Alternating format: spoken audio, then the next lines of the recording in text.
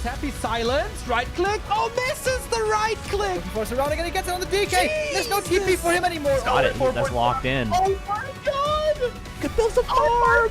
This is not a fight that Kiwikaki can win here in the upper right. Can he win it somewhere else? Oh, but this is a moon. Does he have enough damage to be miscalculated? No way. Last serious? tunnel dead. Right click, Happy. How can you save this DK? You have no resources for a potion. Trying to nuke. Doesn't work. Step out. Funny composition, not the right one by Johnny Cage. Stormbolt, Where all the trees go? Perfect shockwave. You don't have much time. Shockwave. Here we go. One more right click. Lin, Guagua. Oh!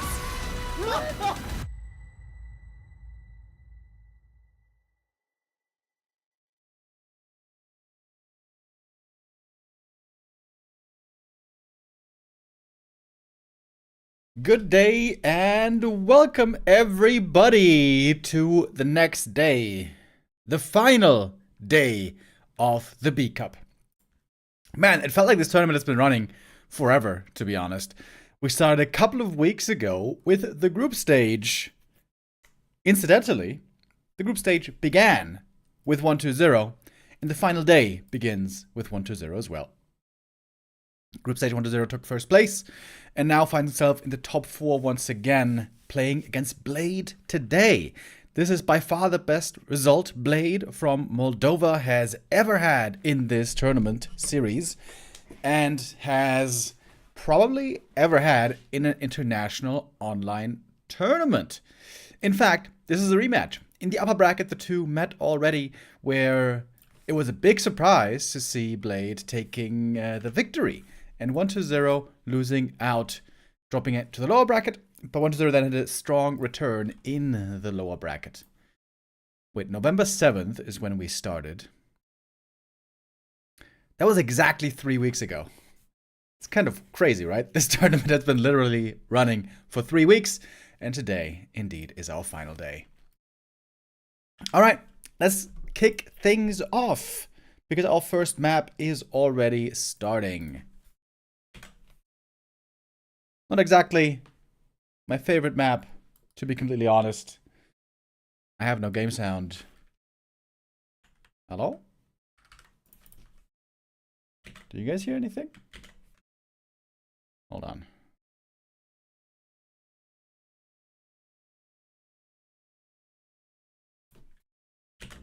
There we go. Okay.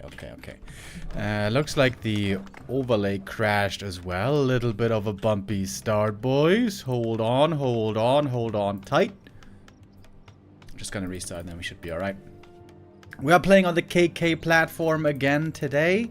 This means 170 ping, roughly, for Blade. They're playing on a ping equalizer, from what I've been told. So ping will be a bit high today. But at least we haven't had too many spikes, from what I've heard. Here is to hoping that continues. Ah, there we go. Now we've got the overlay. Alright.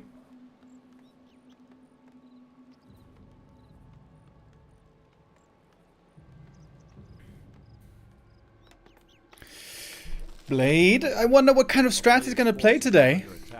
As you guys may have noticed over the last few weeks, Pally Rifles has become very in fashion. Blade, though, he is the one human I have never seen play Pally Rifles. Perhaps today is gonna be more about the Archmage. In fact, I would be surprised if it's not Archmage every single game. In fact, I think this might even be some one-base play by Blade. Blade, one of the few humans who still trusts in the one-base rifle build. Oh, the coil steals the last hit and the item. Oh my god, that is a terrible start for Blade. Ooh. Ambitious creep out by Blade. Going for the merchant here instead of the safe lab. And that is a super heavy punish right away. Oh my god, dude. This experience difference is gigantic. Oi, that's a terrible start. That is so bad. Well then. Blade with a rough start into the morning.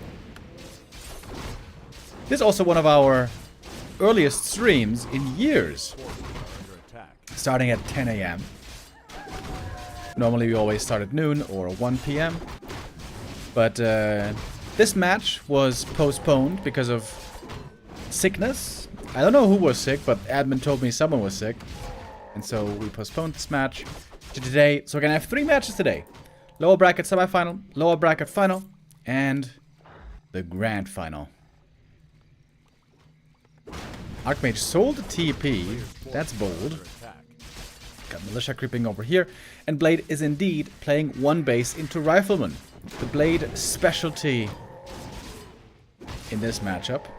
Of course, against Night Elf, we see this all the time, also by other humans. But Blade, for years and years and years, has been doing this already. 1 base rifles. And I can still remember days from the ESL Open Cup, from the Skill Cup, where Happy played against... Blade played against Happy many times with his strat. And he lost every single time. So Blade is hoping that against 1-0 he's gonna have better chances with this strat. Archmage did actually get the level lead in the end. TK Fiend creeping pretty slow early game. It will ramp up heavily towards the later stages.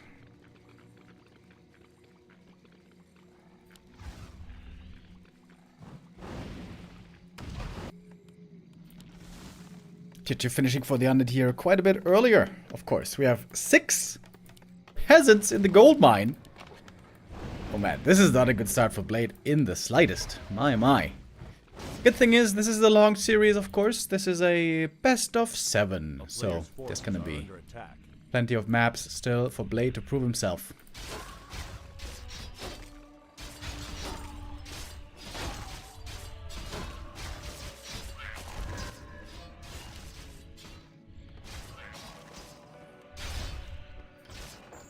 I think my sound changed again.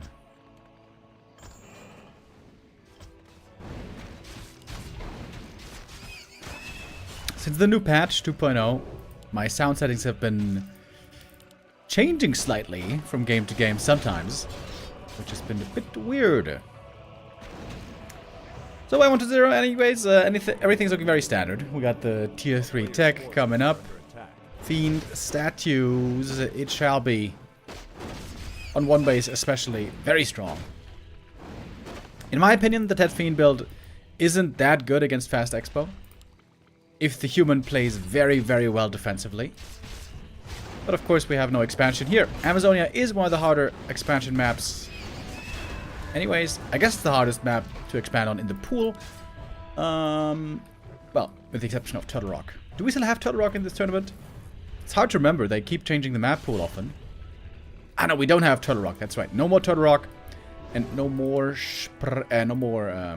Northern Isles. I really hope for the next B Cup we're not gonna have AZ anymore. God, I hate this map.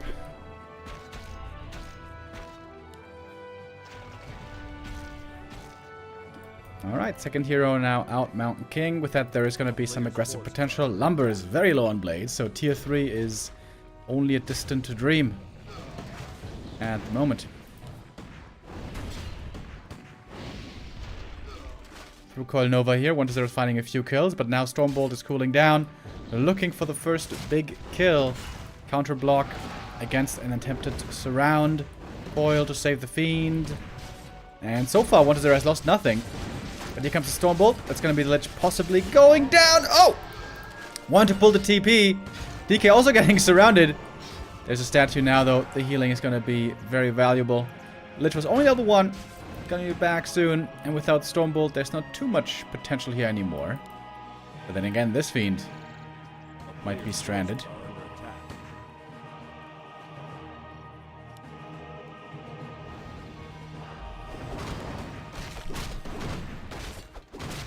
Is he just playing tier 2, I wonder?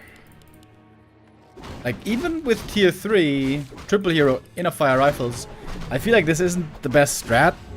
But on tier 2 only, how are you supposed to win this game? Once the other gets to 50 supply, it's hard to imagine. We'd love to see 1-0 also go for Crypt Lord. Cryptlord third has been seeing more and more play. Also, Dark Ranger would be good, so he's got two good options. Cryptlord or Dark Ranger. Dark Ranger for the reliability, Cryptlord for the style points.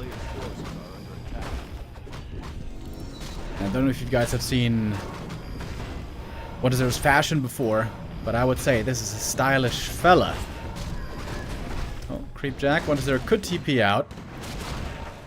Oh, end snare on the Fiend. Double end snare and slow and Stormbolt. That's a bit unlucky. The gods have conspired against this one Fiend. Destroyer form being upgraded right now. We have Frost Armor as well. Mana now, very important. Blade can only hope to find kills if he has mana on the MK. No mana means no kills.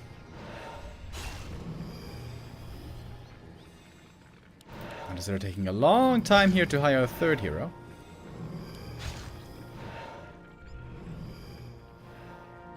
Now Blade is going tier 3. Whoa, that took a long ass time. 9 minutes in, tech begins. Royal Nova. TK level 4, leveled pretty well. Lich, not so much. Targeting the priest, of course, makes sense. And look how confident One Zero is when the MK is out of mana. He knows there's basically nothing to fear here. Now we get a Dark Ranger joining in, finally.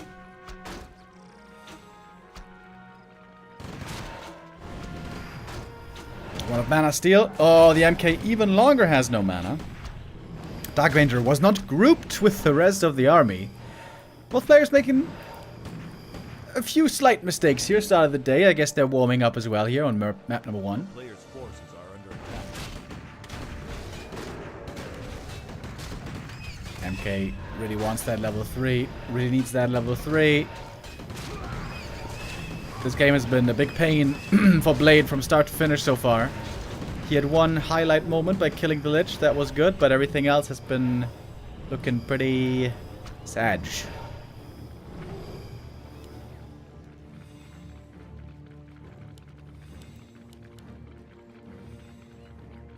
Alright, One Zero ready to 50 supplies. Got the triple hero. He's looking strong. Got the big tech lead for the time being. One Zero could even go for a second slaughterhouse now and get ready to pivot potentially into A-bombs.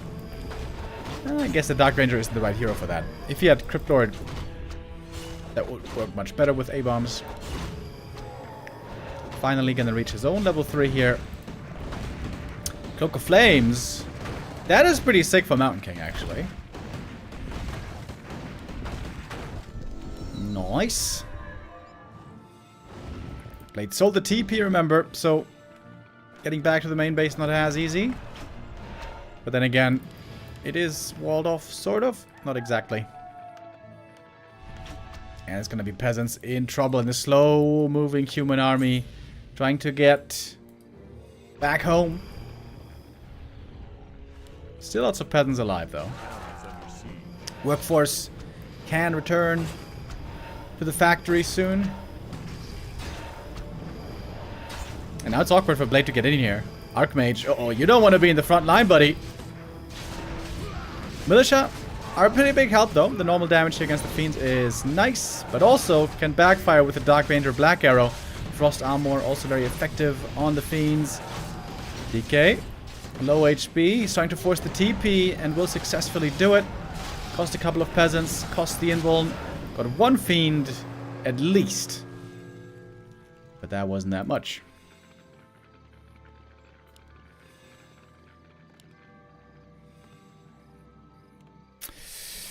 Yeah, I haven't been sold on Blade's Rifle 1 base in a long time in this matchup. In my opinion, there's two way better strategies to play. One is, you know, normal fast expansion like everyone has been doing for ages. Or Pally Rifles is also looking really strong these days. But this one base, Archmage Rifles, I ain't seeing it. I ain't seeing it, to be honest, but maybe we can be surprised. Honestly, I look at this fight and I'm like, there's no way. Like, the Dark Ranger and Skellies alone should win this fight. Plus Nova. Got some burrows as well. Saving the fiends. Destroyer microed well. Not dying too easily here. Oh, DK. This is the one way Blade can win the game. Hero kill. But he might be the one losing the hero. MK goes down and that's it, to be honest. 1-0. Outplaying Blade on map 1. Almost dying to the golems. DK with the death wish.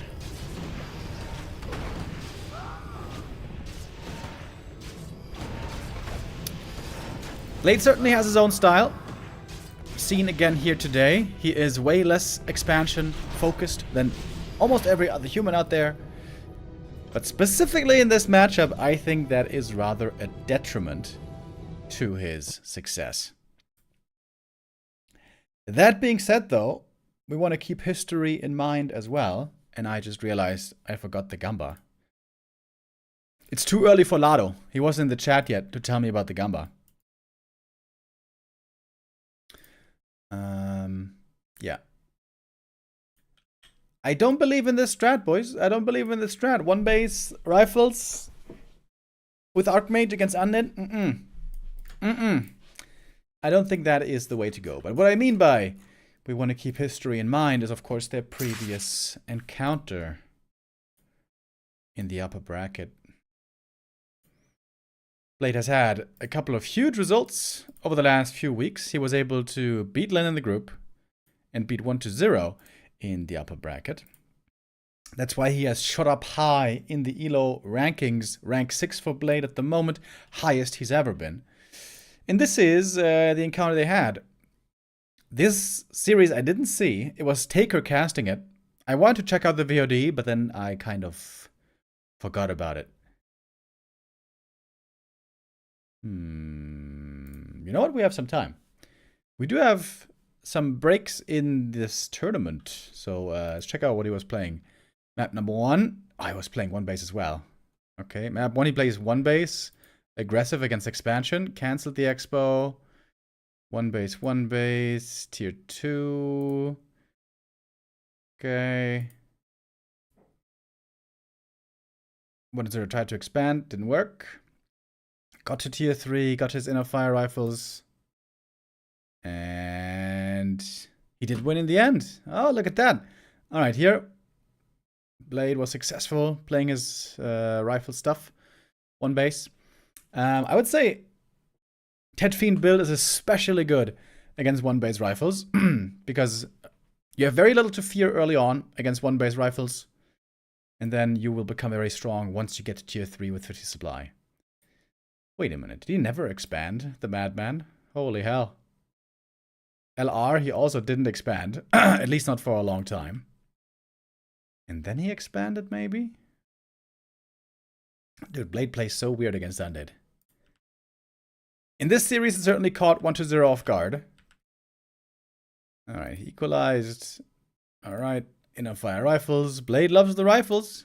He loves them guns. Map 3 was... he took the 2-0 lead. Blade did. Okay. Map 3, we had Hammerfall. It's normally a great fast expo map for human. He again didn't expand. Oh my god, that dude. He never plays fast expo, the guy. I think 1-0 won that one. Yeah. And then, oh my god. He's not expanding on Tight Hunters either. Insane. Is he going to play one base on Echo Isles as well? Terrana stand, one base play.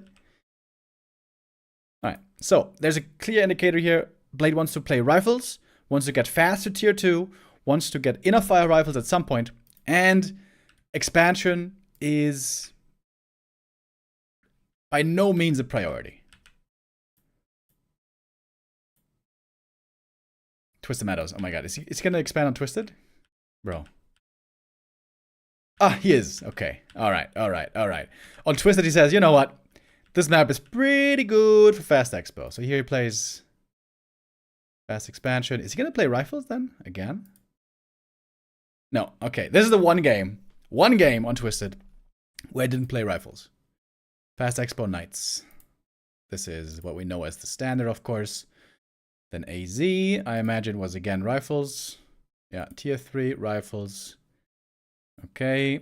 This is where 1201 as well. And then map 7, the Decisive, was Echo Isles. Okay. This is also a fantastic fast expel map. And there, Blade does play fast expansion. Alright, alright. Into... Oops. Into Knights. Tanks! Tanks Knights. Okay. Alright, that was a quick recap of the previous series. And there's a lesson there. Blade loves rifles. Blade doesn't care much about expansion. But if it's a really good expo map, then I guess he's gonna fast expand. Yeah, Blade should really learn how to play pally rifles. Because that's exactly the style he normally wants to play. He doesn't want to expand. He wants to build a strong army and then fight and use his rifle micro. Pally rifles would be so much stronger as a strategy. But as I mentioned before, Blade is pretty set in his ways oftentimes when it comes to strategy. Doesn't like to innovate, doesn't like to develop his kit often. And this is holding him back. I am absolutely certain that he would be doing better if he was playing pally rifles, but he's not. We are on map number 2 now.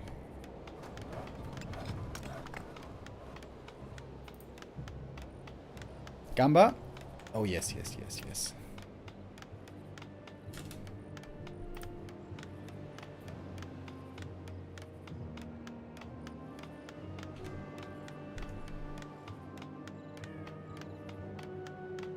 Alright. Just had to restart the overlay real quick. Do we have it back? Yes, sir. Very solid start by 120. Looks like he has downloaded the info of his opponent and knows now what to expect. Lots of rifles, lots of one base. And I think this is the right answer to it. Ted Fiend build. Really good against that type specifically, as I pointed out before. This could be weak if Blade now pivots into more fast expansion play. But if Blade stays predictable, which he very often is, then this should be one base again.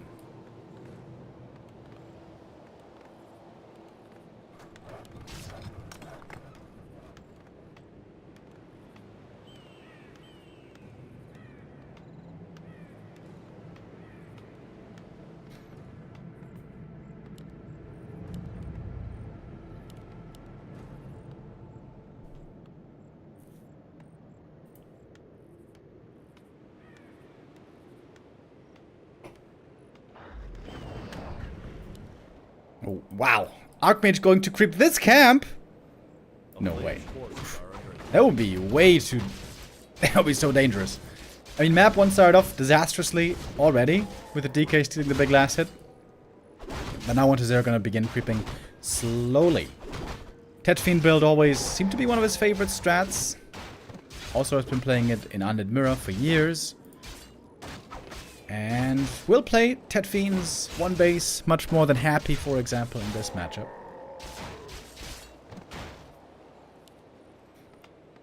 Oh, 4th farm! Hold on!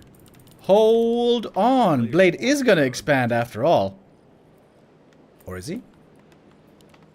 Looks like it. Doing the pull. Oh, surprise, surprise. Okay. Believe it or not, Blade is gonna switch it up a bit here, and not just gonna play pally and play rifleman one base for almost the entirety. Oh, doing it well with the last hits here, making it difficult for the DK to get the coil. Oh, and he missed it. Missed the coil on the creep there. There's one left, and gets that one. DK almost getting surrounded. Stole the item. Talisman.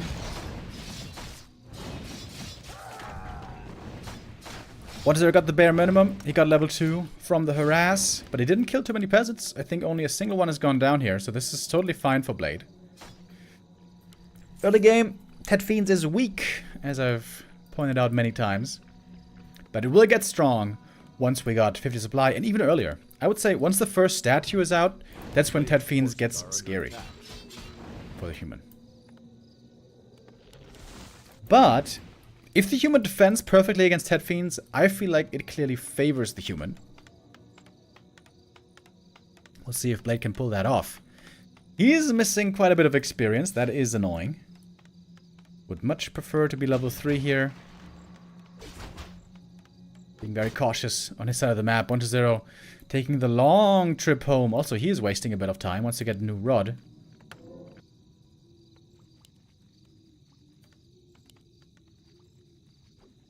A player's forces are under attack.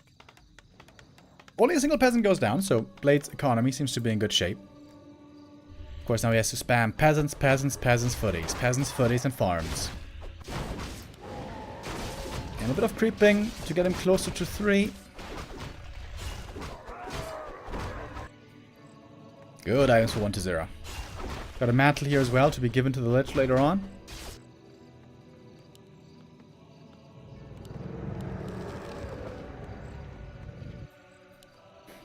Archmage, ooh, double claws. That's nice. But yeah, late on the level 3. Ideally would like to be level 3 already and maybe look for a bit of an attack. A player's forces are under attack. DK also close to the level up, needs a bit more. The bonus int actually very nice on him here, but I guess he's gonna give that over. Very selfless hero. The Knight of Death.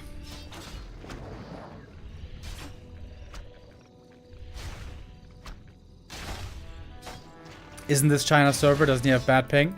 Yeah, this is KK platform. It's bad ping. It's 170. But it's ping equalizer, so both have bad ping.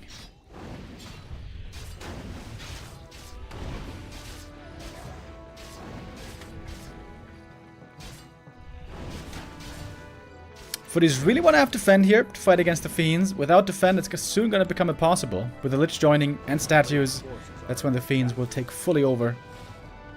1-0, delaying his tier 3, by the way, by a decent amount. Blade, you need defend, buddy.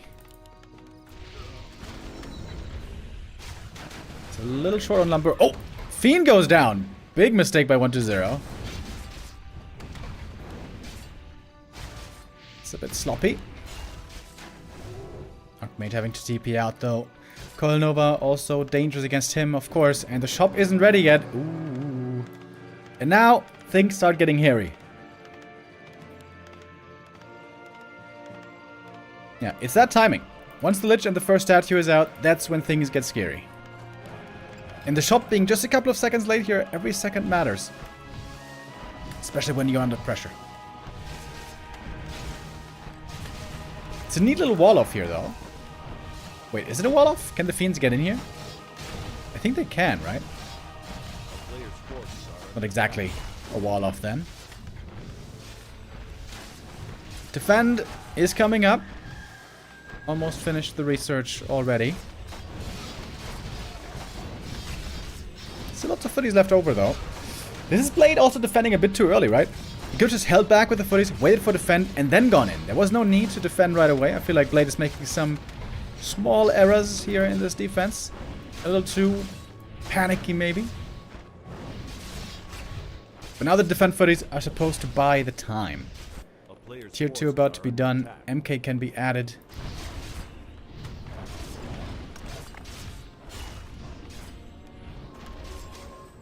Archmage with phenomenal items, but still low HP. Still, there's reason to be cautious.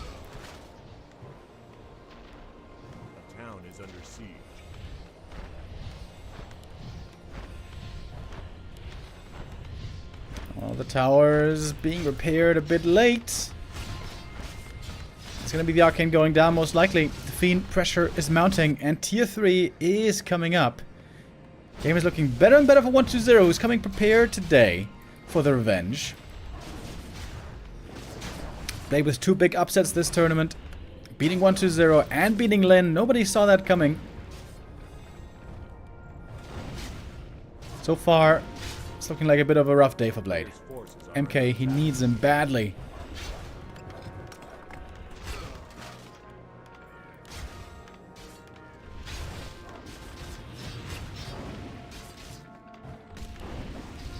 And the Archmage is always in a bit of danger, isn't he? Ever since he got Coil Nova the first time, and the shop was late, and then it was low HP. Town is under siege. You want to have perfect damage uptime all the time. You want to be at the edge of the army and always putting in the right clicks with the fireballs. A player's forces are under attack. Oh, Coil comes in just in time.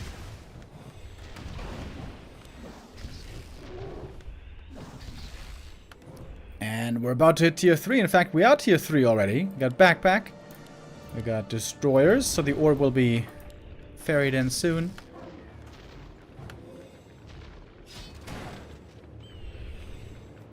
And the defense is non-existent. All the towers are gone. Blade didn't seem to get ready in time. He's trying to go for double racks, double workshop, but it's still taking quite a while to actually have that operational. If this ghoul gets caught, though, he's carrying the orb, right? Yeah, if he kills this ghoul to steal the orb, that would be sick.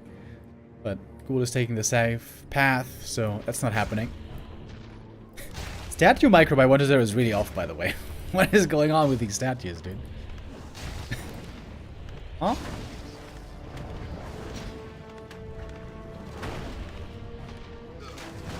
And now we got the orb.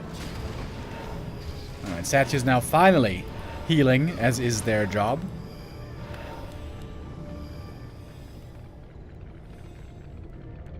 Got one destroyer in the air already. Blade. I'm worried for his ability here to hold. Player's forces He needs more knights, more gyros. 2 buildings are inactive. Blade may not have grouped them so far. Blade not exactly the fastest player when it comes to APM. His multitasking not on the same level as some other top humans. I think it's showing a bit here. Now he's finally fully producing. Blade has to push this undead army back and keep this expansion alive. On one base, this style is not really playable. 1-0 trying to brute force his way in. Shop goes down. No staff, no orb for this human army. Blade has to call militia. And here they are. We got militia, we got knights, we got gyros. This is the power spike supposed to push away the undead. Will it work? Web coming in. The gyros could be focused down pretty easily here one by one. There's not many knights on the ground, so not much normal damage from them. The militia have to do the majority of the damage here, to be honest. But so far, all fiends are alive. DK mana also looking good. Still, 1-0 kiting with his fiend army. Frost armor is being a huge help here. There we go. That's a kill finally. Oh, that fiend goes down. So that's 2 fiends going down quickly. 1-0 slipping with his micro just a little bit. And there was a quick punish. Deathwing with the resub. Thank you. And now it is a shooting gallery. One unit being picked off after the next. Frost armor here, of course, is absolutely sensational. Ooh, destroyer. Could be taken out. Almost. 2 destroyers. Super hurt fiend as well. 1-0 now. Under a stressful situation. Gonna lose 1 more fiend. Only 2 are left. And Blade might be making it work in the end. DK gonna find the kill on the Mountain King. Destroyer still very hurt over the trees. If Blade can get these kills, this game might be turning around in his favor. Gyro is not on the chase at the moment. 1-0 needs to get the destroyers back to the statues to heal up. Oh, the Archmage died!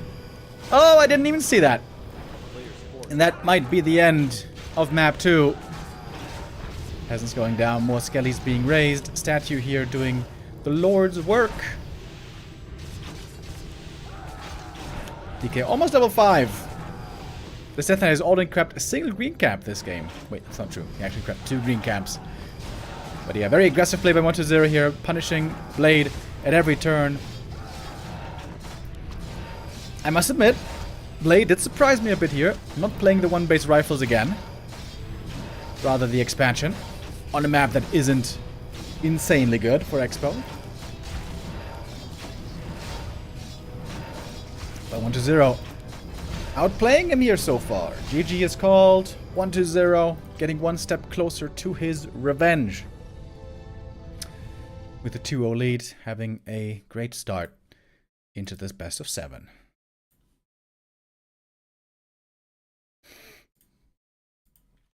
I wonder what lesson Blade is going to draw from this game. There's 2 options. Either, A, Fast Expo sucks, let's play Rifleman again.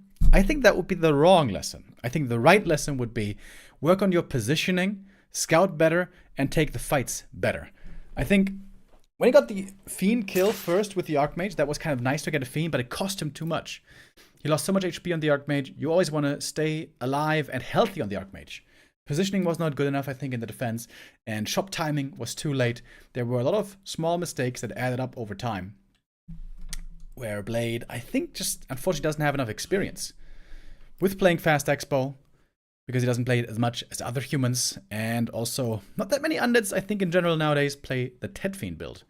The timings that you have to be aware of are much different from a fast expanding undead player, of course.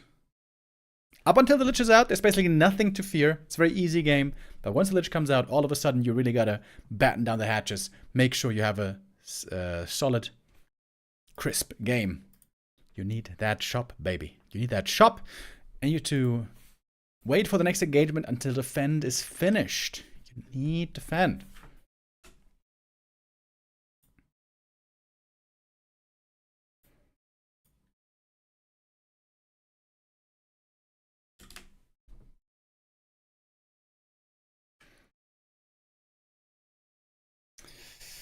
One to 0, getting ready, and Blade as well, of course, for the next map. That's going to be Tide Hunters. There's also a map where normally we see lots of fast expansions. But as mentioned before, Blade is a bit of a specialty player. He will play one-base rifles much more than any other human out there. But not pally rifles. I have yet to see the day where Blade plays pally rifles a single time. That day has not come yet. Dude, my nose is so itchy today, by the way. I don't know what it is. I just want to cut it off.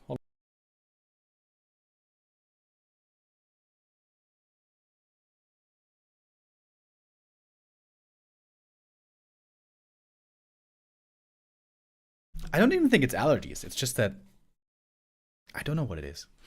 I've been cursed by a wicked witch or something. After this best of 7 today, of course, we're going to have 2 more best of 7s. We have a bang out full schedule today. We're going to have the upper bracket final after this series. It's going to be Lawlight waiting for his opponent there. And then on the same day today, after the final match of the day, it's going to be Happy versus the winner of the 2 previous games. Happy is waiting to defend his title. 1 to 0 would be looking for a reclaiming of the B-Cup title. He was able to win once in Season 12, if I remember right. Ever since we switched to the new patch, the champions were Happy, 1 to 0, Happy, and now today we're looking for number 4. There was a clear trend of undead champions so far. That streak has not been broken yet. Lin was one of the top contenders to possibly put an end to the undead reign of terror, but he's been beaten as well. Close series between Lin and 1 to 0 in the lower bracket. 1 to 0 had a couple of close series this tournament. Was going through the ringer. 1 to 0 proving to be tenacious. 7 mapper against Blade, 7 mapper against Kaho, 7 mapper against Lin. Then it was 2 days ago, I think, right? No, 4 days ago. Ah, right, we had a 2-day break. 4 days ago, pretty clear win against Labyrinth. And now today, starting off hot against Blade.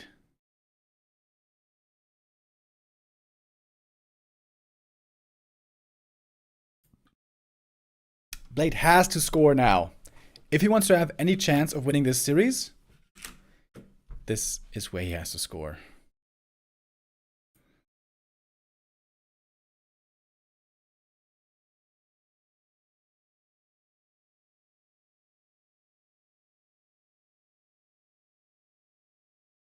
.40 versus Lin is today? You mean Team 40 versus Team Lin?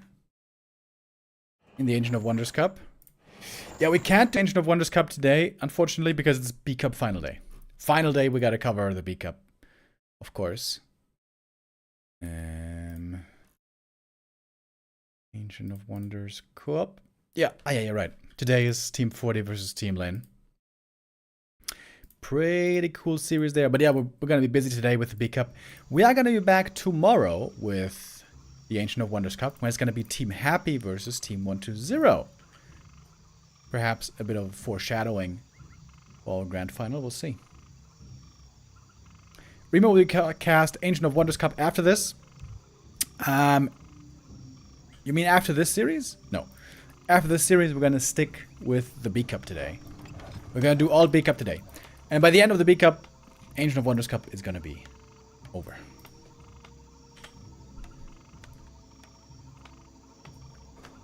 Should be at least 6 hours of B Cup today. Possibly quite a bit longer, depending on how many maps. We'll see. 120, hitting the ground running today. 2-0 lead for him. He's going for the Tet Fiend build again. Normally I'm not a big fan of Tet Fiend build against players like Fortitude. I think 40 is too good to be beaten by Tet Fiends. But honestly, I think Blade is not on that same level. If Blade plays Fast Expo, I think you can absolutely break him with a Tet Fiend push.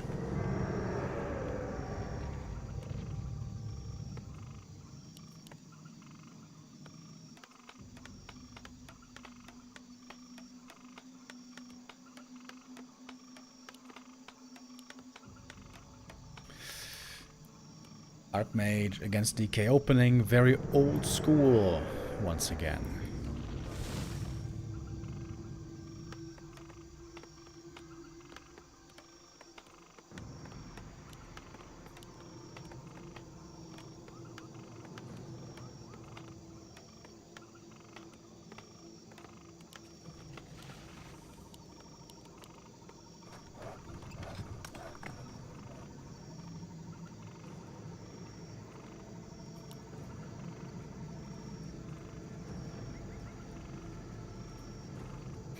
Acolyte here looking for the ambitious lab creep. That ain't happening. Is this best of 5? No, this is best of 7. Which you can see up here. EO7 for our first 2 series of the day. The grand final, as you may recall. Wait, hold on. Am I tripping right now? I know it's not best of 9. Wait, didn't it used to be best of 9?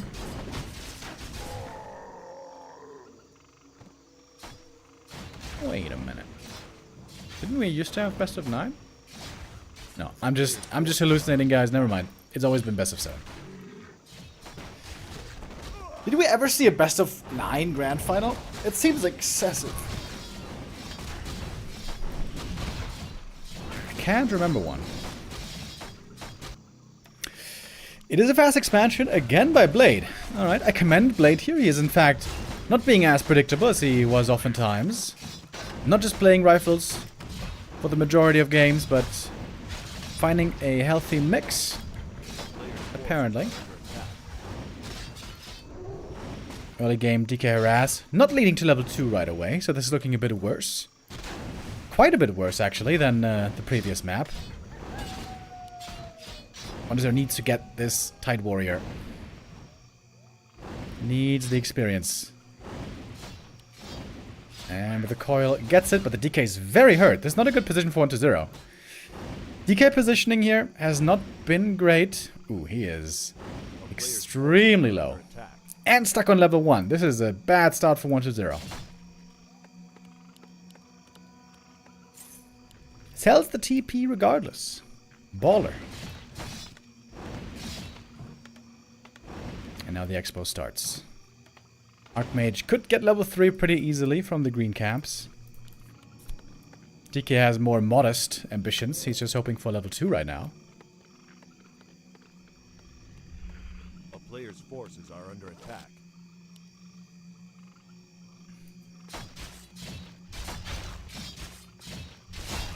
And once again we see Tet Fiends very slow, very weak in the early game, but that will change.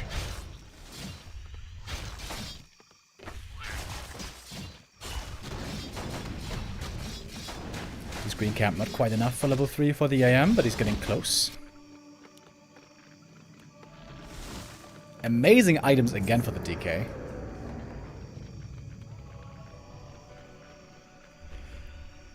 Have you guys noticed? Happy started selling the second charge of the Ritual Dagger. And because Happy does it, 1-0 does it as well. Could have used the second charge to heal more, but no. He sold it. Because Daddy Happy showed us. Items are insane for 1-0, by the way. Mantle, claws, ring, circlets. Archmage items, though, also very good. Double claws again. Level 3 just in time. Lich, Slaughterhouse, again a delayed tech as it looks. And DK is... Oh, it is level 3. I thought it was going to be perhaps a bit short, but no. Gets to level 3. Now we got the level 2 coil. And this is the time. This is the time when Unable suddenly gets strong. Last hit stolen by the DK. Archmage gets the item. Sold the TP again, which again seems scary to me. Now you gotta get ready. You need that shop. I would argue the shop is again late. Defend is again a bit late. Where is defend? What's this barracks doing? It's not doing anything. Blade is fighting the fiends without defend. That ain't right. Barracks not doing nothing. 900 gold. Blade's macro again slipping. His multitasking again looking a bit on the weaker side. Barracks, what are you doing? You're not doing nothing. A town is under This is kind of unforgivable macro-wise, to be honest. To be not doing anything. Looks very panicked by Blade. Dude, he's still not doing anything. What is going on? Just trying to rush tier 3? Without defend! Oh my, oh my.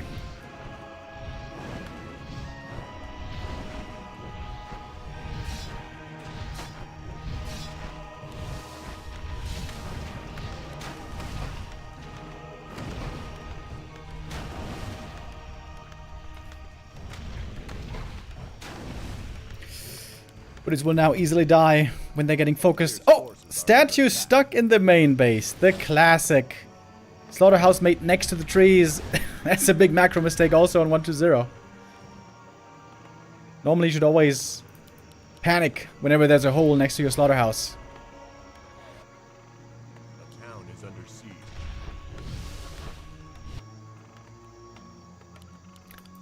Blade is praying that he can stay alive until he reaches tier 3. A really greedy game. If there was a statue here or two, this would look quite different. But MK's here. Stormbolt on the Fiend. Oh man, not having statues here is really painful. Only now the first statue finally joins. A player's forces are under attack. And one Fiend should be going down. Oh, the Lich maybe! Oh, the Lich is caught! 1-0. Making a couple of big mistakes this game. Might be losing one more Fiend right here. Archmage with the claws. Looking for the next kill. Looking for the next surround as well. Oh, he got it! Got the DK! Oh, trying to fight out. The Death Knight. Oh, turns around. What is going on? Oh, Lord.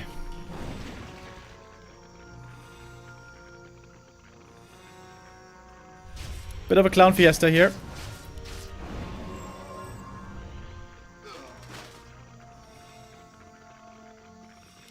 MK's got the Stormbolt. Oh, Fiend. Ooh, stays out of range just barely. That was a good movement there by 1-0.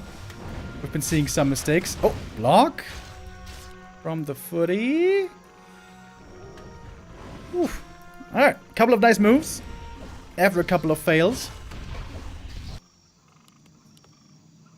Yeah, it's wild that the human tier 3 is faster than the undead tier 3. That's very strange.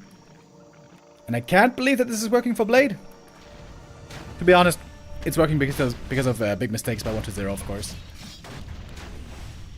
If that statue had been earlier, if the Lich hadn't gotten surrounded, this Expo probably would have fallen.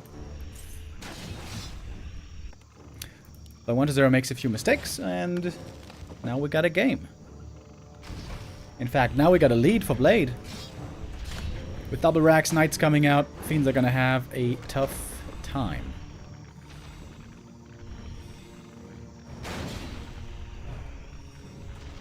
No web yet either. Players' forces are under attack.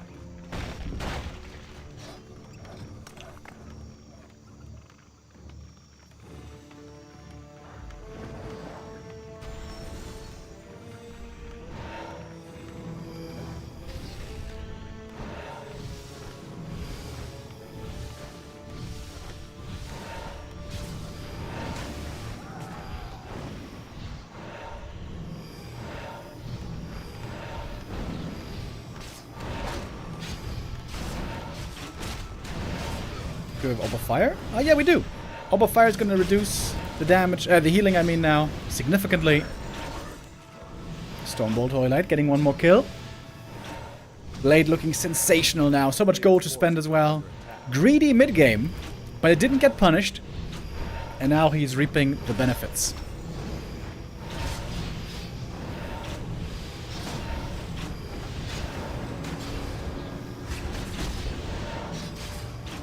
Ah, there with that Orb of Fire. Reducing the healing. I feel like way too few humans are getting Orb these days. Especially 40 seems to never get it anymore. 1-0 struggling a bit with the Fiend kiting. I heard Neo say the other day that 1-0 has better Fiend kiting than Happy. I think that is sacrilegious. That is not at all true, in my estimation.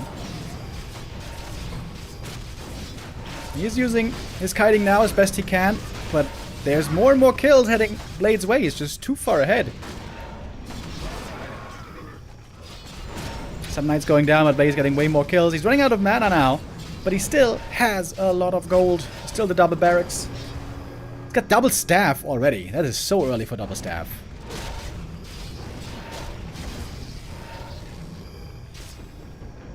There we go. Saves the MK as well. Healing back at home. Blade made only a single tower this game, by the way. This was so insanely greedy. Blade didn't get defend. Stopped at like 6 footmen. Didn't get any towers. 1-0 really dropping the ball here on map 3. Oh, surround maybe? Oh, almost. Not quite. Oi! Lich goes down. Aggressive Holy Light, and that is gonna do it. GG. Blade keeps his chances alive. Really had to win this map if he wanted to have a chance in this best of 7, and he does deliver finally. Discovering the greed for himself. Discovering a greedy tier 3 that 1-0 made simply too many mistakes to punish.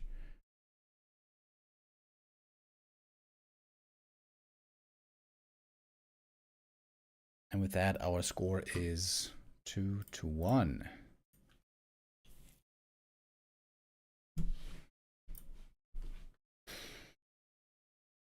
Yeah, it started off with the DK harass just not being good. Took way too much damage on the DK, got in way too deep. It's also not the best map for DK harass because the expo is so easy to creep and there's no huge creeps to steal. And the first green camp that the DK creeps doesn't give much experience. So granted, it's not a great map for DK harass. What?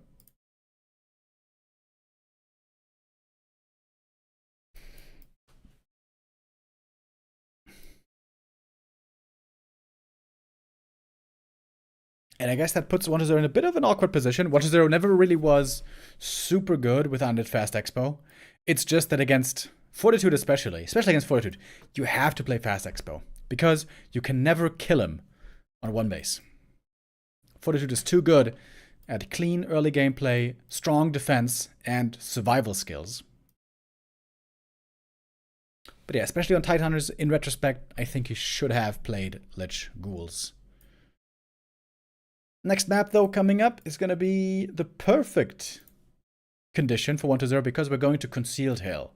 Very difficult Fast Expo to play for human. For most humans, that doesn't change the strategy. They will still play fast expo. But Blade is a different kind of human in more ways than one, maybe. He pretty likely should be playing one base here. One base, rifles, as he's shown before. I would love to see him play pally rifles here. Pally rifles, super strong at the moment, especially on given maps like Concealed Hill. But I don't think Blade has practiced that possibly ever. I've never, ever, ever once seen him play it. Despite the fact that it is looking very strong at the moment. Pally rifles so strong, in fact, that we're seeing it in 3 out of 4 matchups. Against Undead, against Orc, and against Night Elf. And I've never seen it beaten once yet against Night Elf, which is the crazy thing.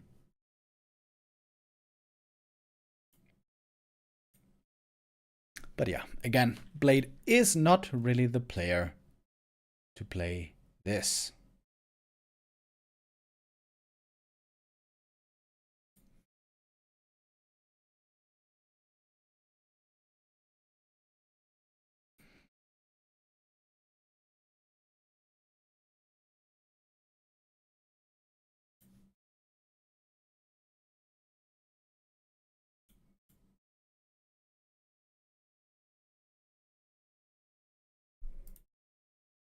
Alright, we got our players in the lobby. I think we just gotta wait 1 or 2 minutes until BBC is done with his ads. Is he showing? Oh yeah. Guys, don't forget to get in your vitamins. A nice little orange for breakfast. Yummy, yummy. I had blueberries for breakfast. Gotta make sure you stay healthy in the coming winter months, when we're all getting less vitamin D. Get your vitamins where you can. Oh, I just noticed I have to play an ad real quick. Otherwise, we're gonna get one in the middle of the next game.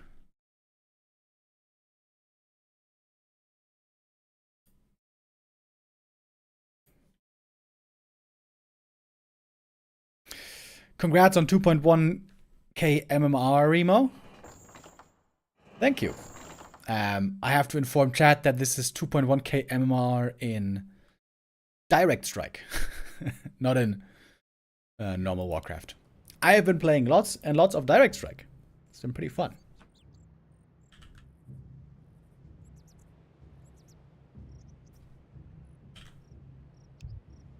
I feel like I only lucked my way there, to be honest.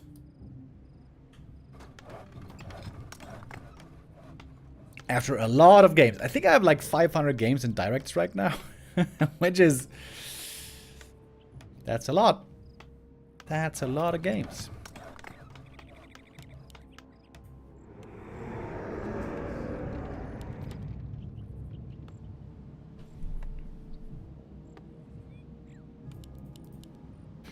Oh, 1-0 switching his build-up. Really? Unconcealed? Wow. Really? I'm very surprised by this. Isn't it super likely that Blade is gonna play one base rifles here? Okay. DK Ghoul or Lich Ghoul opening here.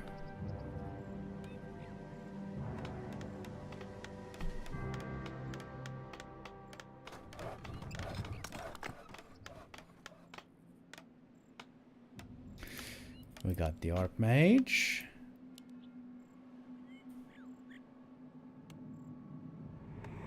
This could shoot 1-0 in the foot, to be honest.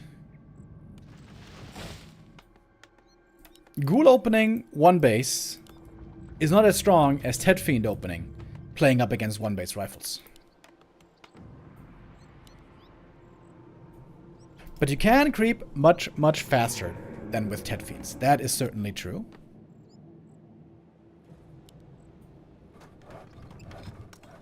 DK Ghoul opening can also be very strong on this map, attacking against an expanding player. But honestly, I would be shocked if Blade plays Expo here. I am definitely expecting one base play into rifles.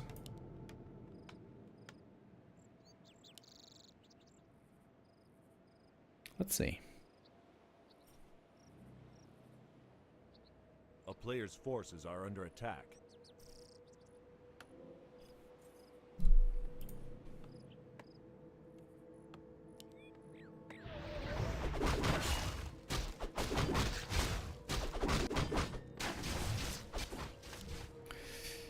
Archmage going early to the shop. Interesting creep route. If he goes for the green here, that's level 2, of course. And we got 3 farms. Yeah, this is the blade that I know. 1 base rifles. On difficult expo maps, especially.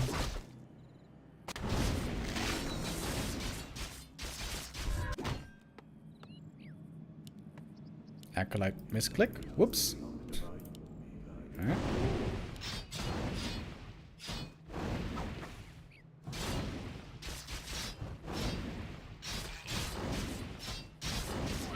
One last hit steal. DK now very close to the level 2. Oh, and he got it with Frostmourne. That looked like a high damage roll. And now we got Aura. All of a sudden the little ghoul gang becomes quite scary with the addition of the Aura. Trying to surround. Not easy on 170 ping. Also not easy to dodge. Watch Elemental. Indeed surrounded. DK, oh! Almost getting counter-surrounded. Careful there, mate.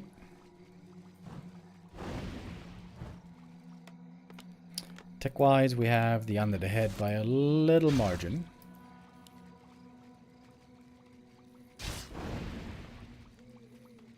Oh! Damn! Locks it in quick and clean. Footy. Not actually going down. Oh, coil. No? Footy hiding. A player's forces are under attack. Footy. Never mind.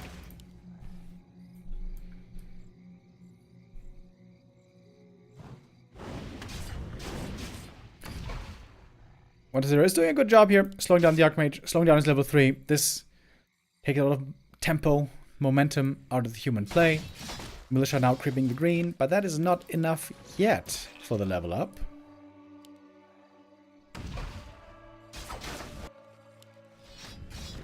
I don't know if this green will be enough. It should be close. Wonder spending a lot of time being aggressive. Not creeping much at all. But now going to go to a bigger camp again. Time for the lab. Good experience there. Oh, if Blade sniffs this out. He's got double circlet, by the way. Bought 2 of them. Oh, he's going to figure it out. And he's almost level 3. 1 ghoul kill would be enough. Good read by Blade. Good movement. And the ghoul, that is it. That's level 3. What is there too slow with the coil? And all of a sudden we have a significant experience lead on the human side. And this is the downside now of ghouls. With fiends you could poke from range much more easily, and you would be much more durable against Stormbolt that's coming in. Now ghouls become weak. With the MK coming out and the Waterlands being level 3, this is where ghouls are weak. 1-0 now has to wait a long time until he has Frenzy, until the ghouls are good again. That is the big downside playing this style against 1-base rifles.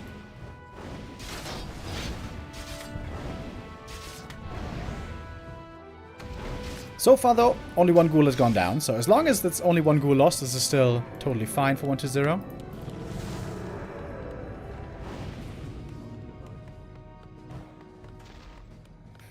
Lich and MK, and a much faster tier 3 this time for Blade. Gonna be quick inner fire rifles here on map 4. Has to be quick with the ghoul micro to minimize losses, and that's working pretty well so far. Slaughterhouse not getting cancelled. Ziggurat in a weird spot, by the way. Is this intentional? In case he gets pushed? If he gets pushed with rifles and towers, this Ziggurat is going to be great. Oh, Archmage getting surrounded, but there's a Mountain King around the corner. And now it's the DK who might be doomed. Oh, DK goes down. Oh, 1-2-0. Oh, 1-2-0. What have ye done? Big mistake. The next big mistake by 1-2-0. Starting off well into the series, but all of a sudden we got a lot of mistakes. MK though walking into the surround. Trying to fight out. You could just kill the skellies here. They're so easy to kill. Not doing it though. Lich hurt as well, but there's the potion. MK goes down. Bro, this is so aggressive. What the hell? One more ghoul. Oh, almost. Good save though.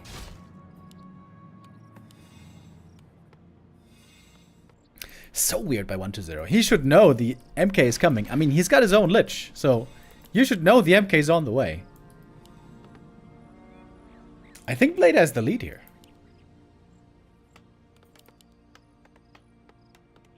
He's got tier 3 tech ready soon.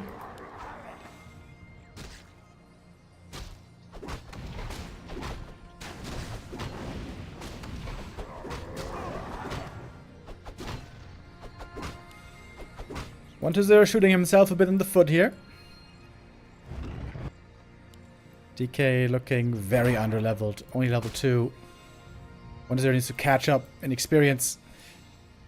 Ogre pull doesn't work either. Yeah, Blade's in a great spot here. Big mana potion for the MK. Not going clap is kind of weird against ghouls, but fair enough.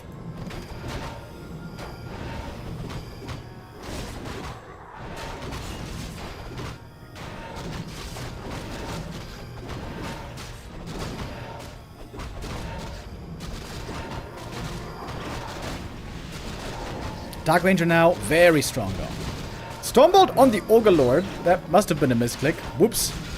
Now DK's level 3. Tome of Agi, not picked up. Was that a misclick again on the Stormbolt? What the hell? Oh, Archmage! Oh! Oi, oi, oi, oi, oi! Just, what was that? 5 HP? Survived there just barely. MK got the mana potion, but no heal potion. Looks like both are overextending amazingly. The DK almost getting the kill. Archmage. Oh my god. Priest, keep him alive. Just barely. And 1-0 gets the red camp in the end. Man, that was weird. Complete whiffs on the Stormbolt. Those were the worst Stormbolts of all time. A player's forces are under attack. And the Pally was just a bit too late. Oh, if the Pally had been there earlier, they would have all turned around in Blade's favor, but not the case. I would love to see Double Slaughterhouse, by the way. Double Slaughterhouse mass A-bombs would be very strong here. A-bombs have also recently been buffed, as you guys may remember. 1-0 has almost no units here. He's trying to be aggressive because he knows that the Mountain King is dead. But ain't got nothing. Okay, gonna be back very soon. 1-0 still with lots of resources. Where is that second slaughterhouse?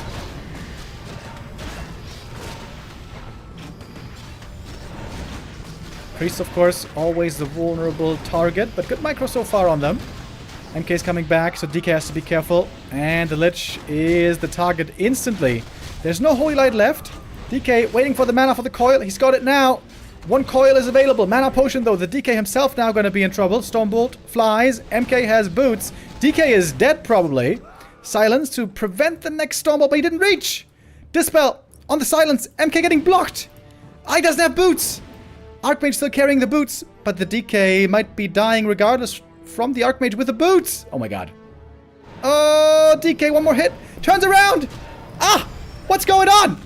Eats the ghoul for the Nova. Right click. Right click. Oh, he gets the kill. What is... what are you guys doing?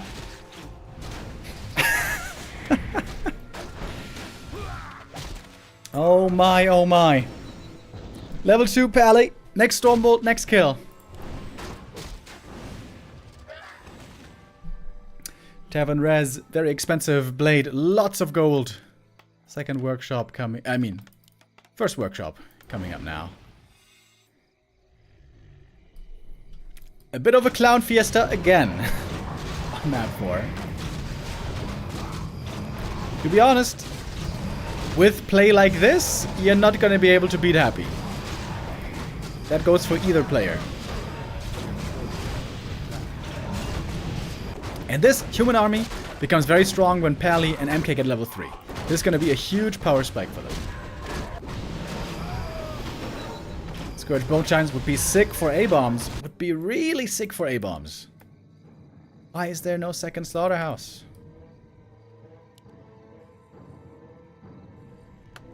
Oh, there's an item on the ground here. A little crystal ball. Gyro's not going to be very strong. There's no Fiend with Web against it, of course. Dark Ranger level 3. Big level up there as well. Level 2 Black Arrow. Very strong against the Priest Rifle Army. Hurry up of Vitality on the ground. Okay.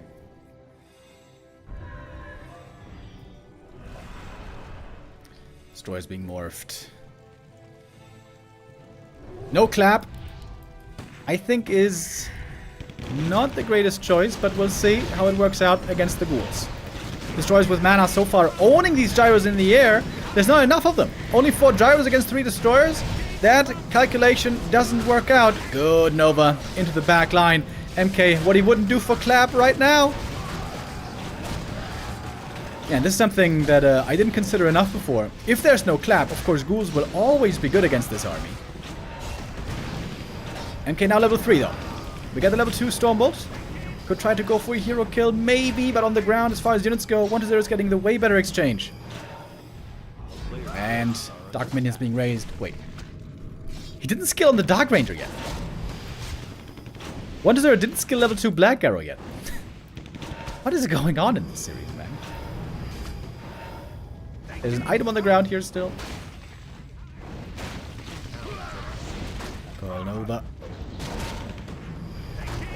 Still didn't skill Black Arrow. More ghouls, more statues. The reinforcements for the undead very strong, but of course the human reinforcements are closer. MK, lot of mana. What's the right target then? Is it the DK? He is tanky, but he's not unbeatable. Invuln gonna be necessary here in a moment. Oh, he kills him! Just kills him with the Coil Nova, the Holy Light, too late. And so 1-0 through ups and downs. This was a weird game, dude. This was one of the weirdest games of the week, at least. Far from flawless by both, I think, is fair to say.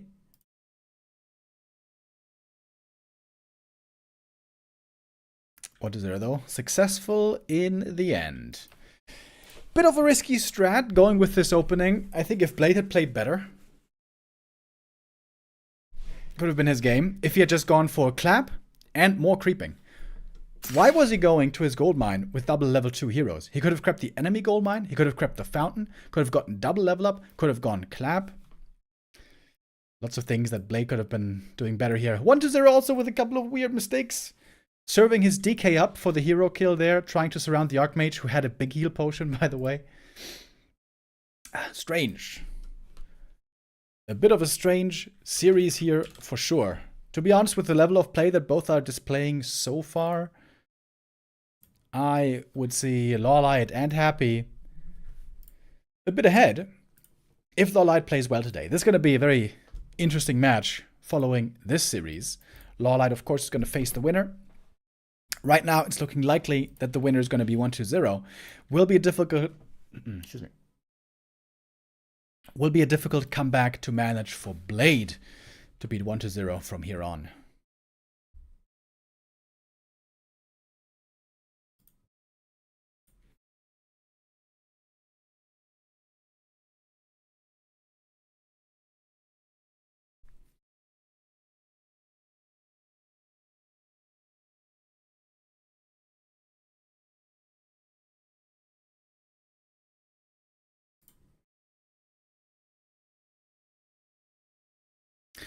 Alright, we're in the lobby for the next map. Last Refuge will be the map. That is...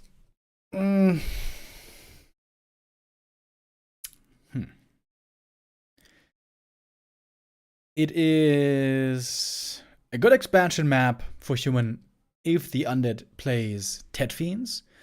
But if the undead plays a ghoul opening aggressively, it's a very difficult expansion map to pull off. It's a pretty good map for rifles as well. Once you have a couple of rifles, creeping here is tremendous. Tons of creeps on the map. Good for triple hero. Both playstyles here certainly possible.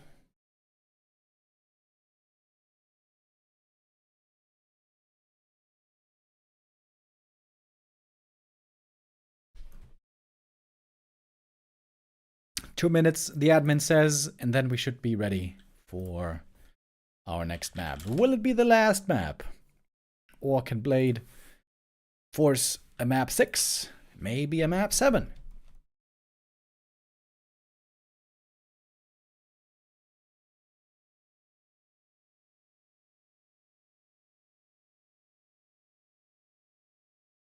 We shall find out soon.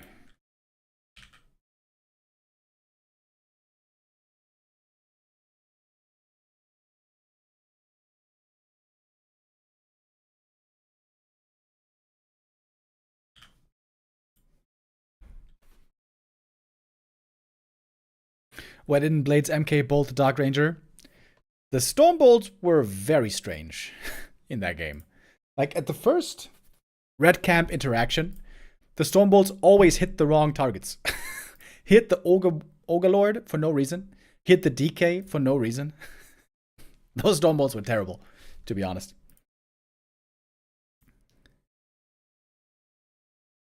Maybe just a bit of an off map. But this isn't the best Blade we've ever seen. This is not the Blade that defeated Lin. I think that was his strongest achievement, his strongest performance so far, when Blade was able to beat Lin 2-1 in the group stage. That came as a big surprise. Forced Lin to the lower bracket right away, where Lin had a decent run up until he met 1-0. 1-0 now getting very close to his revenge. This was one of the big upsets of the tournament. Blade beating 1-0 in the upper bracket that nobody expected. But now with a 3-1 lead on 1-0, the Chinese undead is trying to right the wrong.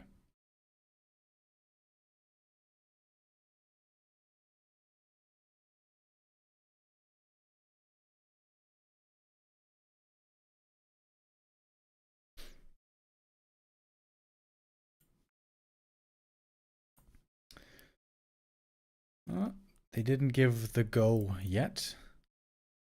Ah, they're eating a few more oranges on the stream. Very important. Now that winter is coming. By the way, here in Germany, it doesn't feel like winter at all yet.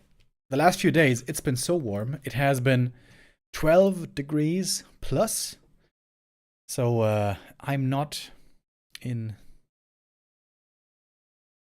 I'm not feeling the wintry atmosphere yet. I guess technically speaking, winter begins end of December, right? I googled this the other day.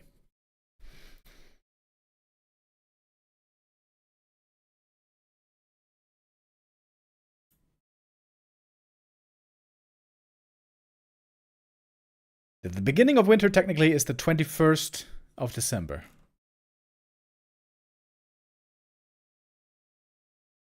And lasts until,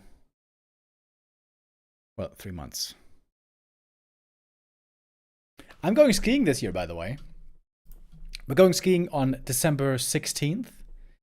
And for 1.5 weeks. IHRS Amernach waiter durch seat less than 3. Okay. Our text-to-speech couldn't quite say that in German. Toll, dass ihr es immer noch weiter durchzieht. Great that you're still going through with it. Thank you very much, Tigger, with the resub. Thank you very much for this continued support. You just have 4 seasons anymore? No, wait. You don't have 4 seasons anymore, only winter and summer. That is not true. I can attest to this firsthand as an allergic AF MFer. Spring is very much a real season. Spring is a very real season. That's when My allergies try to kill me every year. And fall is also a real season. What are you talking about? It's fall right now, bro. It's not winter yet.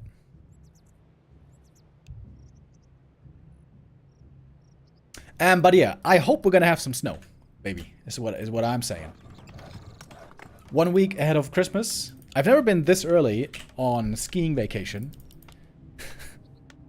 To be honest, we're going there with a couple of friends, and if there should be no snow, we can still hang out in the hut. We're gonna have a hut on the mountain, which is pretty cool, and we're gonna, you know, play some games, have some drinks. We're just gonna have some fun, but it would be better with a little bit of snow.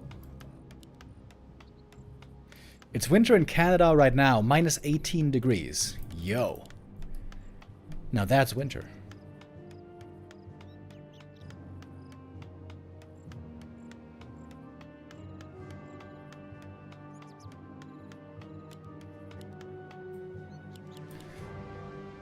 Alright, 1-0 here as well, going for the ghoul opening on this map. I feel like Lich Ghouls are very strong here, whether you want to play aggressive or passive. Oh, but it's DK again.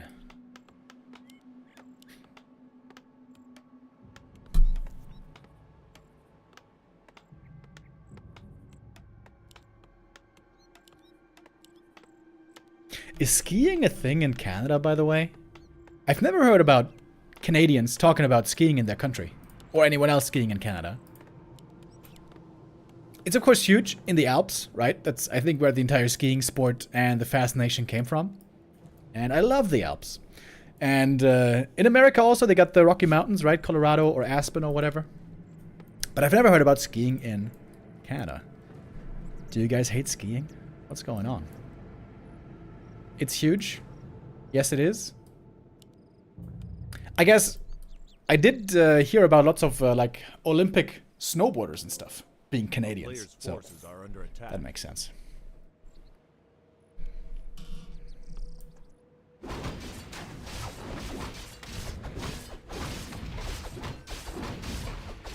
Do you hear much about Canada in general? Not really. Stuff I hear about Canada is either from Reddit or from podcasts. As sad as that is to say, that's kind of my education base these days. Reddit and podcasts. Oh, DK could get surrounded here. Oh, last hit not stolen. DK is stuck. Oh my god, 1-0. What are you doing? Why? Why are you doing this? There's literally nowhere else the human can be. Oh my god. What is that? This was a nice round by Blade, by the way. Hit the 3 footies on hold position. This was well done. But 1-0 totally walked into that.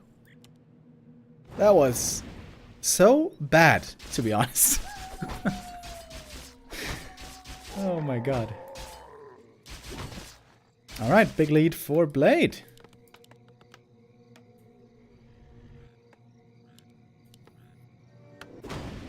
Should be level 3 in no time. A player's forces are under attack.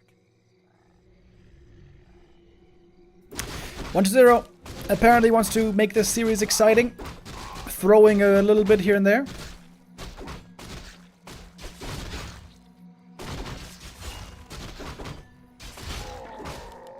Lots of DK losses this game, right? I think this was the 3rd DK dying already.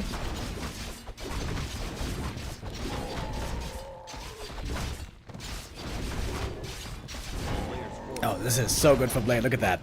Gets the double berserkers, the double trolls, I mean. Oh, flute! Archmage level 3. This is the perfect start for Blade's game. He's even got the faster tech. 1-0 messed up big time here. Oh, he's going to be pushing into the undead base, possibly. There's an arrow tower at least. 1-0. Ooh, he's lucky to be home just as the Archmage is arriving. But DK far from the level 3. Shadow Priest definitely the easiest target. Player's forces are under attack. Ah, look at the water metals. +3 damage from the flute. Very nice. DK taking forever just to get this kill. Needs to coil. There it is. Ghouls going down. And again here, the build backfires against 1-0. If he had Fiends, this would be a much, much more easy defense.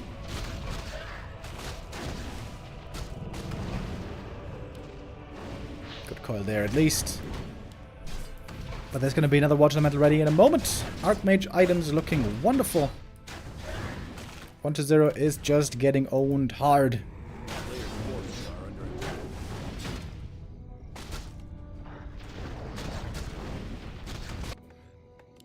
And MK joining very soon.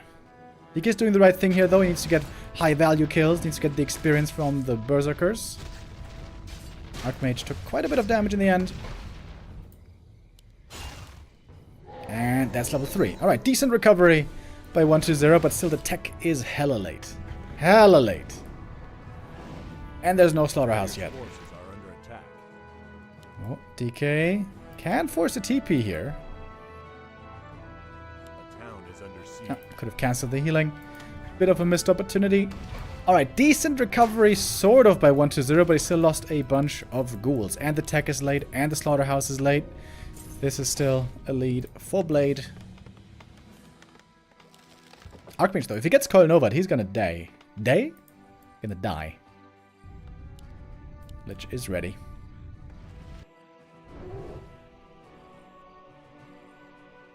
A player's forces are under attack. Blade may be a bit over-aggressive in the end.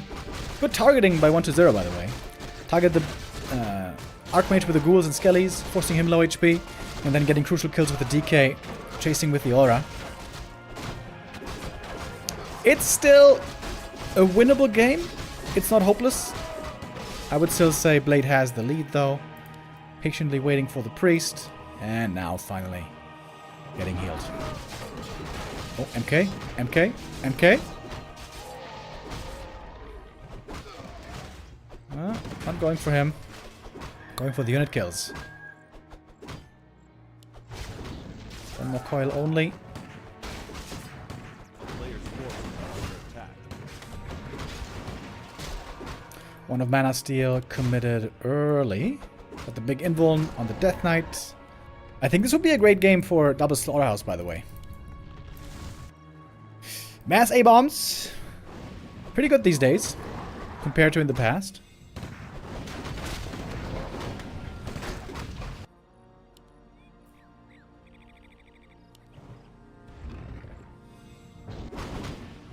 We still have a lot of creeps on the map.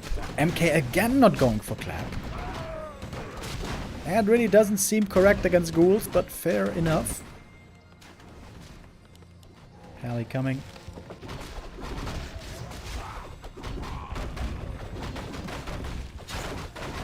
On to 0 here, way behind tempo. Getting strong very late. Tier 3 not done for a long time, waiting forever for Frenzy.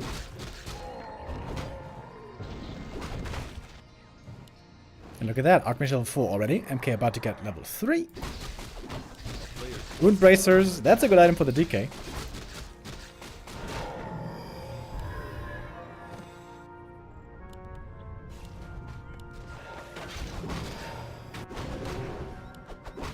Ooh, Khadgar's Pipe.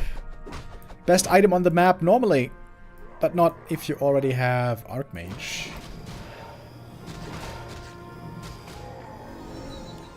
Lich level 3, that's actually a good level up. Blade has a supply lead, clearly. Working on upgrades as well, getting a workshop already.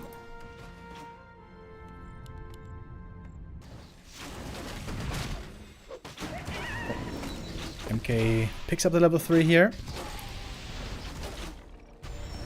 First Nova hitting the Rifleman. 1-0's army is way out of position. Statue is way too far behind. Because the Destroyer form wasn't ready yet. And another ghoul goes down. It's 3 ghouls dying. Man, this is a sloppy game by 1-0. It's been kind of a sloppy day for 1-0, to be honest, but this is the worst so far.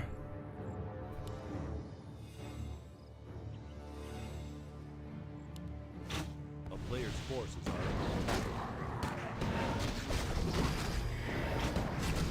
4 ghouls only.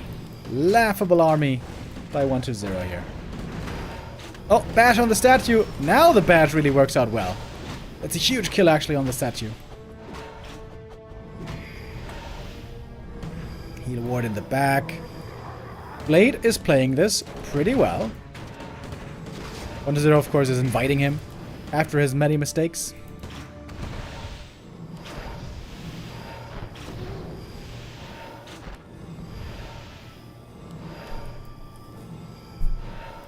Blade in upkeep already. Gyros starting to join.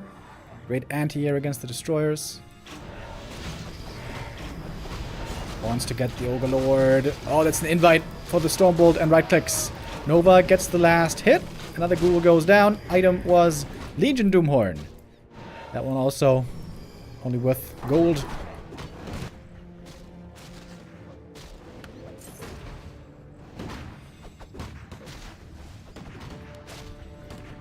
And so much mana on the human. Dark Ranger is supposed to get close to 3 at this point. Again, 1-0 is way behind tempo.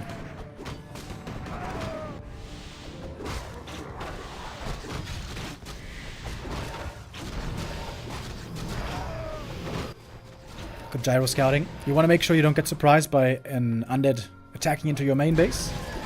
Could be a massacre there against the peasants. Level 4, level 2, decent level ups there. Blade will want to be on point with the Dispel against the Silence. Doesn't have Inner Fire yet, by the way. a player's forces are under attack. And Blade here indeed scouting well with the gyros. He saw 1-0 coming. 1-0 supply blocked as well. Fighting into the human base is pretty ambitious. That's a lot of gyros. I'm sure if we get flag cannons. We actually don't. The gyro numbers should be enough. Level 3 on the pally already. Yeah, this is absolute destruction. Gyros win the air fight pretty easily. Dark Ranger, one Stormbolt from death. And that's game. Oh, Lich almost goes down. Oh, Dispel doesn't save the Paladin though. Holy Light was on cooldown. I mean, Divine Shield. Trying to get the DK. Hoping for a couple of bashes here. Mass invulns absolutely everywhere.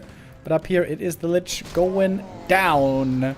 And that's gonna do it. GG. Blade wins map 5 and gets one step closer. Still very much with chances in this series. That was very sloppy by 1-0. My. That was kind of disappointing, to be honest. That was so many mistakes. Pretty weak game, to be honest, by 1-0. This was far from perfect. Isn't even fair to say. This was far from high class, to be honest.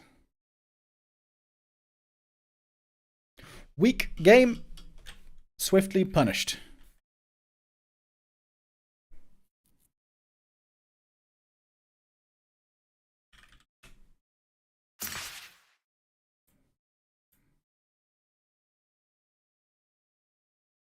Map number 6 will be posted here. And that is going to be Echo Isles. Okay, this should be a different kind of a game. Because if the map is very easy for fast expansion, then normally Blade will play fast expansion. And Echo Isles is the #1 example of easy expansion map. Normally it would be Terra Stand, but we don't have Terra Stand in the pool here. On Echo Isles. A return to Fast Expo certainly expected.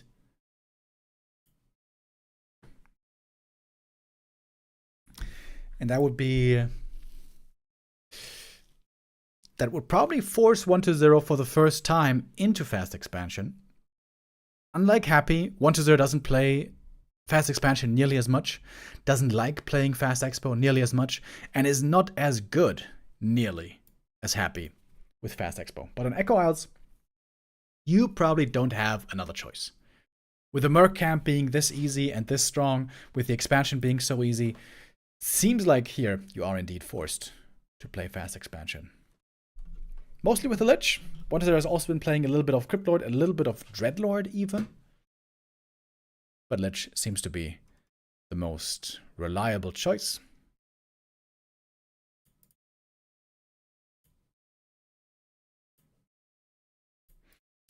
I gotta say though, if 1-0 plays like this against Happy, there is a 0 chance he's gonna win more than one map. And I would say, if Lolai's in really good shape as well, 1-0 can't beat him with this level of play. Yeah, I'm a little disappointed with 1-0 today so far, I gotta say. I mean, he is leading 3-2, but there's tons of mistakes every time.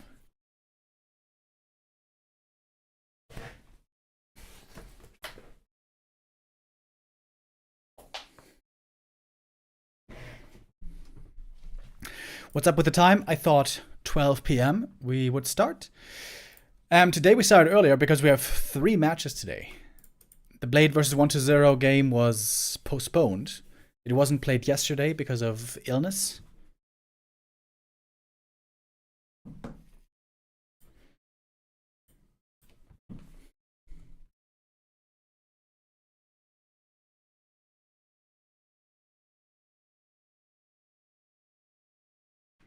Is that why 1-0 is playing this poorly? Is he maybe still a bit sick from yesterday? That might explain some things.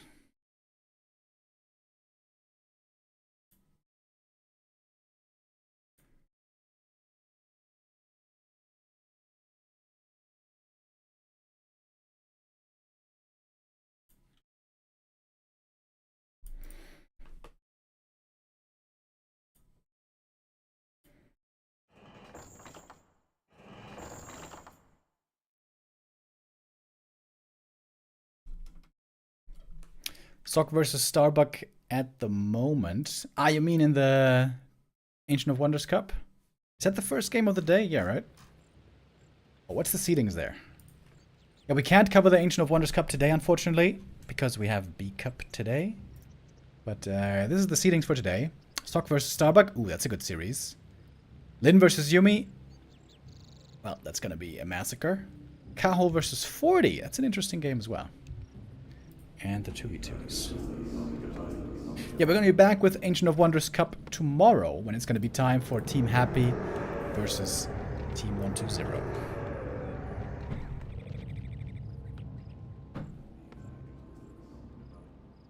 Alright.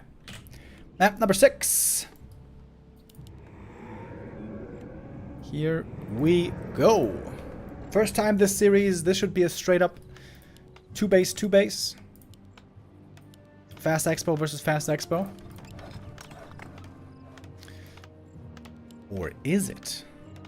Is Blade gonna have a surprise for us, maybe? He has the altar pointing to the green camp, which is pretty unusual. Normally we're always going to the Merc camp first.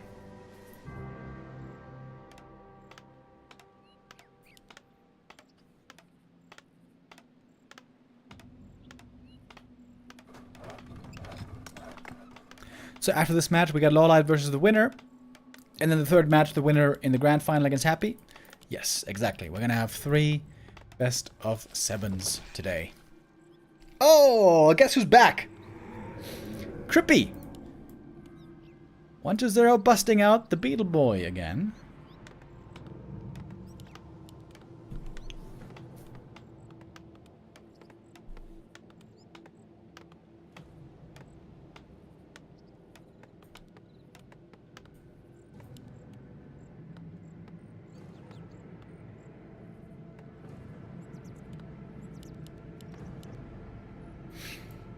Is Blade gonna play aggressive here?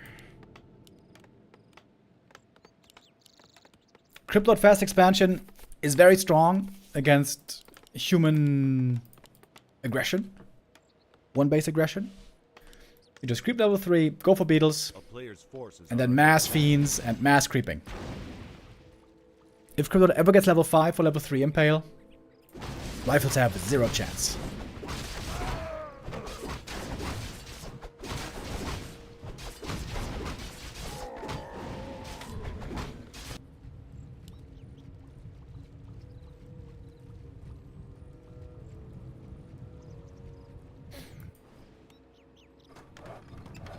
Okay, we have a 4th farm though. forces are under attack. This is a weird creeper up by Blade though, right? Why is he starting with this camp? Should he start with this camp? This would be much better. This camp, into green, into Expo. This is perfect level 3. Oh, look at the Shadow Priest. Keeping the Shadow Priest over on the other side. Oh, that's more experience. Boom! Oh, that's level 2. Oh, that's so sick. I've never seen that before. That's enough for level 2 Cryptlord. With that, he could be aggressive if he really wants to. Shadow Priest? Don't tell me. Don't tell me. Seeing the last hit here would be insane. Oh! Oh! Oh! He got it! Oh my god, he got the big boy. Sick Shadow Priest play here by 1-2-0. That wins him the early game. Outright. Yo, that was crazy. And now he's gonna be level 3. Yo, that was mad. And now I can still heal the Cryptlord a little bit. Yo, that was nuts. Already level 3. Already level 2 beetles. With full mana, basically. Oh my god. We are witnessing a murder. Archmage almost surrounded here.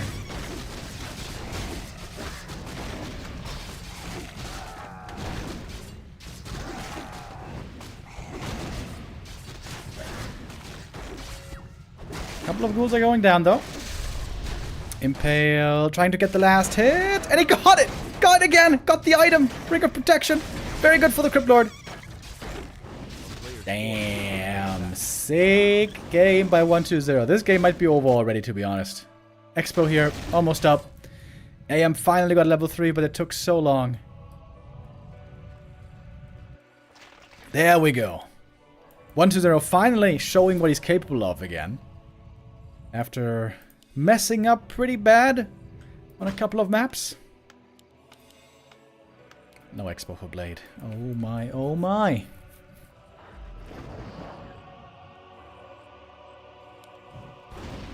Might get the cancels still, though. Oh, it's a close one. Lots of ghouls coming for the defense. No, it's finishing. Haunted is finishing, and now it can be repaired. Still got beetles over here, but militia are being pest control. Ooh, Archmage, careful.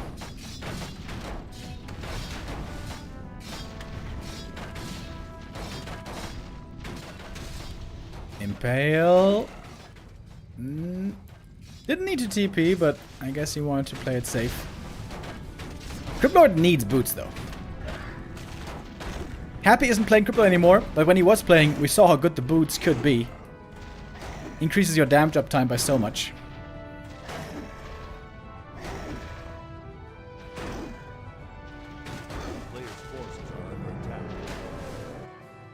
Seems like we got too many acolytes here. Yeah, way too many. Tier 2 tech has started. Human expansion not even done yet. Blade at least had a shop back at home, so he could heal. That was very much necessary.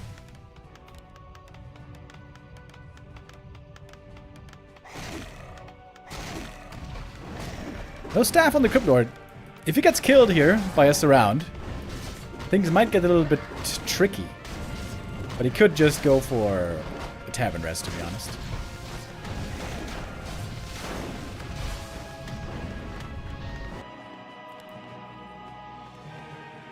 Fiends should soon be added then. Lots of gold on 120. Is it time finally for boots? It doesn't look like it. Please, boots. Hey, there we go. Thank you. Second crypt for more fiends. This one also a little bit late. And we don't have fiends yet. Counterattack here could perhaps be strong by Blade. Upgrading a tower would be a reasonable choice.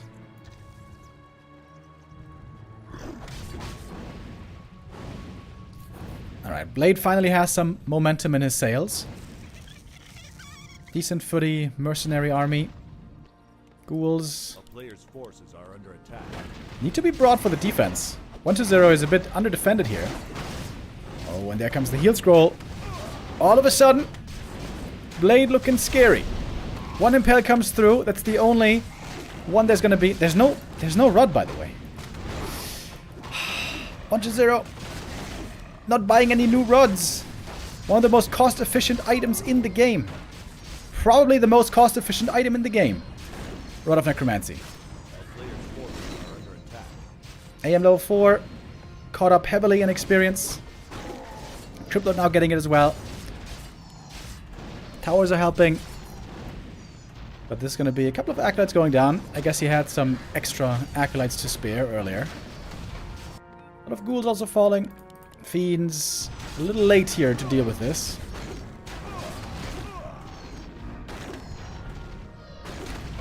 Blade with a decent strike back. But he's still behind. No TP anymore. Wait, is he dead? Impale? Oh! One, Player's forces are under 2, attack. 3. Oh! Oh my god! Woo! Damn! Items here saving the Archmage. Woo! That ring. Never has an Archmage been so thankful for a ring and a periapt.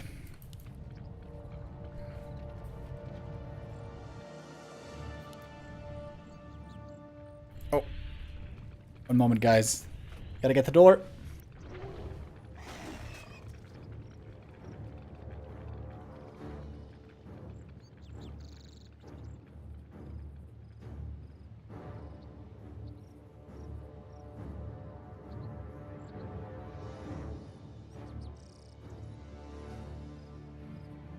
A player's forces are under attack. A town is under siege.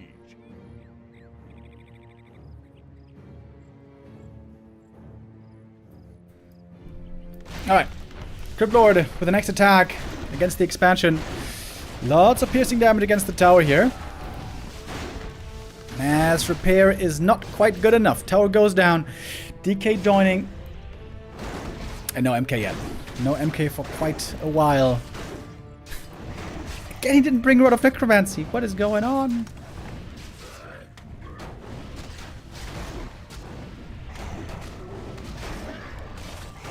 That's a lot of kills. Footy's now easily taken care of one by one. Mana potion, more beetles.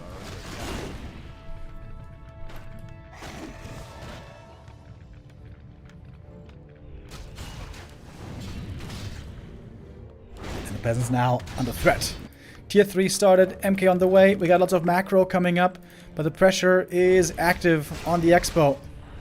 DK took a lot of damage himself. Ooh, look at the beetles. Nibble, nibble, nibble. Nibble, nibble, nibble, nibble.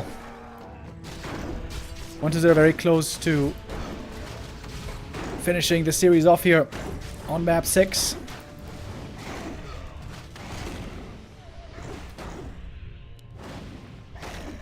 Oh, Archmage. Archmage! I think now he's dead. Can the ring save him one more time? Dude, almost. But the fiend shots are coming in. Big, big, big. Boom! Goes the dynamite. Solo experience now. Crypto level 5.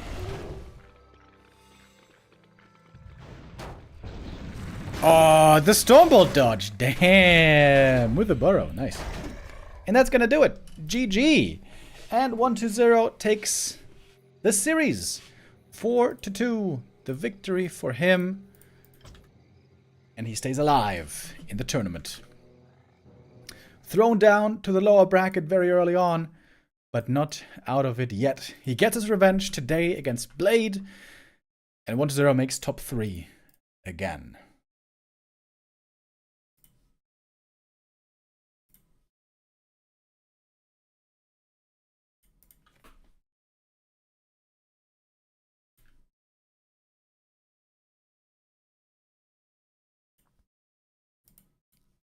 Alrighty.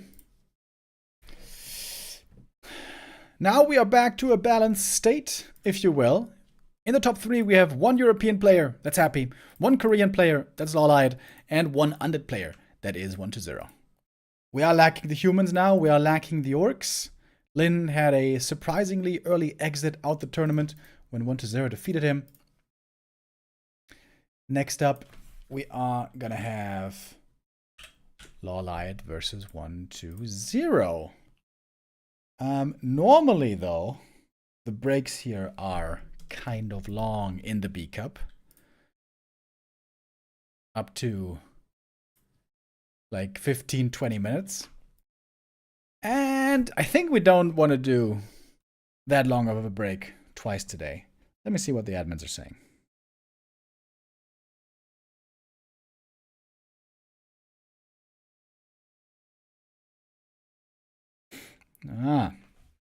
By the way, Admin told me 1-0 was sick yesterday, and apparently he still has a fever today. That might explain a lot. 1-0 definitely made some big mistakes today, but he still was able to make it into the top 3. Is he gonna be ready though for Lawlight? That we will see coming up. Yeah, but it's still going to take a while. So players are going to need to get ready. It's going to be a little bit of a break here. So I thought, how about we do our favorite thing? We do a little reaction video, huh? What do you guys think? I haven't seen this video yet. It's been out for over a week already. The Grubby video about 2.0. Wait, I need to play an ad first, though. Hold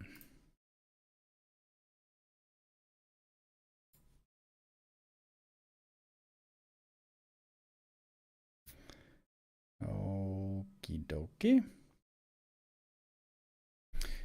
Yeah, let's check it out. What does Grubby have to say about the 2.0 patch?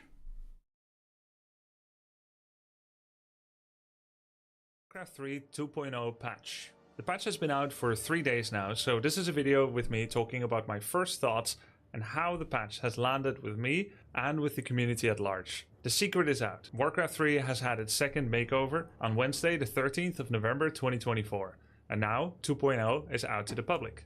I shared a feature overview with you guys in my video The Rumors Were True on that day, and many of you have seen it and commented on it. Meanwhile, the community at large has had its time to absorb the new features and how it feels about them, as well as seeing what has not been changed, which hopes have been fulfilled, and where 2.0 may have fallen short for now.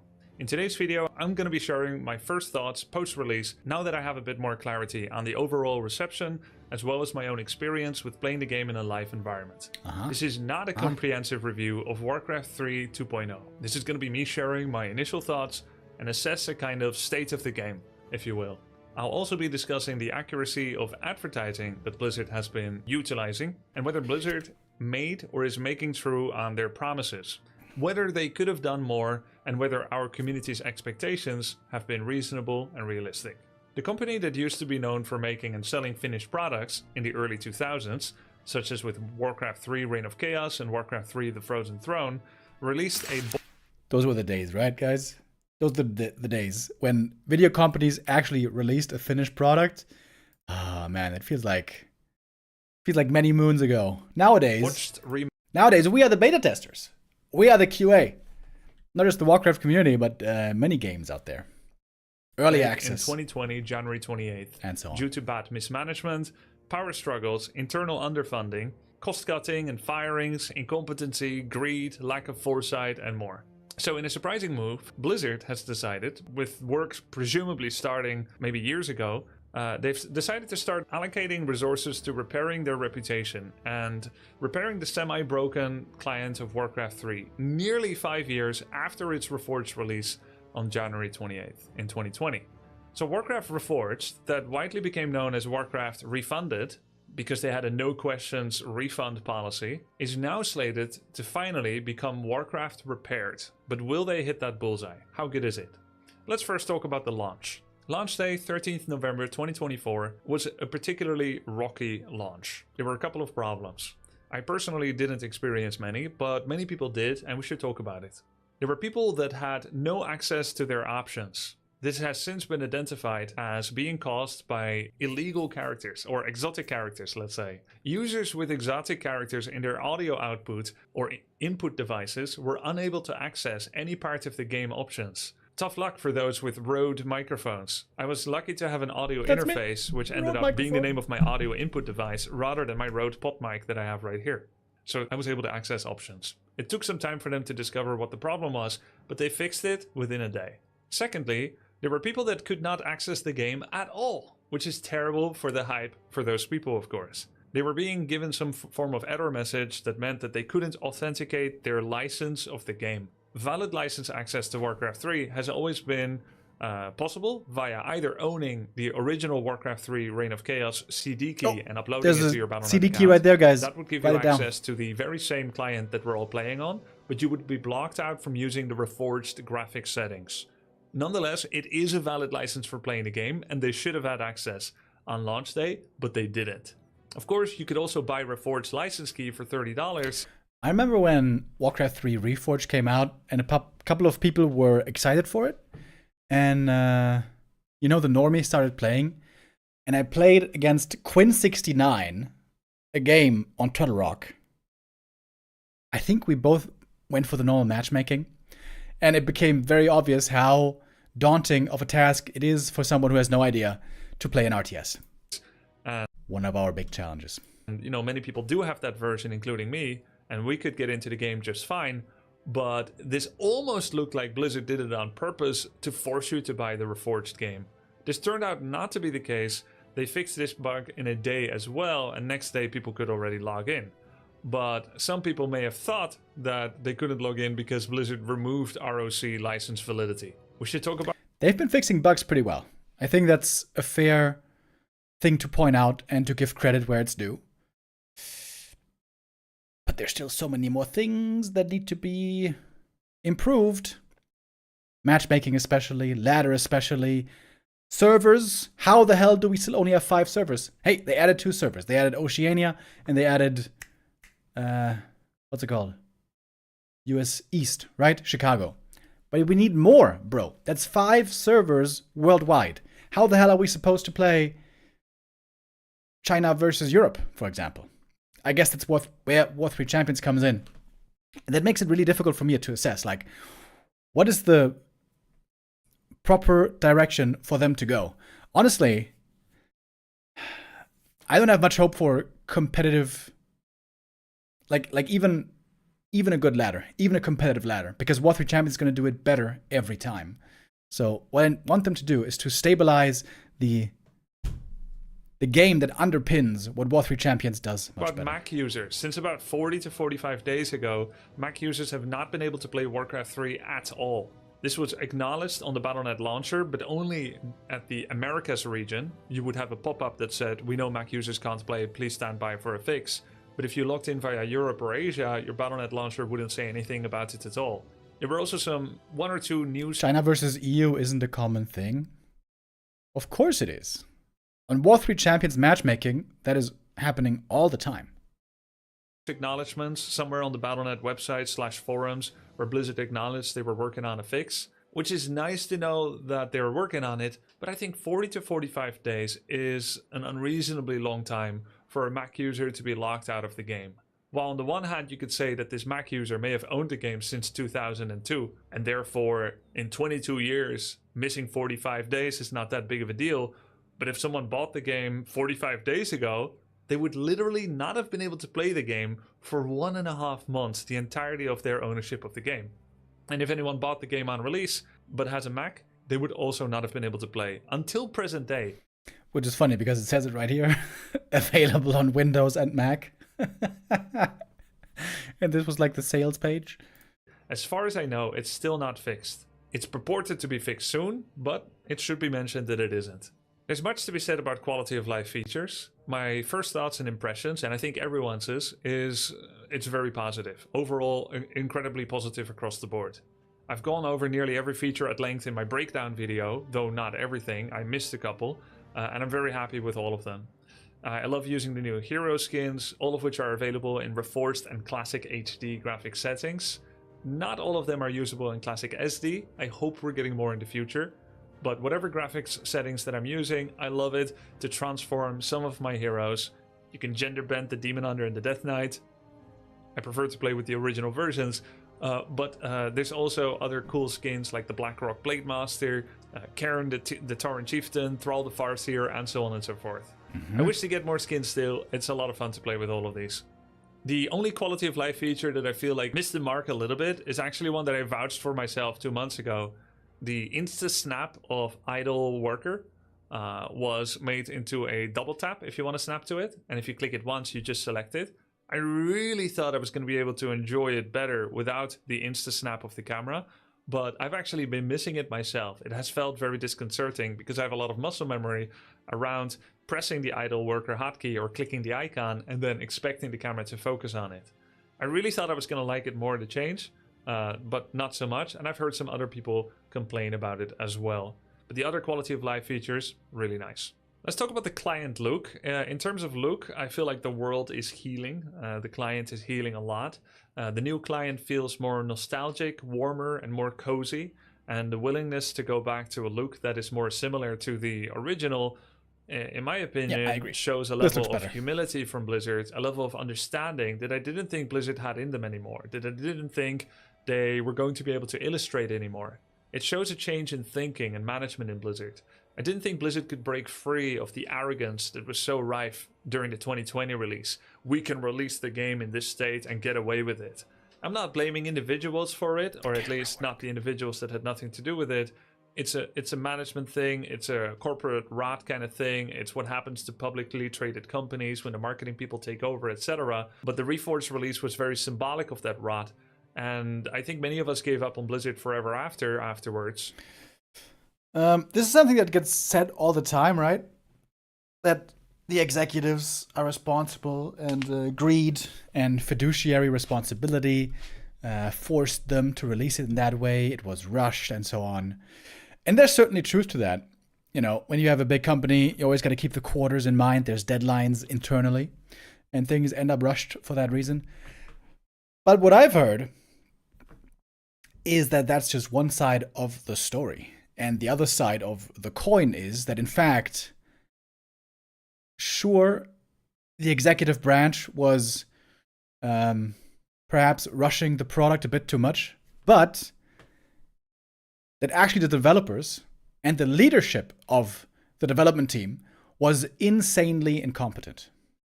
That's what I heard. So giving Bobby Kotick all the blame might not be fair. I polled my community, and expectations Although Bobby Kotick is a giant douchebag, obviously. for the patch were really, really low. For whatever news was coming on the 13th of November, it was really, really low. But here we are, and there it is. And so I feel like there has been some healing going on. The chat experience of the Warcraft 3 client in multiplayer is much better than Battle.net 2.0, which basically had no chat activity at all. I think it can still improve in its looks, as right now you have one chat line per one user and it takes a lot of space up. You can only have 6 messages in the entire chat room, and that is in stark contrast to how the old Warcraft 3 chat was, where you could have dozens of messages on a single screen. I think multiple consecutive chat lines by one user can and should be grouped together.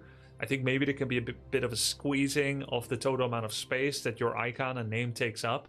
I think menu and interface interactions create too much spam messages, too much system messages that linger and clog up the chat, and therefore you can't see social chatting as much. Scrolling in chat history currently doesn't work very well, because any new message that arrives in chat while you're scrolling up instantly resets and snaps you back to the bottom. Or is that what it does? No.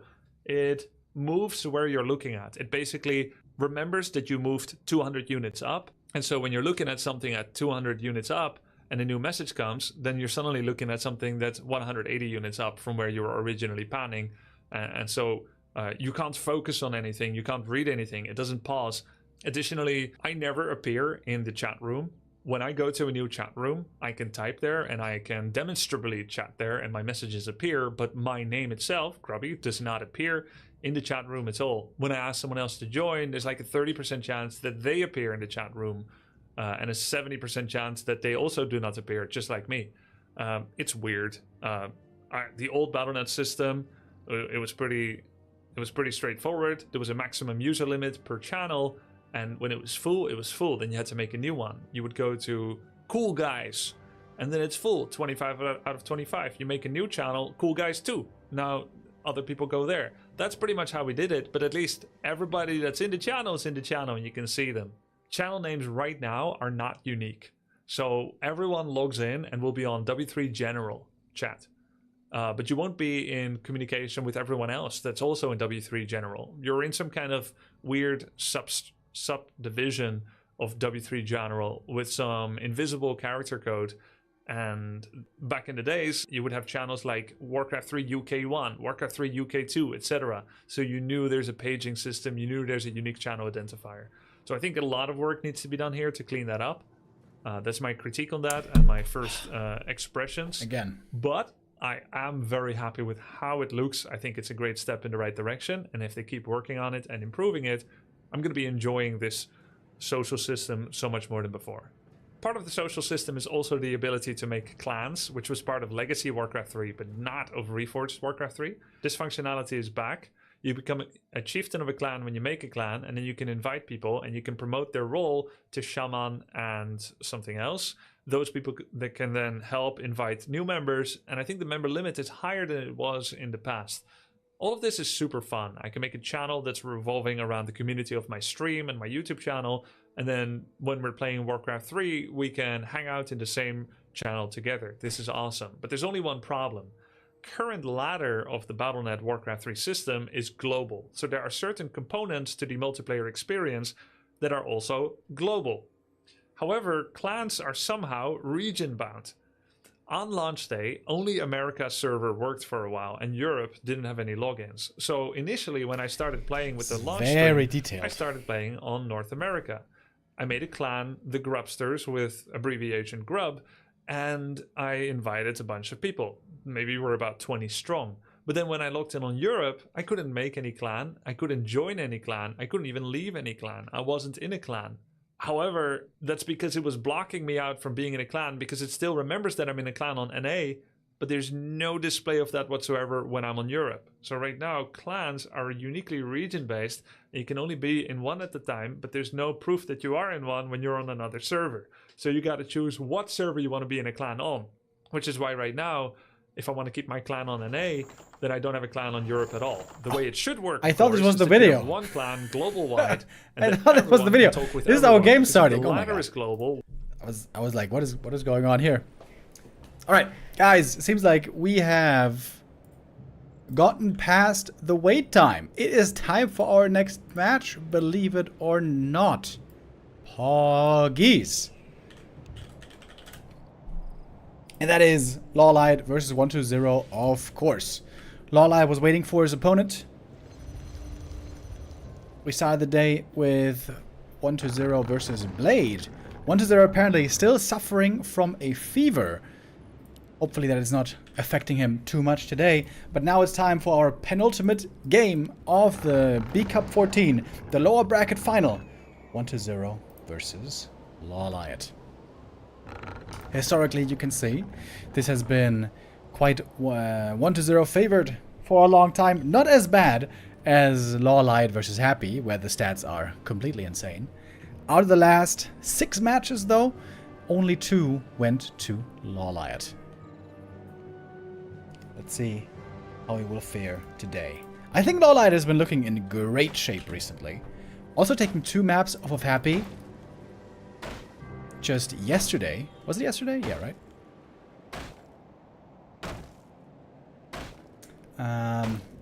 More impressive than most other Night Elves can manage. Now facing 1-0. We have a ghoul pull early on. Look at that. 1-0. Busting out with aggression right away. He was hoping, I think, that the Ancient of War was here. And he could cancel it. But the Ancient of War over here is far away from the creeps. No possibility for a pull. And that is a big L for 1-0. This costs him lots of lumber. Without almost any return. He's just damaging the Ancient of War here. I guess he can slow down the creeping. But obviously, he did not get the cancel.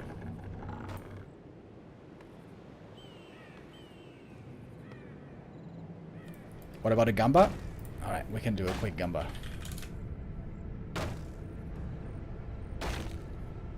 Real quick, boys. Real quick.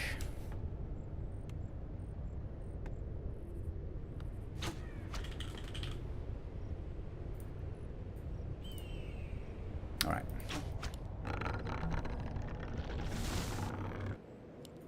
Demon Hunter first. There doesn't seem to be much of a different choice these days. Except on some very specific maps, the Warden might work. Twisted Meadows and Echo Isles, especially. Got the Wisp Scout on the other side. You can see how low the lumber is for 1-0. It is insanely low. But also Demon Hunter cannot start off with creeping right away, apparently, which is annoying for him. He's gonna need some levels, some items to really display his power. He's hiding. Hiding next to the lamppost.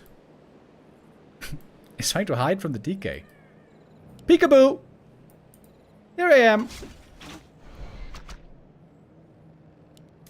This is such an unusual opening. No creeping. A player's forces are under No fighting, basically, either.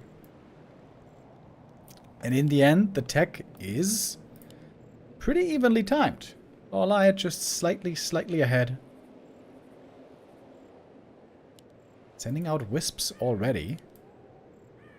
Looks like he's expecting to get attacked in the main base and doesn't want to have his wisps exposed there.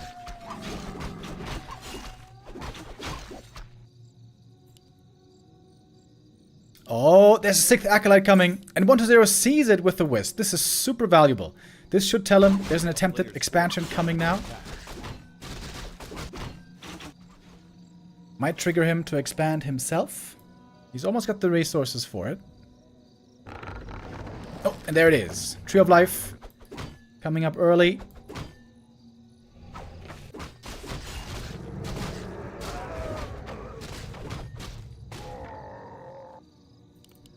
But if 1-0 gets this expansion up without a cancel, and he's got tier 2 finishing in a moment, this should certainly favor him. Good items here for the Demon Hunter. Attack items for the Naga later. DK so close to the level 2.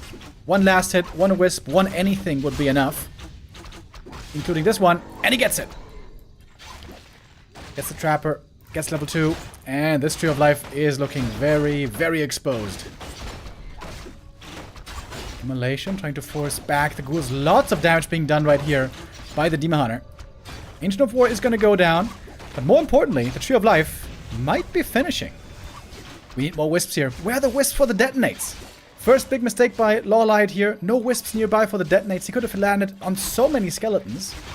But good micro on the archers. Until now. Archers all saved. Tree of Life seems to be finishing. Lots of hurt ghouls have returned though. Also great saves on the ghouls. I think none of them have gone down. Only unit, if you will, to fall so far is the Ancient of War. And now, I guess, a ghoul. Yeah, the wisp detonates were really lacking. There should have been some wisps here. A player's forces are under attack. But still a playable game. We got the Naga second versus Lich second. What's the speed? DK, not too much experience, only barely got to level 2.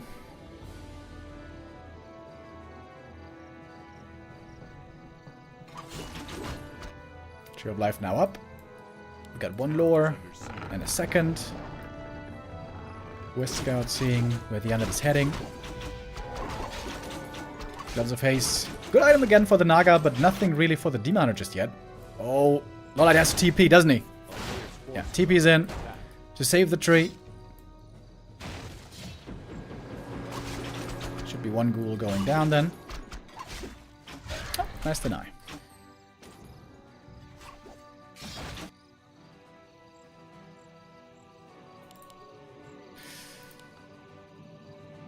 Expansion taking a while here to be fully established, fully saturated, but certainly 1-0 will be mining fully sooner. Close to level 3. That's the level, the advantage, excuse me, he has right now. Slightly ahead on levels, but no Ancient of War anymore. Lawlight cannot really creep too well at all with that Ancient of War gone. Oh, nice Wisp Scout. Lawlight expecting 1-0 up here, and he's absolutely right. Just got the level 3. And a tier 3 tech starts. 1-0 here, a little bit ahead. Entangled Gold Mine will not be cancelled. And now it feels like Lawlight has to be aggressive, has to look for a fight, because you just can't really creep with no Ancient of War. Oh, good mana burn. That prevents the Nova. Oh, and the Lich might just be dead. I was looking at the wrong spot for just a moment. And there's another mana burn. Great play here. Demon Hunter gets the kill. Lawlight, who had to play aggressive, gets a nice pickoff and gets the Slaughterhouse as well, doesn't he? Gets the Slaughterhouse cancel as well. But there is a second one up at the expansion.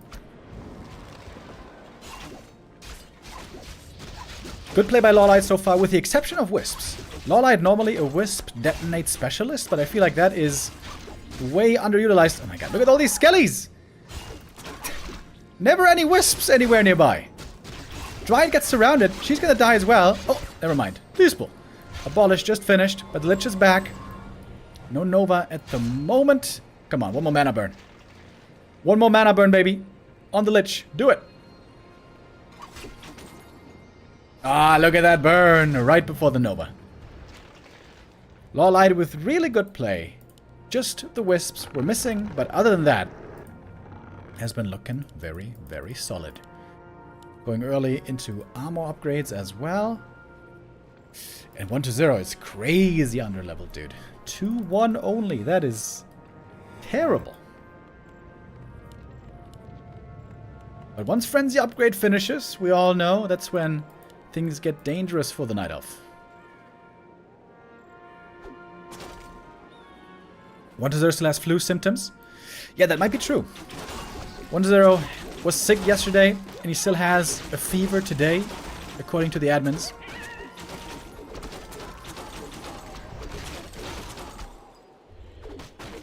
Big item here up for grabs. Enraged Wildkin. Who's gonna get it? Looks like Lawlight were able to achieve it. Fog Lightning to secure the kill. Quel'Thala's Boots. Great for the Demon Hunter. But we got the Orb, and now the equation changes. If there was a Nova here, Demon might be in trouble, but there is no Nova. Nice deny. And we got the first rejuve. The first of hopefully many for Lawlight. Players' forces are under attack. Bear Master Training coming up. Lawlight's resource looking pretty good, both at 50.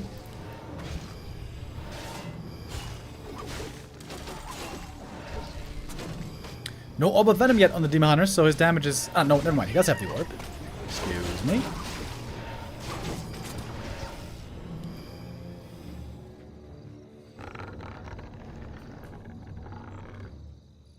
Got the shop, in fact, over here at the expo.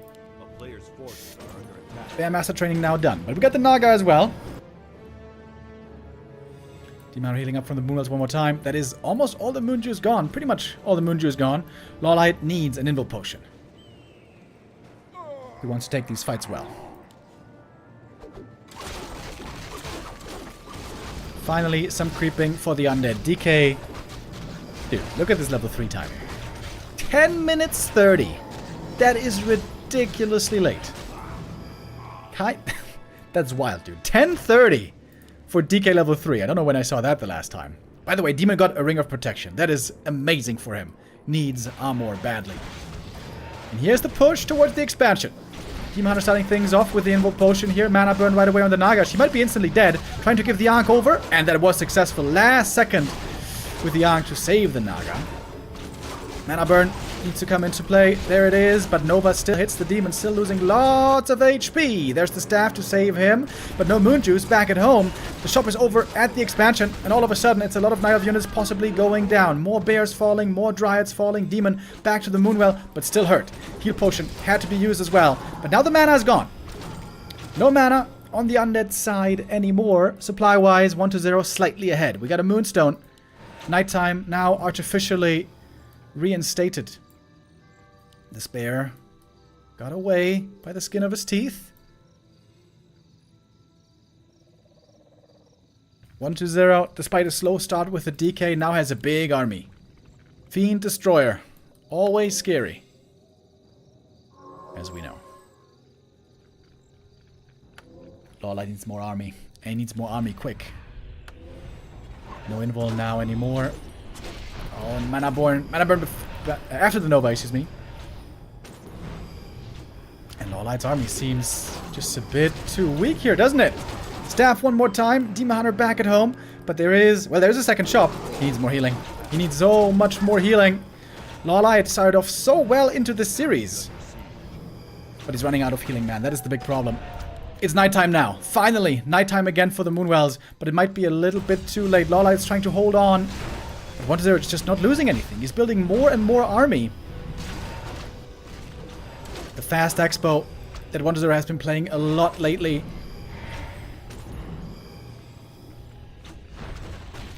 Might be winning him here the game as well. Expo on the way to tier 2, to be honest.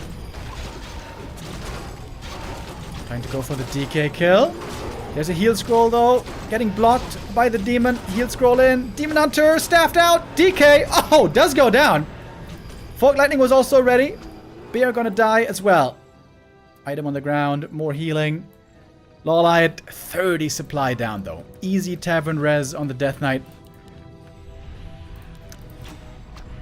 1-0 just hasn't been losing units. Bunch of fiends still, 2 A-bombs, 3 destroyers. This is like the perfect undead army. 2 statues on the ground. The Hunter has to seemingly do it all by himself. Running out of mana quick. Running out of healing also quick.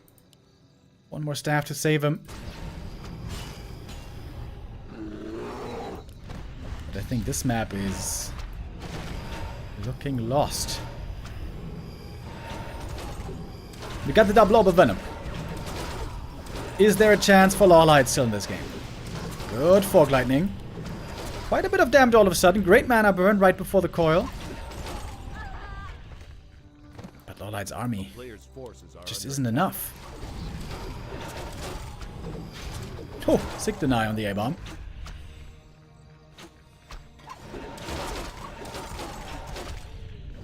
Demon seems to be hurt all the time. Never is he full HP with an invuln to rock into the fight. Tree of Life losing HP. That's the lifeline, of course. Without Tree of Life, there's no chance anymore. We got one bear again on the field, but they die so fast in the destroyers. Look at that. Just a little bit of focus fire and the bear is almost instantly gone.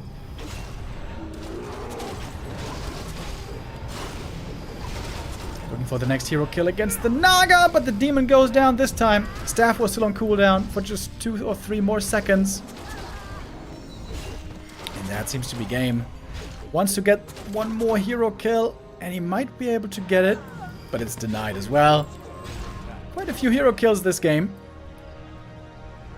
But Lawlight is down to only 40 supply left.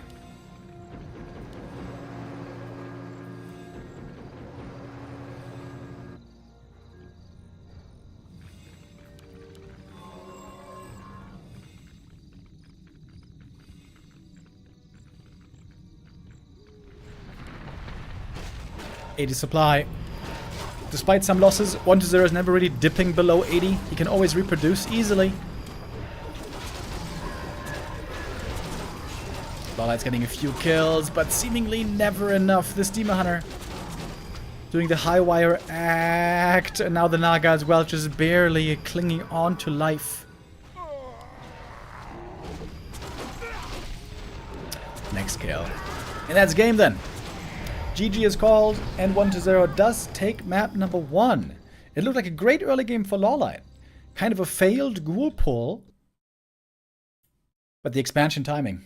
The expansion coming up on the way to tier 2, and a fast Halls of the Dead tech achieved, still then did win this game for the Undead.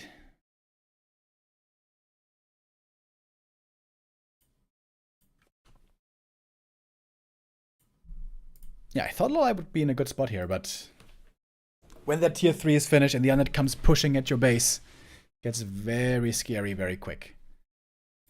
Losing the Ancient of War also, I think, hurt Lawlight more than I initially anticipated.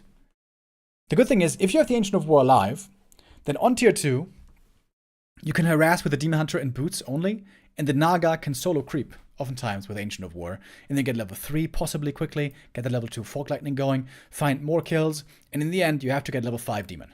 Without level 5 Demon, I don't think there's realistically a way to win against a player of that caliber in the very late game.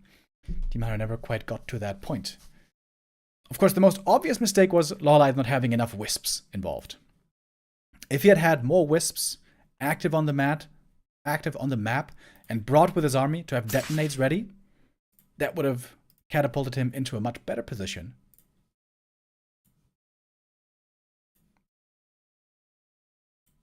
But other than that, I think it was looking pretty solid. Pretty solid.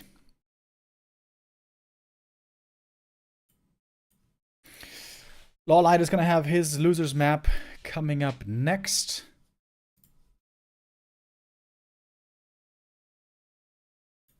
That is going to be Amazonia. Demon Hunter, one base, extremely strong on Amazonia. A map where Undead cannot fast expand, where you're going to be forced into one base versus one base, where if the Demon Hunter gets off to a good start, he controls the map really, really well, and he can really be a bully on Amazonia.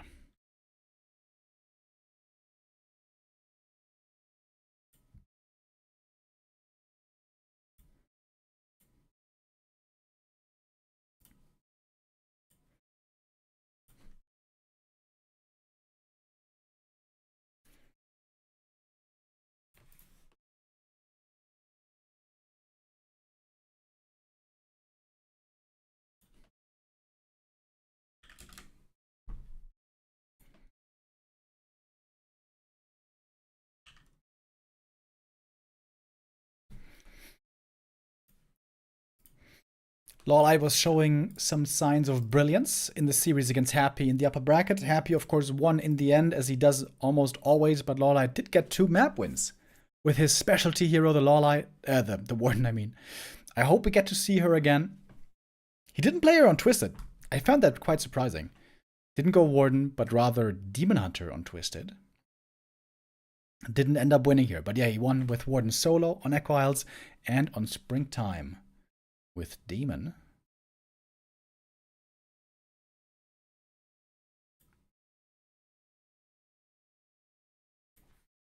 One to 0, not in his best shape today, as we heard. He is still suffering from a fever. He's been sick over the last couple of days, but he is trucking along like a true trooper.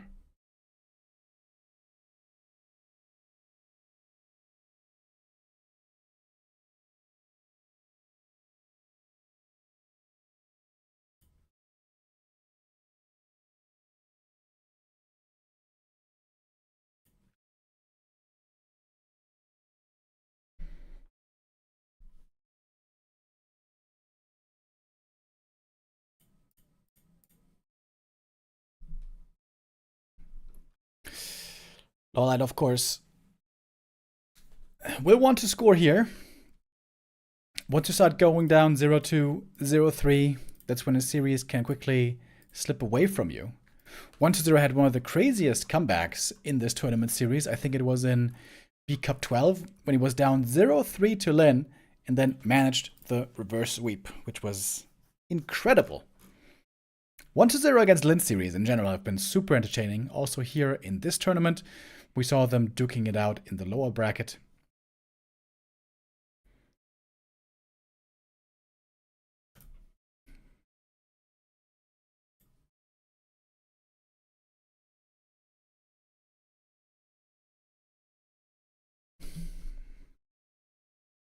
We are in the lobby, just waiting for the go from the admins.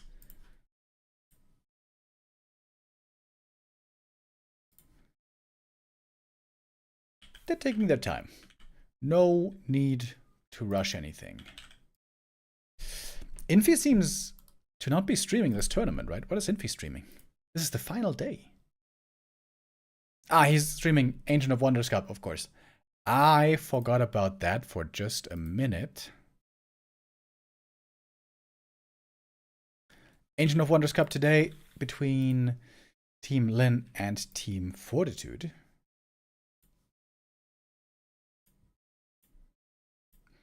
Where Starbuck was able to beat Sock, by the way, in the first game of the day.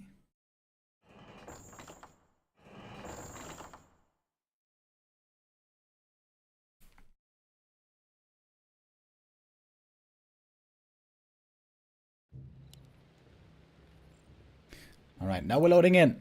Map number 2. Can Lawlight keep the series even? If he goes down 0-2 here, this would be very bad for his prospects.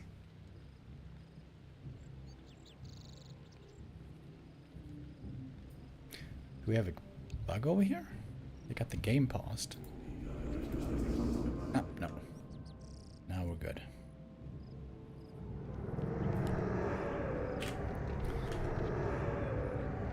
Oh, he's doing it again, isn't he?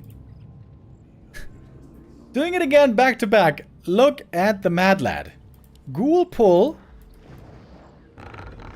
Lawlight, though, again having the Ancient of War in a careful position. Really greedy position would be right here. But this one is further away from the creeps. Oh, let's take a look.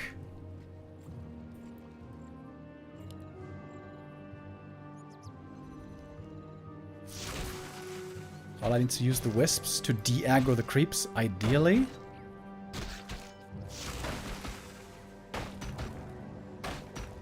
The wizard is the one who does the most damage back here. 32, 39. But it seems like this Ancient of War again is held. Wizard is aggro against the creeps. Against the wisps, I mean. And the ghoul now very hurt. And again, Lawlight does hold. And he's going Warden this time. Let's go, Lawlight. Hell yeah. The Warden Specialist.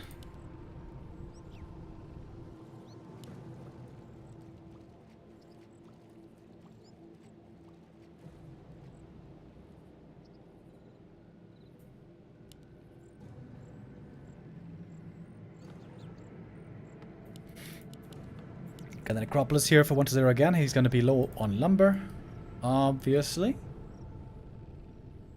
The Warden can get a great jump start to level 2 right away from these two initial camps. Lots of good items here for the Warden available as well. I've seen recently in games that I watched that Ring of Protection is pretty damn good at the Warden, actually. Giving her more durability. Very important not to Wisp deny, Lightning Shield deny over here. We got double Ancient of War. Warden wants to creep heavily.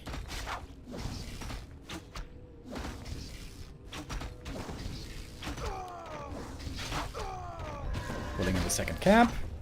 DK also gonna get a quick level 2. Took out the first Wisp here, by the way. There's the Ring of Protection for the Warden. And Slippers. That's good items. And look at that. All of a sudden, the Warden on 9 armor points. That's pretty good. Second Ancient of War is ready. The second Ancient of War does slow down the tech a lot for Lawlight. As you can see, under tech is going to be noticeably faster. Excuse me. Sold the ring though. Goes for the circlet. More damage on the Warden. A little bit more mana. Trying to get the levels as fast as possible. With the Warden, you always want to be ahead on levels, if you can. This camp is not quite enough for level 3 though. Takes a while to creep. Takes some repair.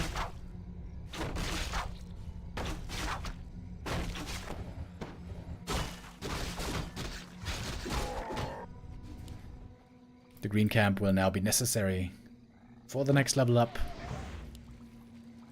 DK also level 2.5. Warden going Shadow Strike. Might be Shadow Strike and Phantom Knives. We'll see. Oh, he's got the blink ready with a crystal ball.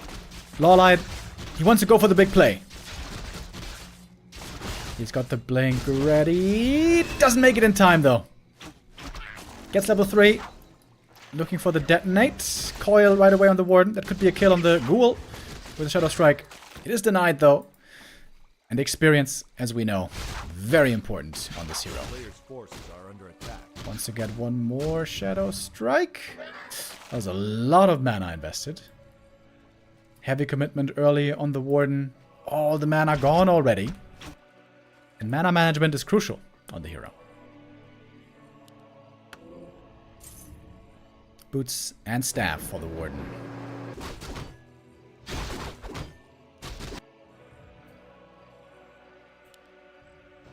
With the boots and staff, if the DK happens to be low HP, he could be a viable target as well. Items are insanely good for 1-0. Claws for the Lich, slippers later on for the Dark Ranger. Oh, acid stolen. Cute. And the Warden now very speedy with those boots. Should be one easy kill at least on the Ghoul.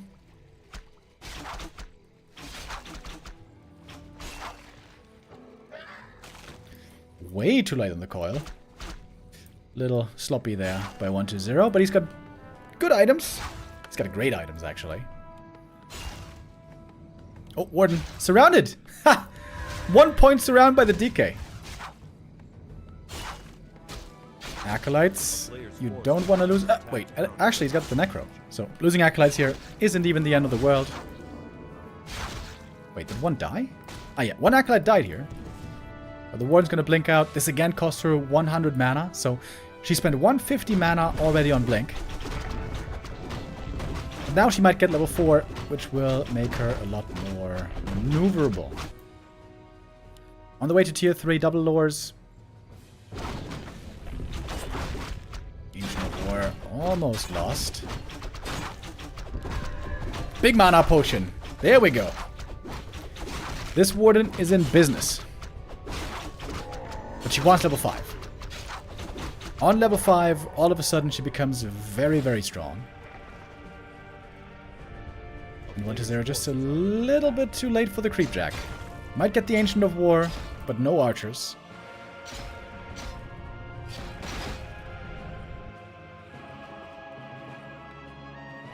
And the Warden again looking for more kills. Going for the Acolytes. Those are easy kills if they don't get coiled. Could have gotten this kill if he had just gone for the right click. One Acolyte's gonna fall. Wait, is he gonna lose both? Whew. Okay, saves this one.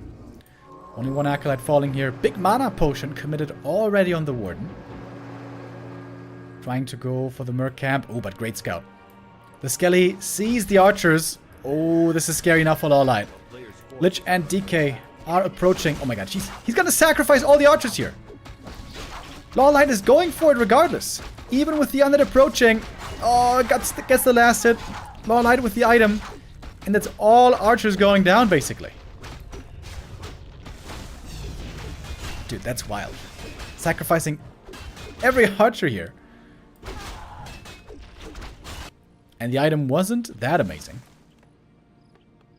And now we got a statue. That's a big help. Keep these units alive against the Warden.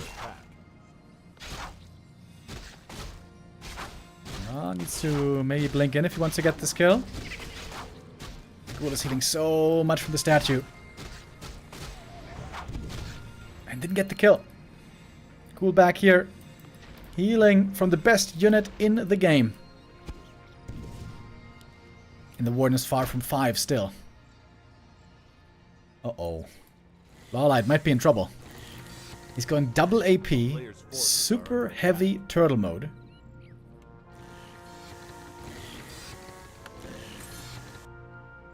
Lawlight has almost no units. 25 supply.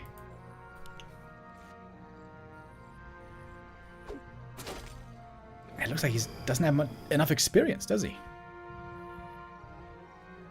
1-2 did a good job. Keeping tabs on the wardens creeping. And again. Oh, he's gonna steal the last hit again. Coil Nova at the ready. Nova steals it. Same item again. Lion Horn. Players' forces are under attack. Lawlight needs more levels, man. He needs way more levels.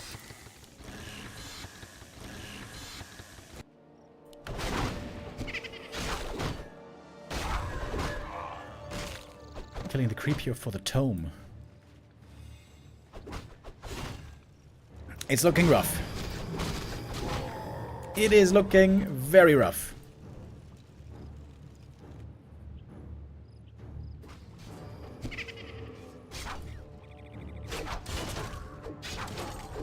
Darkwing the third. There's still one pair of slippers. Oh my god, look at this ledge, dude. Plus 22 damage. Absolutely nutty.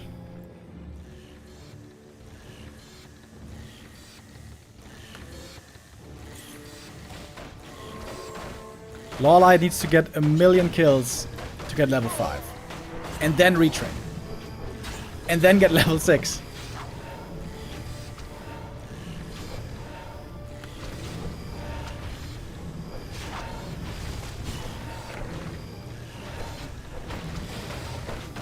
First AP.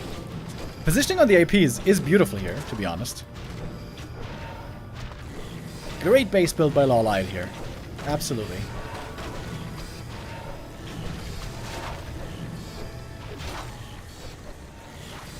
Doesn't even have too many wisps for the repair, by the way. 36 supply, still only for Lawlight. Looks like the first AP is about to fall. Oh, silence. Blink prevented. Warden almost goes down.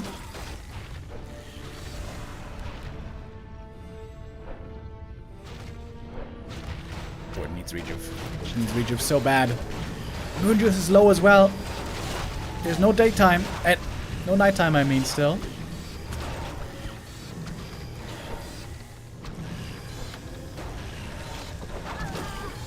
Orb of Venom finally. That is a lot more damage from the Warden. Forces are under attack. But she's still so far from the level 5. Blinking away. Trying to get an invuln, perhaps? Moonlock goes down. Lawlight now supply blocked as well. AP, easy target with the Warden away. Didn't get anything from the shop, actually. Ah, got the Tome of Retraining, I see. Tome of Retraining, some ghoul kills. But also Bear goes down. Lich now level 3. Lich with insane damage.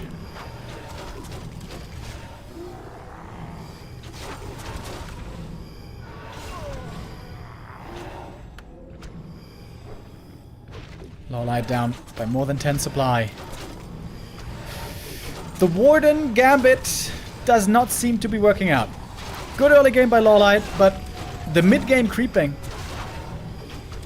prevented really well. Ooh, sick reveal. Reveal above the trees to get the Destroyer.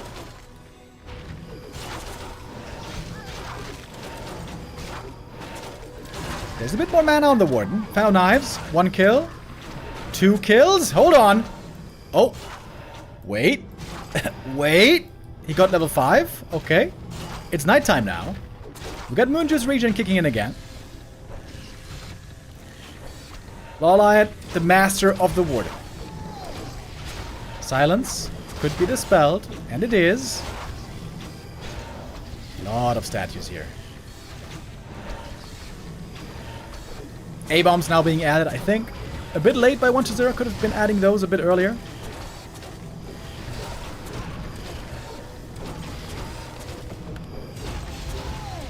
Potion, Coil Nova on the Warden. Coil on cooldown at the moment. Hell Knives. It's only level 1, level 2 fan! Oh, Lawlight skilled it too late. Oh, did you see that? The last fan was still only level 2. Didn't skill it. Now he finally skilled it. Oh, silence. Nova again. Ooh, the Warden. Always living a dangerous life. Shop running out of potions soon, perhaps. Found Knife's doing decent damage, but is it enough? It doesn't look like it. The statue heal over time, all the time. So good against the AoE, so good against the Warden. A-bomb now, super tough to bring down. Spreading also the disease. DK. DK though. Oh, Death Knight. The Warden could get the kill maybe. Never mind. There's Death Pact. Never mind. At this point the Warden needs to be level 6. She's not there. She's not there. It's not it.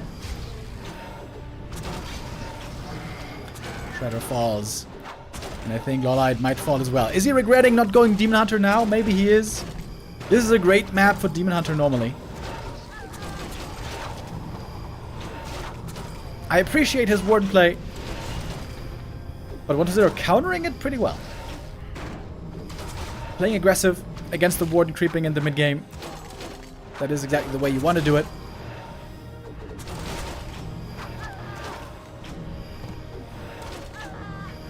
And the Dryas are just getting absolutely ripped to shreds. Has to call for the GG, and 1-0 takes the 2-0 lead in the series. Looked like a good start for Lawlight again. 16,000 damage on this Warden. But a little too far behind tempo. Didn't get level 4, and especially level 5, fast enough, it seems. Amazonia was never the easiest Warden map. Lawlight here. Trying to play his signature hero, but not with success. On map 2. And now the series gets difficult. Being down 0-2. 1-0 here with a 2-0 lead. It could be a happy versus 1-0 grand final again. We've been seeing that a lot in the B Cup. It's pretty crazy, honestly, how consistent these two have been. It was since the switch to the new patch in B Cup 11, we had happy versus 1-0 grand final all but one time. One time it was happy versus Lin grand final. But other than that, it's been the two undeads duking it out in this tournament.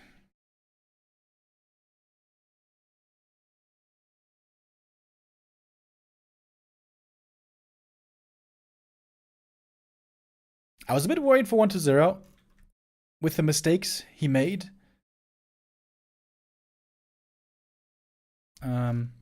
Previously against Blade, I thought he was gonna have a tough time here, but seems like he's faring fine, very fine indeed in this series so far.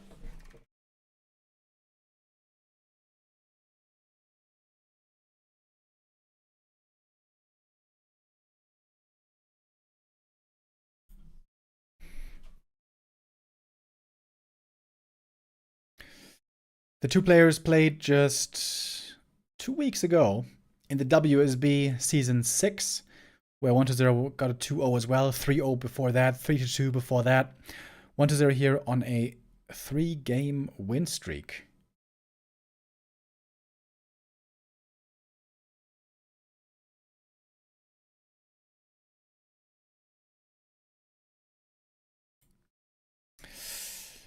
And if 1-0 wins the next map, then I think we are pretty much set for the next win.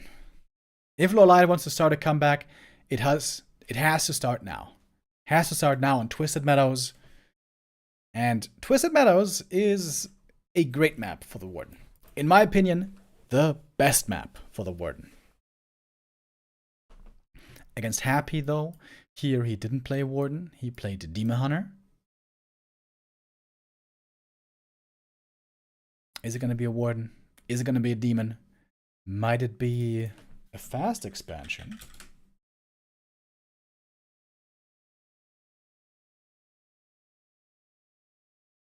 That's certainly a possibility. 1-0 has been playing quite a bit of fast expo against Night Elf lately.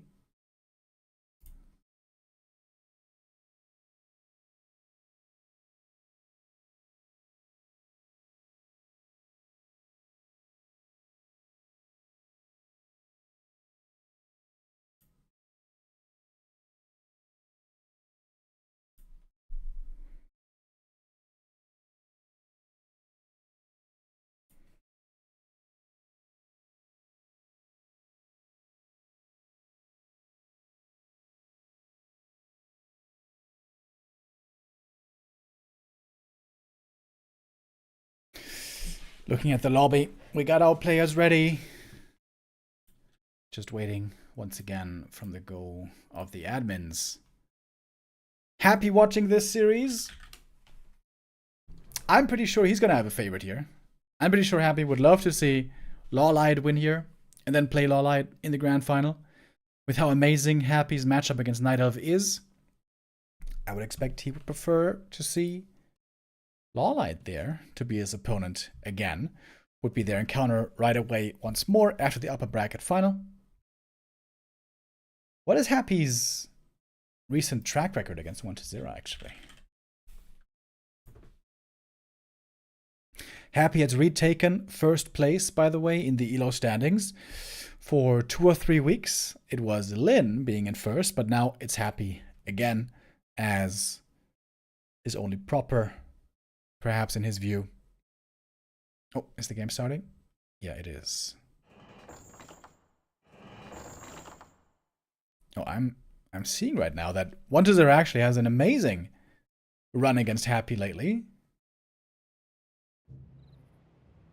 With 3 out of 5 matches being won by 1-0 since B Cup 12. Before that, we had a bunch of losses, but most recently, 1-0 indeed. Looking good there.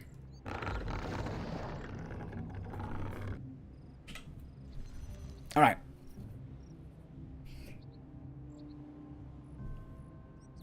Can this be the map where the light can start the comeback?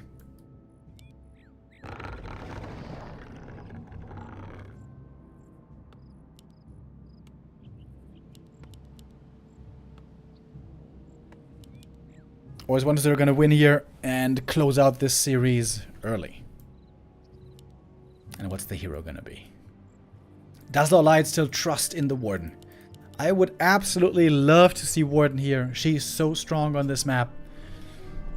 But maybe Lawlight just doesn't feel like she has enough power to handle the undead late game. If you get level 5 early, if you get level 6 at some point, the Warden is insane. But getting her there can be very difficult. But he's trying again. Hell yeah. Hell yeah, that's what I want to see. Warden once again. DK Ghouls on the other side. 1-0 scouting ahead with the Acolyte. Early game harass or early expansion. That's the 2 options here that should be available to 1-0.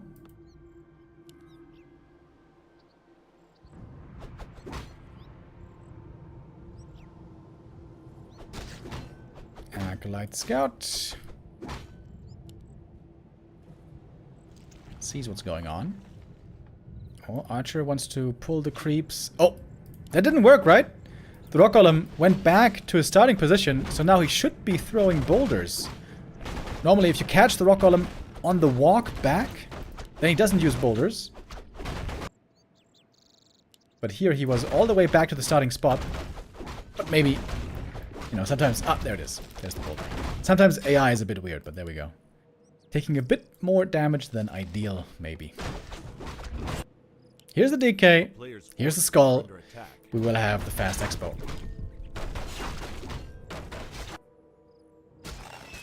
And this is a huge map. Lawlight could absolutely have the chance to counter-expand here. One of Mana Steel is a crazy good item, especially early game.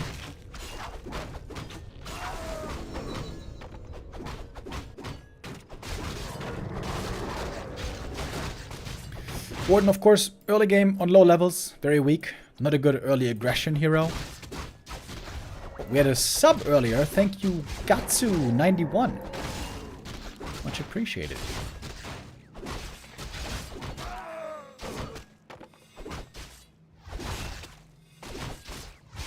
Ring, decent for the DK. Gets the level 2 here, gets the aura.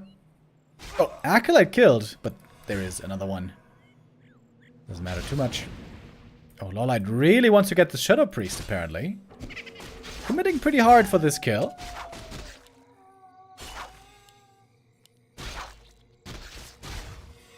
We'll have to invest another spell. Shadow Strike will do it. Warden still with good mana, thanks to that one of mana steal. We have the Tree of Life coming up here, but there is a scout about to spot it.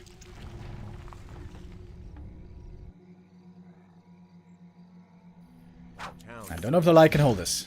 This might not be doable.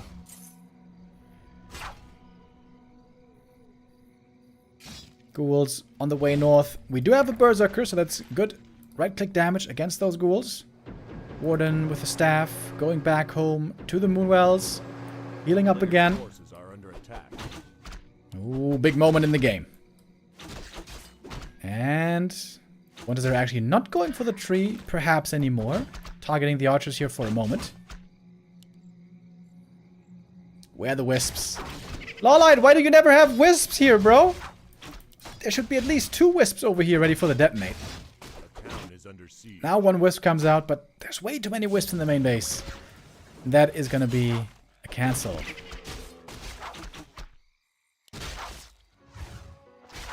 Going to come at a price. A couple of ghouls are going to go down, but the expansion here is finishing up at the same time.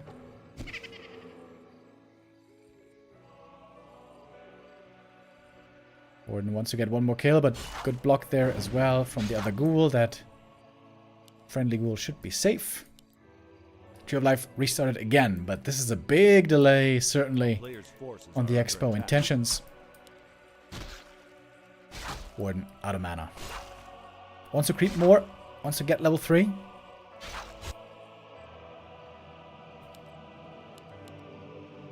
Tech for 1-0 can be started in a moment then. Saturated the expansion, and now can go to tier 2.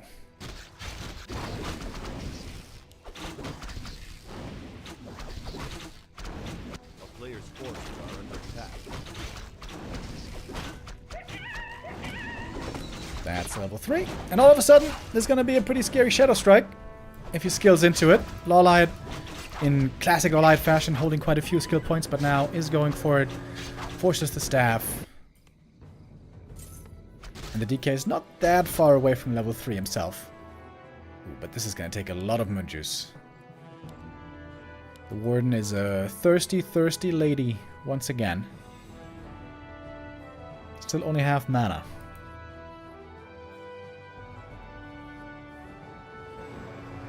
Panda second quite early.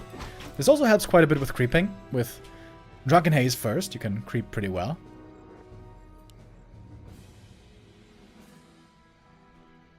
And the Warden is looking for Harass. Oh, okay, interesting. Level 3 Warden Harass. And it's the Panda who's creeping. Oh, if the DK reads this, he could harass the Panda creeping. That's a great read by 1-0 right here. Realizing, wait a minute, I can bother you as well, just as you're doing with me.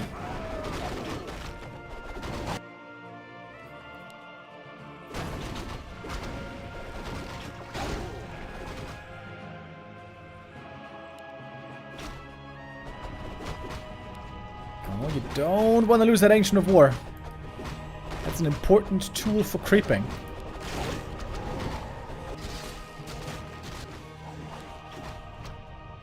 And Panda gonna get the full camp here. Gonna reach a nice fast level 2. While the Tree of Life is getting a position up north. He's got Nature's Blessing. Forces are under attack. But of course 1-0 is getting rich. Expo has been mining for a long time. Big bank already. Rune Bracers, that's a great item for the Warden. A little bit of Acolyte Harass in the main base. But tier 2 is finishing here. Oh, and the DK is in time.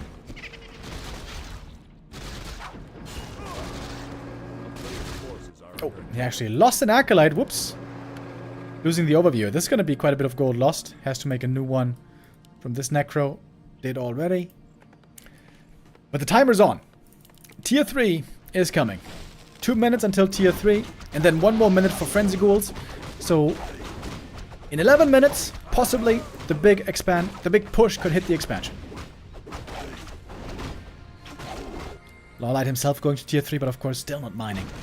Still not mining for quite a long time. Forces are under attack. Strong heroes, though. Panda, Warden. Forcing a fight right now would be perfect for Lawlight. Fighting against 1-0 right here would be a dream scenario. 1-0 should not be eager at all to go for a real engagement. I think he denied. Did he deny with the Ancient of War? Perhaps he did.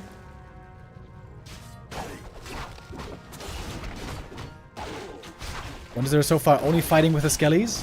Fighting with the ghouls would not be a great idea here. No Lich yet, no statues yet. Ah, but the Lich actually now showing up.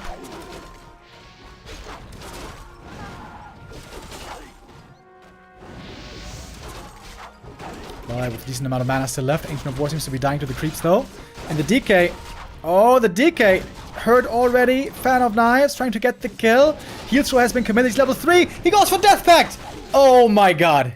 He just got it. He just got level 3 for the Death Pact. Are you kidding me? And now all the mana's gone for Lawlight. He's only got 1 Breath of Fire left. Dude, the Death Pact. Last millisecond.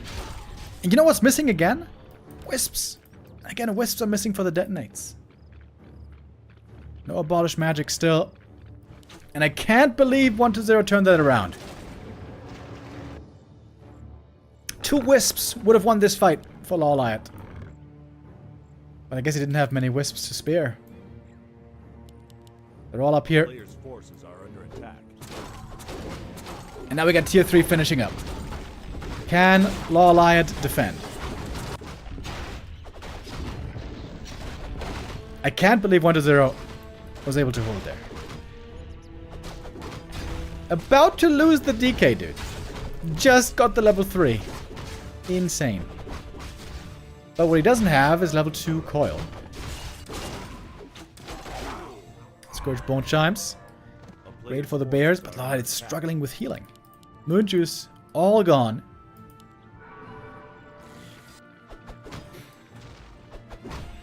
1-0, he may have done it again.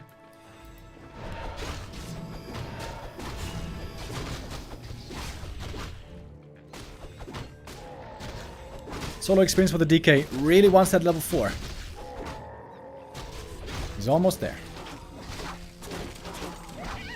Solo creeping also for the Warden. He wants level 2 Fan of Knives. He's missing a little bit still. Defensive setup at the expansion. Moonwell's AP, but the AP might not finish. We got the Alchemist third for the heal spray. 10 supply lead for 1-2-0. Got a heal scroll, got a big mana. And Lawlight's army again looking laughably small.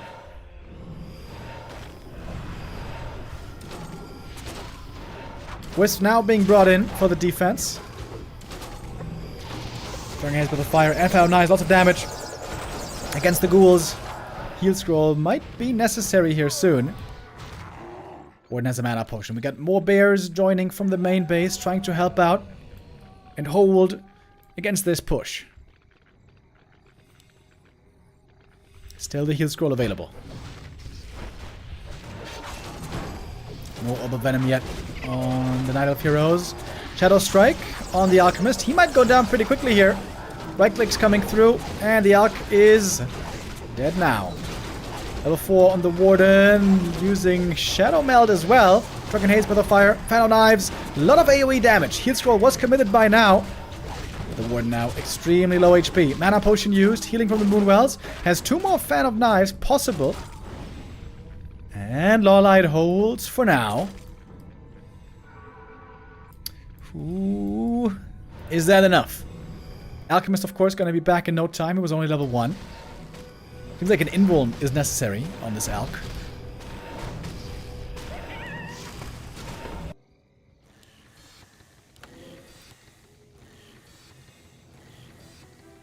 Town portal being bought. Lawlight wants to keep creeping with his heroes. In with Archer Scout here, pretty nice. Ooh, Lawlight dodging the first bullet. The first push with tier 3 Frenzy, not finishing the game. Staff of Silence found here. Could be good, but also can be dispelled by the Dryads, who now finally get Abolish.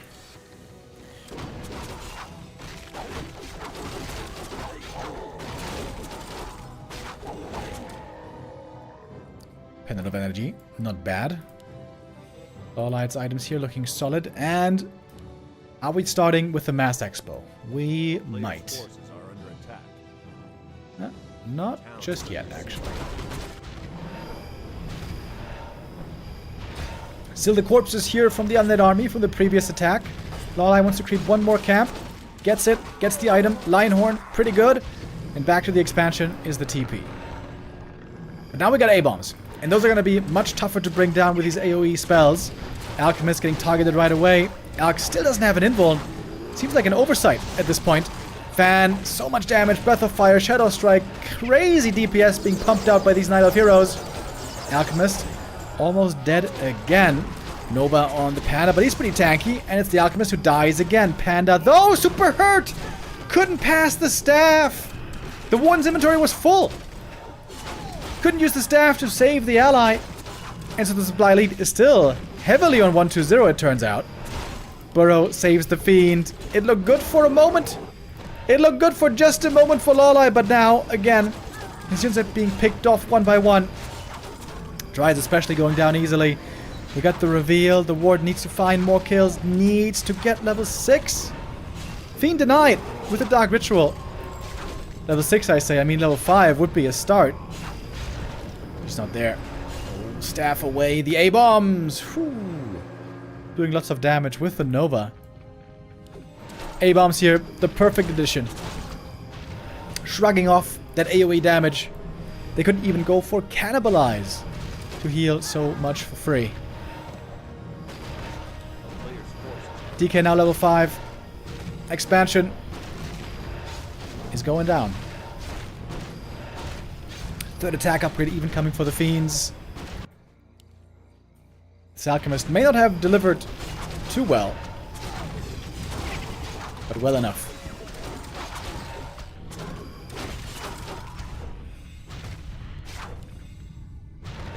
Well, I'm trying to go for the hero kill, but he can't find it here. And that is going to be GG. And again, 1-0 wins this map.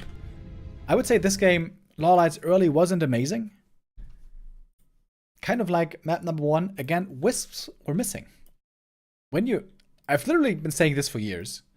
I don't want to sound like the old guy on the porch, but when you set up a tree, especially against undead, for an expansion, there have to be wisps next to it for the detonates. That's a must. If that Tree of Life comes up right away, doesn't get cancelled, it could have been perhaps a different story. The Warden fails twice. The Warden fails twice by Lawlight, and 1-0 goes up 3-0. 1-0 and happy. The eternal finalists, it seems. They are again on a direct collision path. Can 1-0 still be stopped? Man, it's going to be close to impossible now in this series. But Lawlight, at least, surely, he wants to get on the board. That's the invite for the next map. What is the map? Hammerfall is going to be the pick. Well, here at least we don't have to wonder what hero it's going to be. Should be a Demon Hunter for sure. Hammerfall certainly not a map for Warden. Unless 1-0 wants to get very creative and go for a Tavern hero.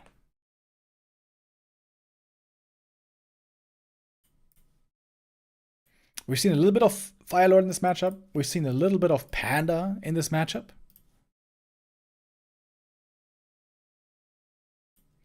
But not with the greatest success, to be honest.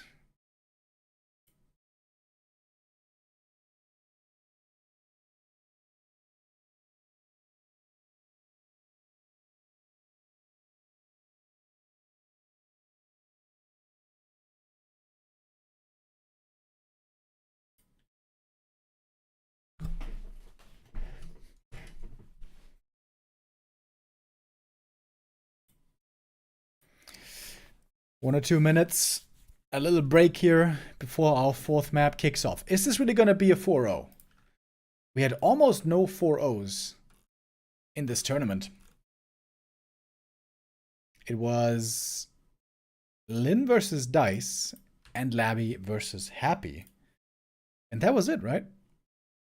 A couple of 4-1s, 4-2s, quite a few 4-3s, so we had some banger matches as well.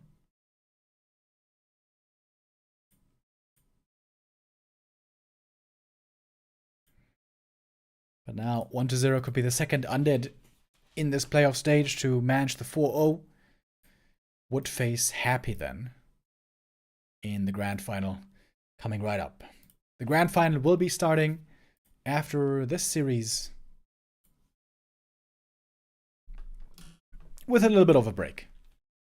10-15 minutes break, maybe, until we get that going.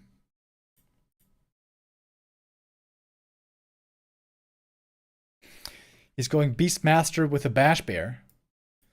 Dude, that would be so cool. I would love to see more Beastmaster in the matchup. Or in any matchup. But it seems to be reserved for only very small niche situations.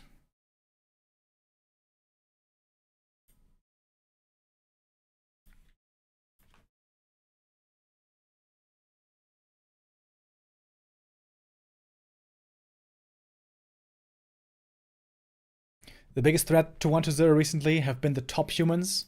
Sok certainly being pretty scary. Even to Blade he lost. And most importantly, Fortitude.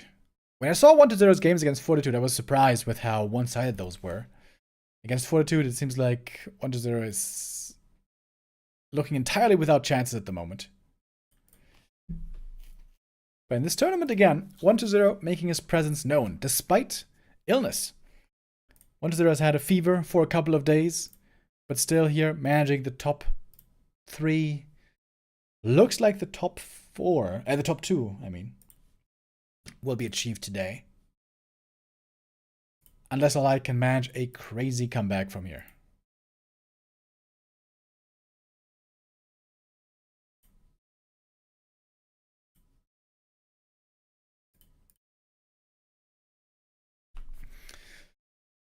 All right. Admins are saying ready. We're waiting for the players. Thank you, Norwegian Whale. With the resub, says 1-0 is the only player in the S tier. Lawlight being a washed up Night Elf, just like the rest of them. There's no surprise that he ain't making it to the grand final. Those are harsh words, good sir. I also think that many of the Night Elves aren't in their top shape right now.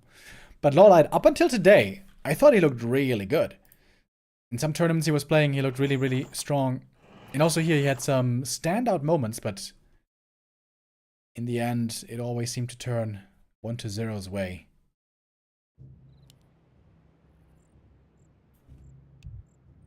"3-0.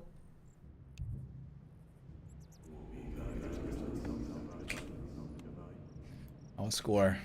Lawlight is staring down the barrel.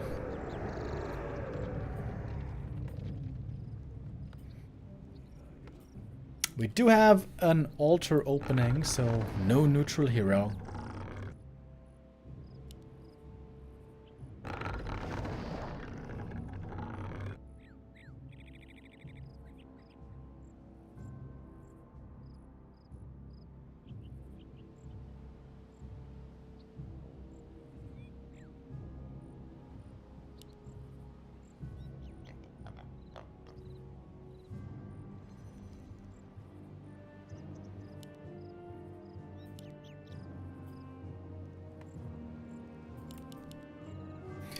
There should be no possibility of a warden, really.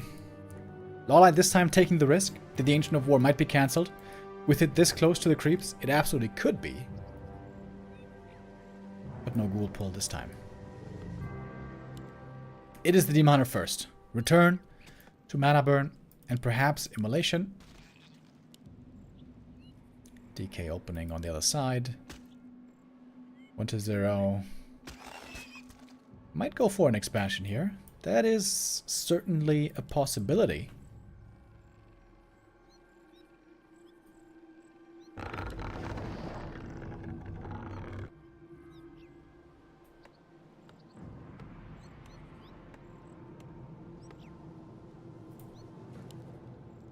And Lawlight knows it as well.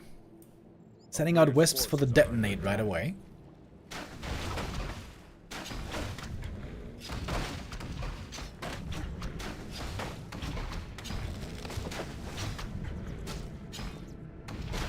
Oh, Acolyte pull. Almost punished. Didn't change too much. Alright, we got 7 Acolytes. We got the skulls. Double skulls. 4 ghouls. This is indeed a fast expansion. Demon Hunter with Claws of Attack and Tome of Agility. And heading north. Needs to get only 1 Skelly, I think, for level 2, right? After finishing the last creep here. Detonate the first Blight. If he gets both, that would be perfect. Making a Tree of Life. Wow. Extremely early Tree of Life. Demon Hunter gets level 2. Steals the Tome. Cheeky, cheeky. And 1-0 is taking a long time to creep this camp. Didn't go mana burn yet. Oh, Acolyte goes down. There's still a backup over here. 1-0 could still cancel the expansion, but doesn't have to. Dude, I almost feel afraid now to say that this is a great spot for Lawlight, because I feel like I've been cursing him. Attack coming up. This doesn't mean 1-0 isn't going to expand. He could still expand on the way to tier 2. And this Tree of Life is progressing.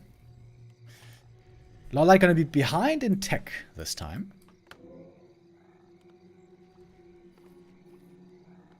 Noticeably.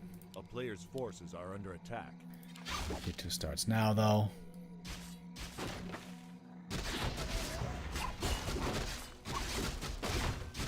And at last, DK will get level 2.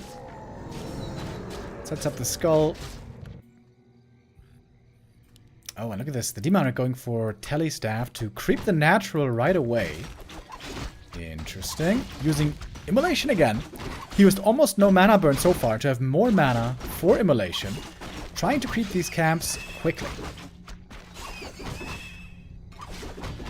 DK heading around the across the map. Heading down south. But the Tree of Life is already done. We cannot find the cancel there anymore. And the demon finished the full camp. Oh, getting surrounded. Wait. Allows him to escape. What the hell was that? Allows him to escape. Again, no wisps. Why are there never any wisps for detonates, Lawlight? Could have gotten a bunch of skellies here again. Could have gotten very close to the level up. But now only 2 archers. Only 2 archers and a Demon Hunter against a bunch of ghouls.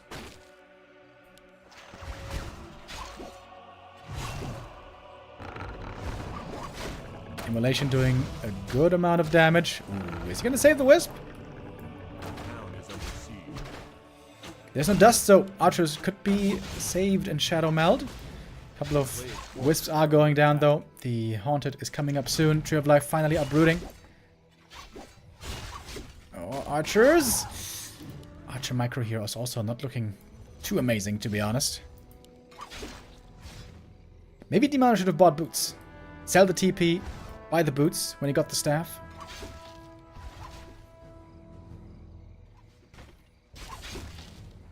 Second hero, much needed. Ancient War attempt here is going to be cancelled as well. We get the Naga second. Can look for some ghoul kills at least. Lich not out yet. The player's forces are under attack.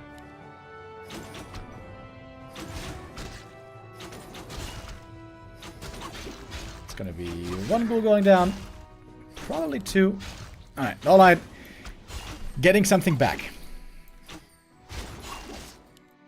Naga losing quite a bit of HP. We got the double lures.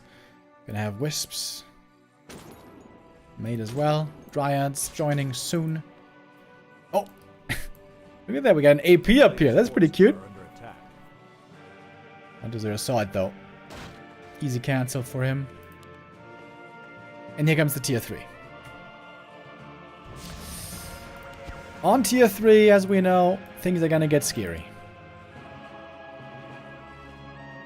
Undead expansion does end up mining faster. Oh, TP out. Who's gonna get the item? It is the demon. Big healing, but the last hit was stolen. Lich with the Nova secures the experience. But the big healing is very important for the demon, and the Shredder is a huge help as well. A player's forces are under attack. But Lola has basically no units for a long while.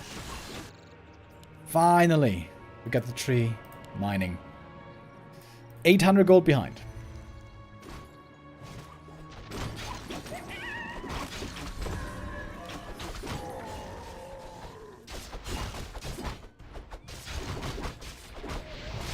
And getting the next item here as well. One of mana stealing. I guess the other one went to Lawlight actually. Demons are using a lot of mana. Almost nothing left. Tier 3 not too far away.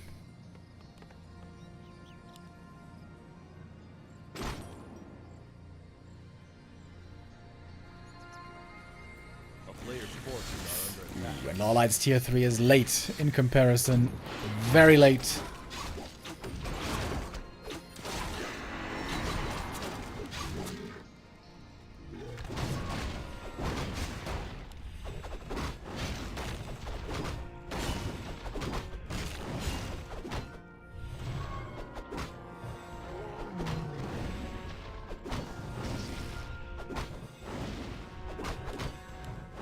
Player's forces are under attack.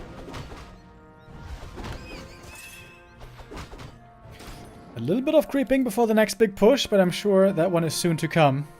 Well, tons of claws for the Naga. Plus 18 damage. That is very nice for her. But where are the rings? Demon Hunter has no ring of protection. That's scary. And here we go.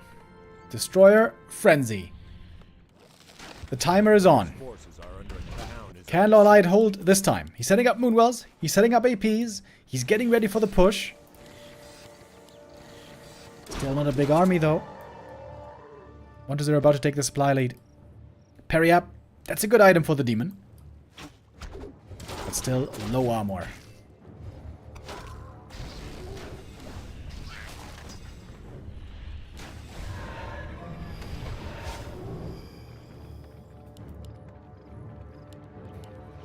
At the same time, 120 doesn't have that big of an army yet himself.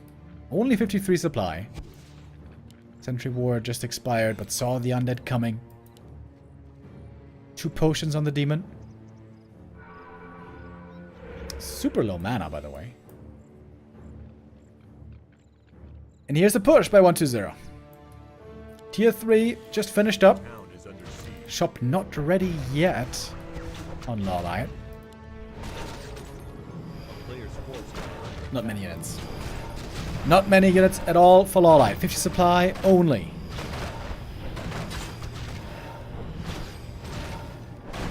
Trying to buy time with the demon. Moon Juice already been used up. Heal potion as well. Master training finally finished. One more rejuve. Shop finishing up. Rejuve partly dispelled. And we got more ghouls joining from the main base. Alright, is this enough? Can he hold? Good staff. Saves the bear. Still alive in the main base. But Moonjuice again, so low, man. Moonjuice is so low. Moonstone was used. But the bears, whenever they go in, they get sniped so easily. They seem so sluggish.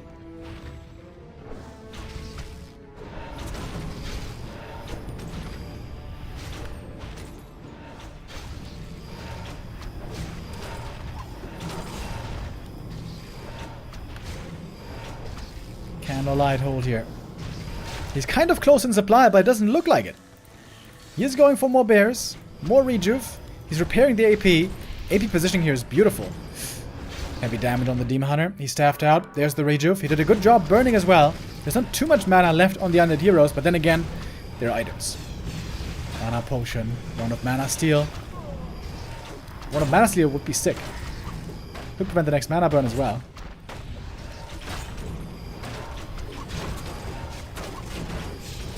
And more of the expansion is starting to fall. Moonwell's going down. Lawlight now at 60 out of 60 supply. And what is there again? It looks like he's not losing any units. Still at 70 himself. Here comes the heal scroll after the Fork Lightning. Naga for 1-0 in a bit of trouble. She's only level 1. Not that important really to keep her alive. Not crucial anyways. More destroyers in the air. So much magic damage against the bears. They're just being picked apart one by one. Mana Potion, Coil. The Lich is healed again. Still has the Invuln. And 1-0 is just breaking through again. In the end, it was always the tier 3 timing push that either won the game or got him close to winning.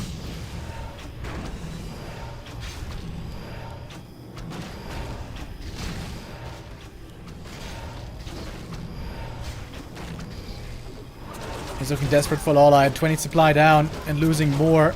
Having to fight now against A-bombs as well. Has 1-0 lost anything here except for ghouls, by the way? I'm not sure that he has. And a coil one more time. The one of Mana Steel here has looked amazing.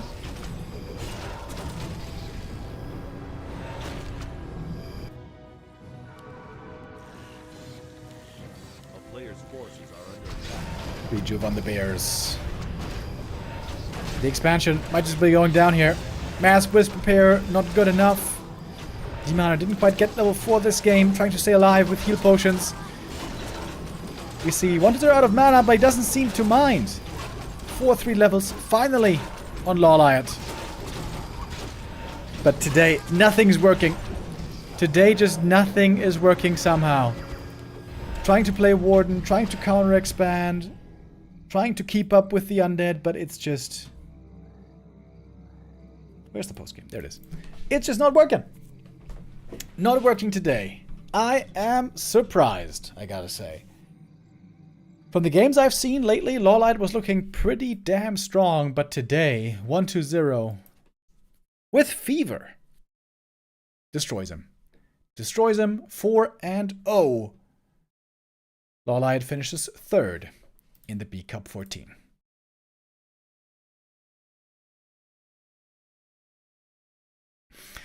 That is the end for the last Night Elf of the tournament. And that means we have only 2 players left. Both of them are undead. Happy and 1-0 gonna be our grand finalists again. For the 3rd time in only 4 B Cup grand finals. These guys looking extremely, extremely successful. Question is, will Happy get his 3rd title? Or will 1-0 get his 2nd title? That is gonna be up for grabs now. With that, also over $2,500 prize money on the line for 1st place.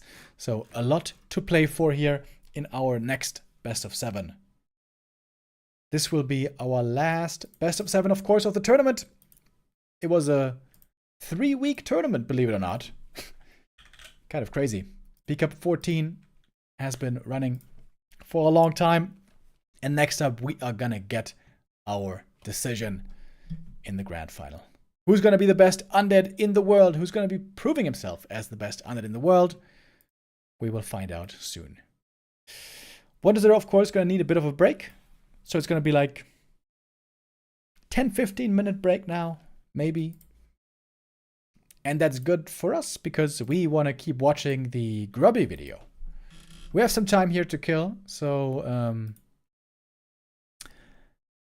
let me go to the restroom real quick. You know what? Yeah, let me go to the restroom real quick. I gotta take a leak, and then we will continue watching the video.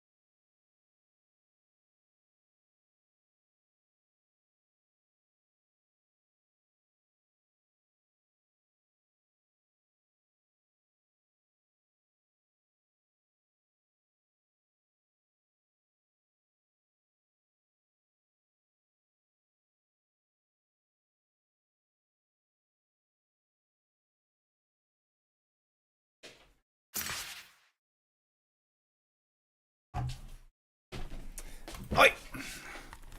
We are back.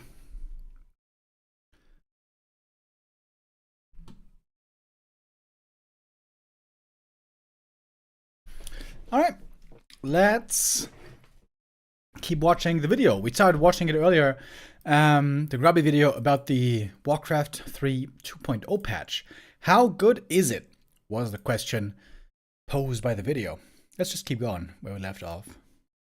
Why wouldn't clans and channels be global? Duh. Ladder. I'm glad we have a reinvigorated ladder experience with a leveling system that's reminiscent of the legacy version. It has more charm than the 2022 ladder system, and by virtue of the patch itself coming out a few days ago, naturally there is a stimulation of activity that it has not got necessarily to do with the quality of it, but just the fact that there's new things. There's a lot of people on the ladder now, and that's fun. There are some problems that remain necessary to be fixed. The griefing and reporting system currently doesn't have a feedback system. So whether it works or not, I don't know. Maybe you guys don't know. There's a low incentive for it to be used and a low trust that it actually works. Even if it was the best reporting system in the world, it would be really difficult for you to find out whether it's working or not. So I don't have personal experience with it, but I did hear from my community sometimes that there can be a lot of leavers and AFKers that are ruining team games. And my suggestion is, you should report them and gather data about whether those people are going to be suspended, banned, or whatever. But without a message that says your report has been actioned on, sometime down the line, could be a future login, could be a system message, could be a whisper, could be a pop-up, people aren't going to know that it's working, if it is, and therefore aren't going to be likely to use it. And therefore, it will be a self-fulfilling prophecy that it doesn't do anything because nobody does anything. So I think there's a lot to improve, but it seems Blizzard is committed to doing so in the short term and hopefully in the long term as well. So I'm very hopeful about that. Now let's move on to one of the larger topics as well. I do think all of this was large and important, and I think overall I'm very positive about it, though there's much room to improve.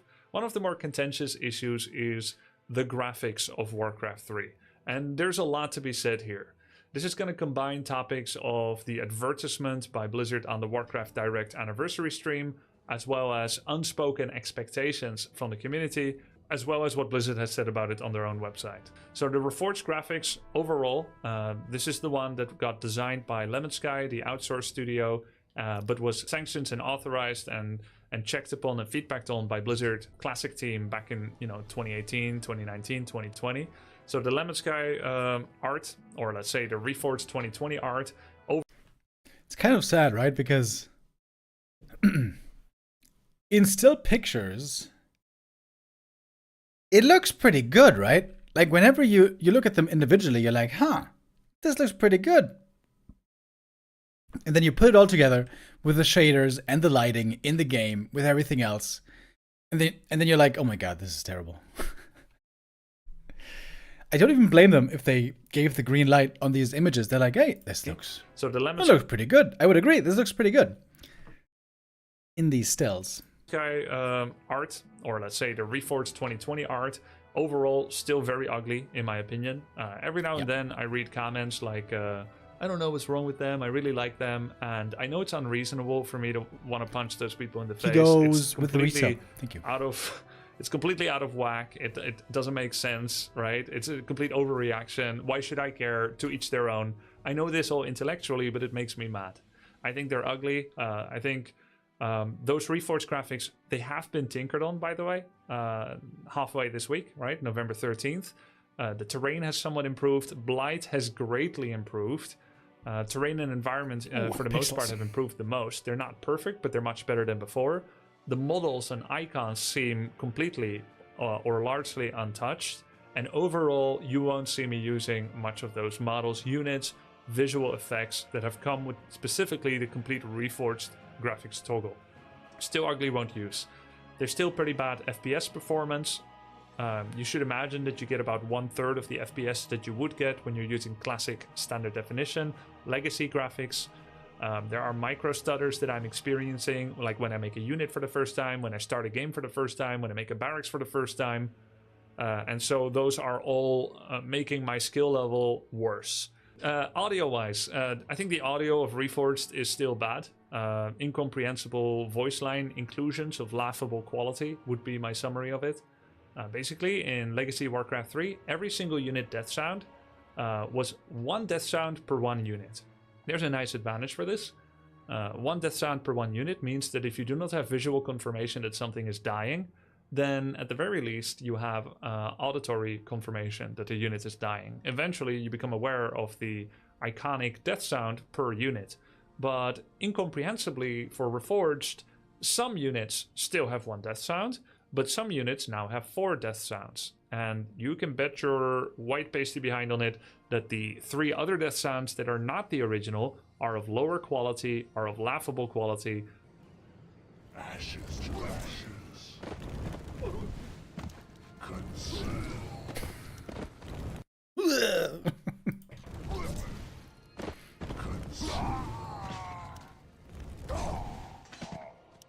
will be cleansed by fire.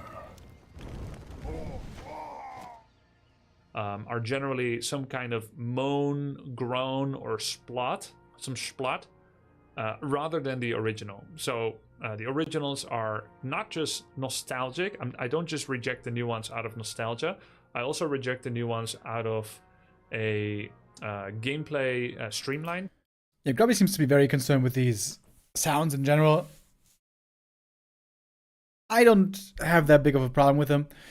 I'm not even sure that they're terrible. They're just out of line with the other ones. If they were very similar, if they were the same voice actor, if they sounded like from the same unit, I would be like okay with it. Honestly, I think they probably had this thought because of modern games. Because in modern games, be it StarCraft or Diablo or whatever, you have multiple different death sounds for the same unit. So it's not the same sound every time. And I think it makes sense for variety. But yeah, that they sound so different from the original that I also don't like. Some units have multiple death sounds now. They never did. And it is unclear whether I lost a grunt or a peon. He's a bit autistic about this, to be honest. But we all are about some things. Because they both sound like that. And then I also think they're just of low quality and laughably bad. So right now, both classic HD graphics and Reforged graphics completely use the audio that Reforged 2020 introduced. I think it's bad, and it's a reason for me not to want to use either one of those graphic settings because they're coupled. But good news, Blizzard is intending to add an audio toggle that allows you to choose which audio you want to use, Classic, Legacy, or Classic HD or Reforged, no matter which graphics you're using. So you could use new graphics, old audio, or if you want, the new audio with the old graphics. So this is coming, #soon. Now let's talk about the classic. That's of course what we all really like, that we have these options now to toggle between different things and to have Classic HD, super cool. Unfortunately, Classic HD does not yet work on War 3 Champions and KK. That's a bit of a sad. Classic HD graphics. These are the most important topic to talk about outside of, all the other stuff. Well, that makes sense. If you take everything else and you talk about it, then the one thing that's left is the most important thing to talk about, not counting the rest. Wow, that's a great breakdown, Grubs. But yes, classic HD graphics, they are important to talk about. So basically, Blizzard said about this, available now, the patch overhauls the environments and lighting and revamps the user interface. In addition, we are up-resing all classic Warcraft 3 assets to HD. Now, you make a statement like that in the Anniversary Direct livestream on YouTube, and expectations are going to vary wildly. Those are just words, but there are also images that are used to advertise the new classic HD graphics. All right, let's take a little look at the advertising that is done for Warcraft Reforged classic HD graphic settings that are active right now as per 16 November 2024 Saturday. Oh. So on this website, Reforged Wait, Grubby, give me a second. Being advertised. Warcraft. Because I think we're getting ready for our grand final, boys. Oh, that break wasn't even that long, I guess. Is it true? Is it true? Yes, it is. You You can hear the sound in the background already. And the streaming tool crashed. Hold on. Because it is time now for our grand final. We landed here a bit earlier than I initially anticipated. I thought Lawlight was going to make a good case for himself and maybe even make the grand final, but 1-0 just destroyed Lawlight with 4-0. He also defeated Blade with 4-2. Got his revenge there. In the lower bracket, also defeating Labby and Lin and Kao. 1-0 on an absolute tear here in the lower bracket since he was forced down here by Blade. But now he's meeting the ultimate adversary. The final boss, as they say. Amazingly, 1-0 has won 3 out of the last 5 matches between these two. Historically speaking, Happy still has the upper hand, but 1-0 has been doing pretty well lately. Well, let's take a look and start into our first map of our grand final. Hold on, who's Happy is blue? Yes? Yes. Happy here in the blue starting map. Springtime.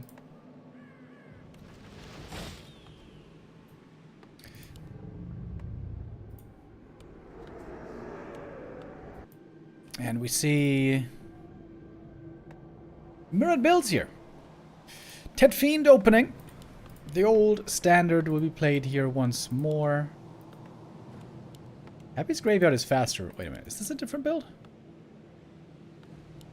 No, right? It's just...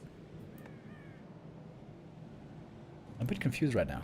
Graveyard being a little bit later shouldn't make a difference. Starting off with the DK, a little bit of Skelly creeping.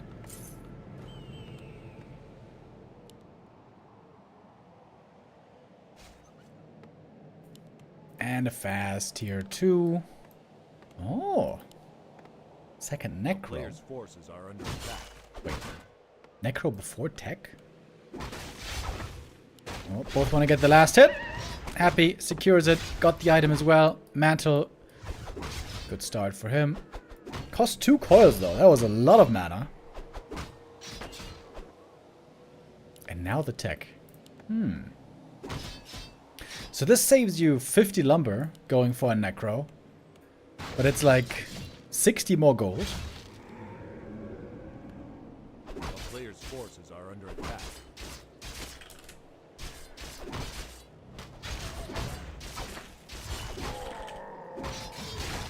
Alright. All you Gamba addicts, I got you. No experience so far for 1-0. Heavy fighting with lots of skellies just over a couple of creeps.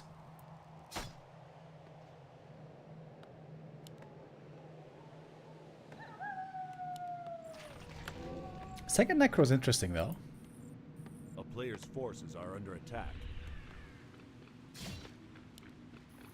This is especially valuable if you are afraid that you might lose acolytes during the tech. But in Ted Fiend Mirror that never happens.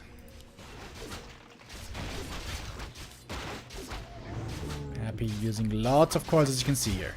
Way more mana on 1-0 and the DK almost surrounded. Does slip out barely. May need a ritual dagger soon. Great items for the Lich, by the way. Claw and Mantle. Ideal start. 1-0 got only 12 experience so far. A single Skelly has been his prize up until now. 1 coil available on 1-0. On Happy, I mean. And there we go. Got a creep finally with that coil. Very aggressive stance by 1-0 early. Oh, and Happy missed the coil last hit. A player's forces are That's a under attack. huge mistake by Happy. Miscalculating the damage. Rare mistake. First clear error by Happy here. And 1-0 going back to an old classic with the Naga second. Especially strong when Death Knights are low level. Oh, Happy will have to deny the Acolyte here. To open up supply.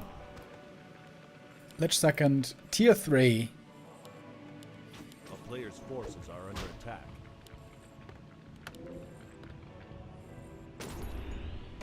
Very low levels here to start things off.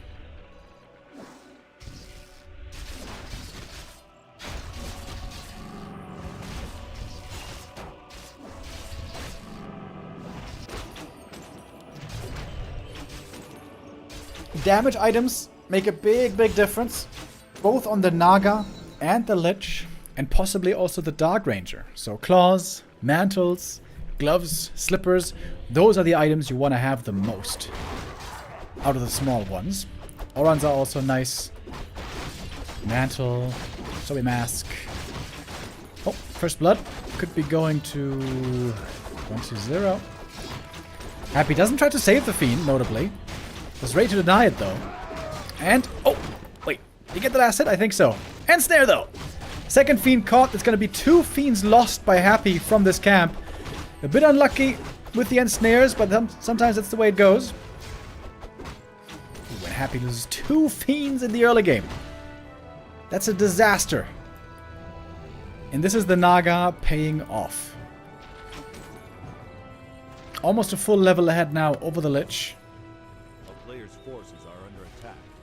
Happy selling some items. Unlucky with a second ensnare. But that's the risk you take when engaging this camp.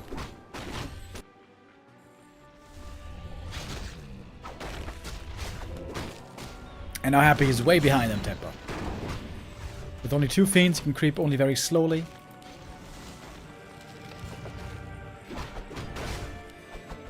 But Happy always gets the strongest on tier 3 every time. There's still hope. A player's forces are under attack.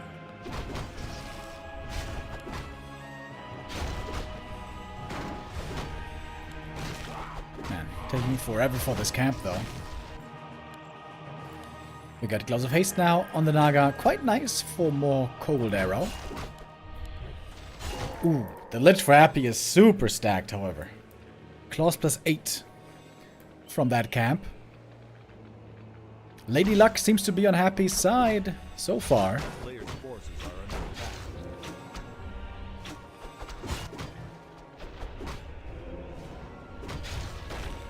attack. Big item here as well. 1-0 gonna pick up the Scourge Bone Chimes. Wow, that is in fact the worst item. That will be sold. Best item here will be Sobi. Not quite that lucky. It's the Lion Horn, also a good item though for Happy. Quite good, I would say. And we got a Crypt Lord third for Happy. He's been playing it a bit in Undead Mirror. Can be good against Mass Fiends. Also, we've seen it a bit against Human lately. Crypt Lord third. If you land the Impales well, it can be very strong. Oh, I missed the raid earlier, by the way. We had Saul Apeman, ladies and gentlemen, coming in with the raid. Thank you.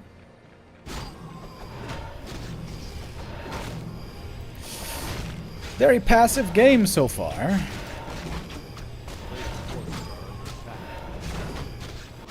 Lots of creeping.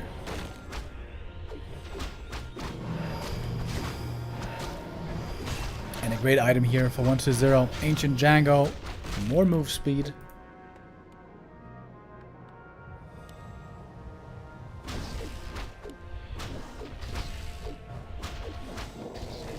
Talisman of Evasion could be good on the DK, maybe.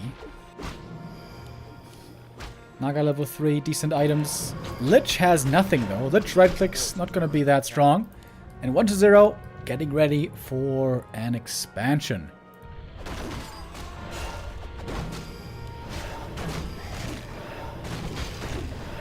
Happy seems to be a bit behind after the mid game.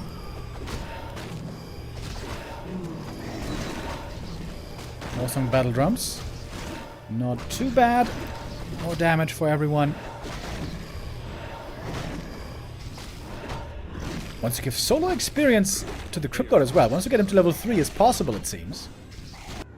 Happy has no idea about the expansion though.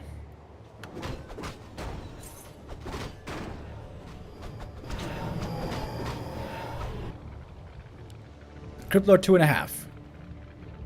That's still far away from the level 3.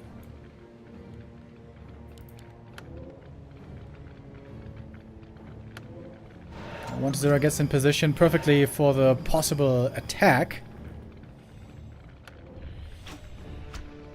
Not sure still if he's thinking about a possible expansion. Happy going into upkeep. 1-0 will soon do the same. So far, of course, the investment in the expansion has not paid off at all yet. Oh, there's the first web. Destroyer caught right away. DK very much in trouble as well. Sick impale, by the way. Hitting all the fiends right away. There was a heal potion. Coil to save the Crypt Lord. He's a tanky fella. DK being the target again. Pulled back. Oh, Naga in trouble. Need to be careful here with the impale. Going for the Naga kill. The Coil not enough to kill him. And is the DK going down? Didn't use the heal potion because the heal pod was on cooldown. 1-0 with a hot start onto this map. Is this just it? This might just be it. DK killed. More fiends now. Ready to be picked off.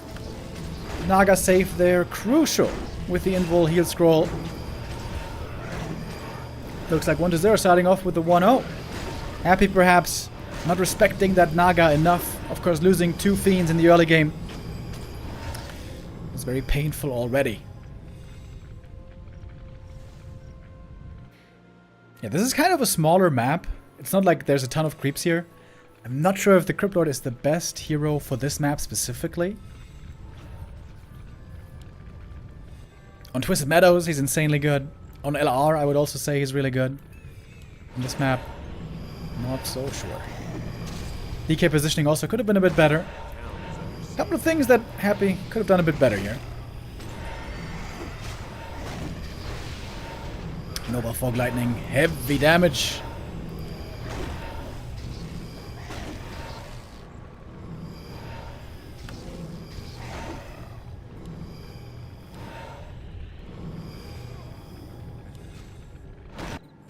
There's one ghoul harassing the acolytes down here. But we have a clear supply lead now. Roughly 10 supply ahead is 1-0. Happy doesn't want to give it up yet. Only 3 fiends though in his army against the 5 of the opponent. Cold Arrow actually also being a big help here. One more Destroyer morphed. It's webbed, but Happy can't take it out right away. He's trying to get this Naga kill finally, but there's a heal scroll again. Item on the ground. Another invul potion. The Naga will soon need, I guess. DK again getting targeted. And that is the kill for the second time. That surely has to be a game. GG. Map 1 goes to 1-0, who seems to be on a hot streak right here. That is his 6th map in a row today. Despite illness, despite fever, 1-0 keeps on trucking along, takes the first map against Happy. The last time the two played, by the way, was the B Cup 13 Grand Final. There it was Happy winning with 4-1.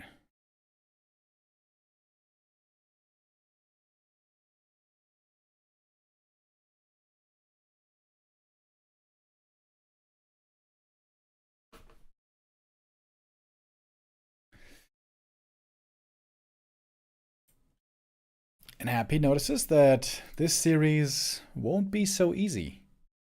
Thank you, Knusperhoden, with the donation as well. 250 says Remo. Hi. Thanks for your work, dude. Greetings to everybody watching. Thank you very much, my man. Thank you for the support.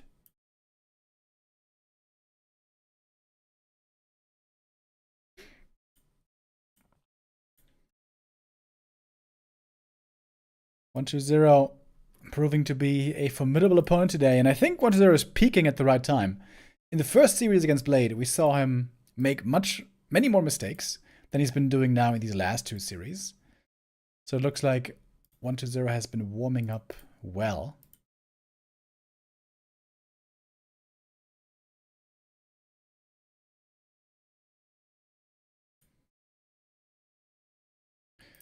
And now we're waiting for the next invite.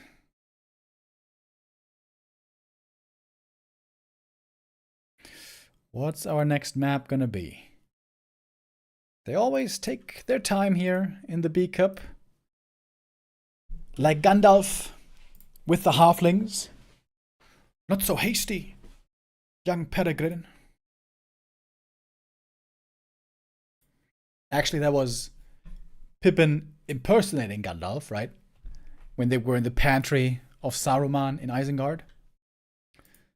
Smoking the leaf.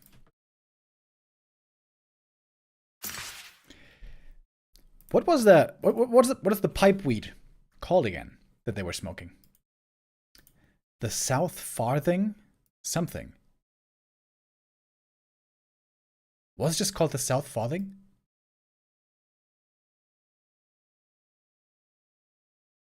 Old Toby. Old Toby. Old Toby from South Farthing, right? Old Toby. There we go. We got some real Lord of the Rings fans in the chat.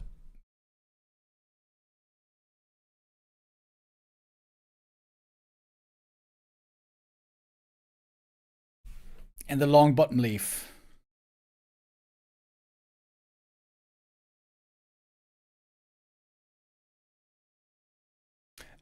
I once for my birthday, I got like a pipe, like a tobacco pipe, when I was like 22, 25 maybe. And I smoked tobacco through the pipe for, I don't know, a couple of weeks, couple of months. And I noticed it tastes way better than normal cigarettes. The problem is just, you know, it's a bit of a hassle. You have to get the tobacco out, you have to put it in, then you have to smoke the pipe. But it was pretty enjoyable. It's way better than normal cigarettes. I feel like normal cigarettes are so disgusting. The absolute worst. But pipe smoking is... I'm not saying it's good. I'm certainly not saying it's healthy. But it is, in my opinion, way more enjoyable of experience. When you were 25 years old, that's a long time ago. That's kind of true. Thanks for making me feel old, by the way. That was 8 years ago. 8 years. In 2 months, I turned 34, boys. End of January. Pipe tobacco smells amazing. Do I agree with that? I don't think so. I think it's much better than cigarette smell. The fact that billions of people smoke cigarettes every day still blows my mind. It's so gross. But that's addiction for you. Hey, I know what it's like, bro. I know what it's like. I've been there. I was, for a couple of years also, addicted to cigarettes. But even then, I was almost always rolling my cigarettes. And there also, the tobacco and the taste is so much better. Like the normal Marlboros and the normal Lucky Strikes and whatever, the ones in the packs, they're just so bad. That I could never understand. That if you're smoking, at least smoke something good, you know? At least smoke pipe or roll your cigarettes, at least. But no. Almost everyone is just getting those packs, which are giga gross.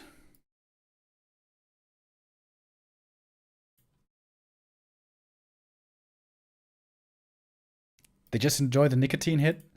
Nah, it's more than that, though. If you just want to have nicotine, you can have nicotine patches. You can have nicotine, like, pills. It's not just the nicotine. It's the habit. It's the looking forward to it. It's the relaxation that comes with it. I think I started smoking when I was like 16, 17 in my high school years. And on the way to school in the morning, on the way to the bus, I would have my first cigarette. And back then I was a skinny, slim little guy. And I wouldn't have any breakfast, right? And just have the first cigarette like that.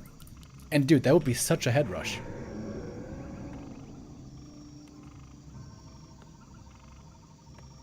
I remember. My nose is driving me crazy, by the way. My nose is itching like mad, guys. You wouldn't even believe. I've been thinking about, I don't know, just putting 2 tampons in there or something. Maybe that would help.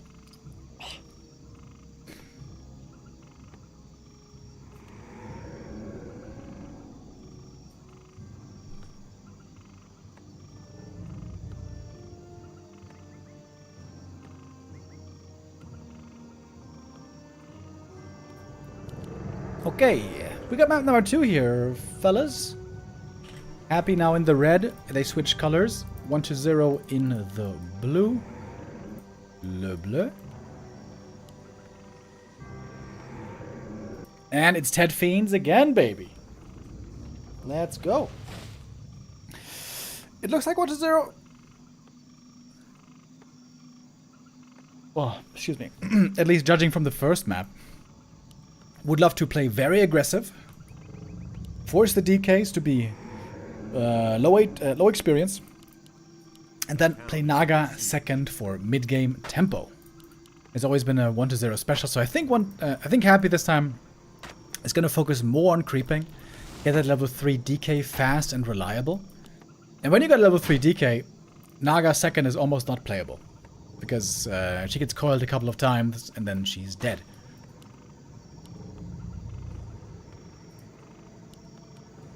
A player's forces are under attack.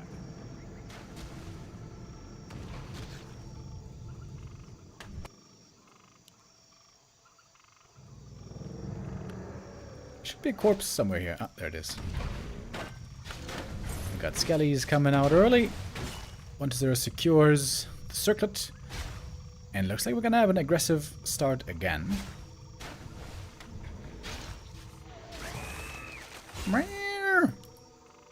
Little skink. Overly dramatic death. Player's forces are under attack. Happy again with the second necro.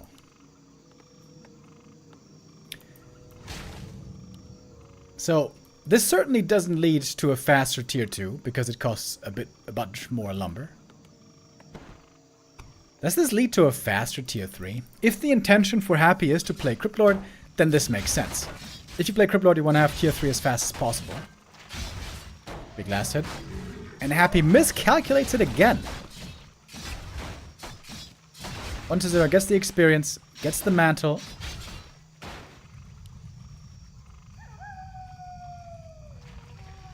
One more missed coil, and Chad is going to say that Happy's washed. I know how it works.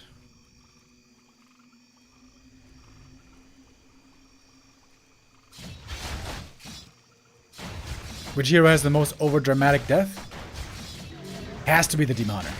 That guy rams his own blade into his chest. I don't think you can get more dramatic than that. Double mantle. Oh my, that is so lucky. That is insanely lucky.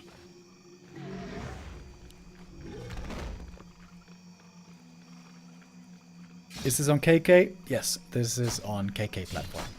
High ping for both. Ping equalizer. Happy trying to steal the consumable here. But he knows 1 to 0 is right behind him. Coil is just in time. Oh, he almost lost the last hit, and he almost got surrounded. Bro. Happy playing a dangerous game here. 1 of Mana Steal is actually amazing for him. Sucky. Takes the mana. And that's level 2. Alright. And all of a sudden, it seems like Happy has the lead. Especially if he steals the last hit here. We're waiting for the second heroes. Is it going to be a Naga this time, or might just be the Lich? Both DKs are hurt. This again is where Naga is good. When there's viable targets. With enemy DK being level 1, Happy would be, like, Naga would be super strong for him. Oh, and there she is. No Cryptlord this game for Happy. Yeah, when you got the level lead, Naga is crazy strong. That 1 of Mana Stealing also making a huge difference here. One of the most insane items in the early game. 1 of Mana Steal.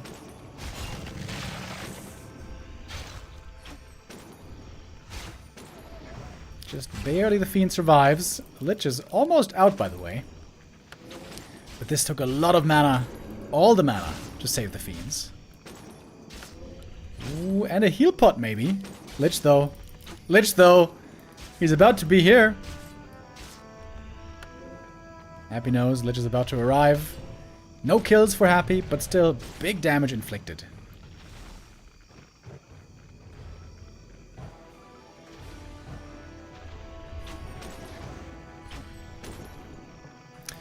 Naga has worked out very well so far, but didn't get the experience lead that ideally would also like to get with her.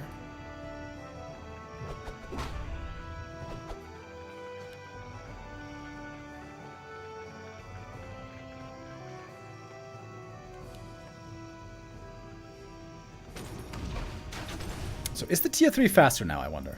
We check this. We check this. No. I gotta say, so far I don't see the big value of the Necro.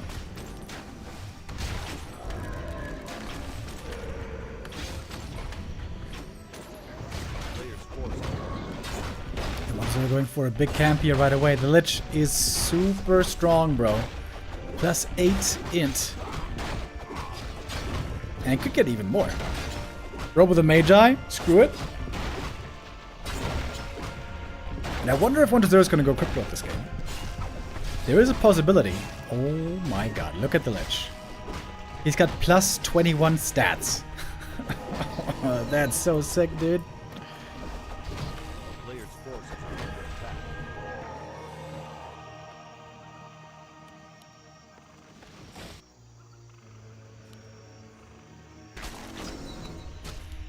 Naga level 2, her items are decent, but not as amazing as on the other side.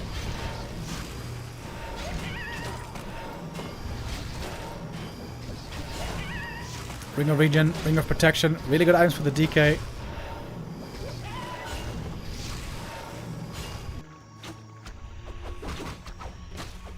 Player's forces are under attack.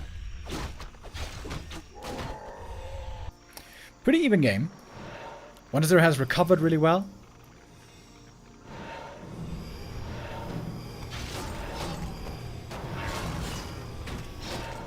And now it's going to be time for the Dark Ranger.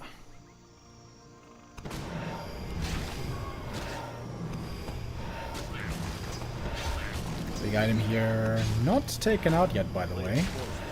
Happy seems to be creeping pretty passively, waiting for his Lich.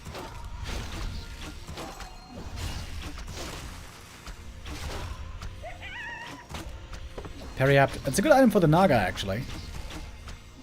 Tanking her up.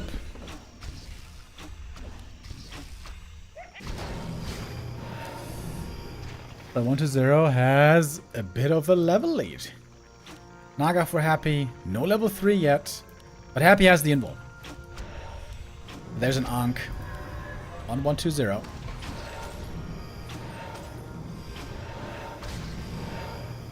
Silence only on one side, of course. The Lich, for Happy, could be going down right away. Invul Potion needs to be passed instantly. Trying to take out the enemy DK, but there's an Ankh.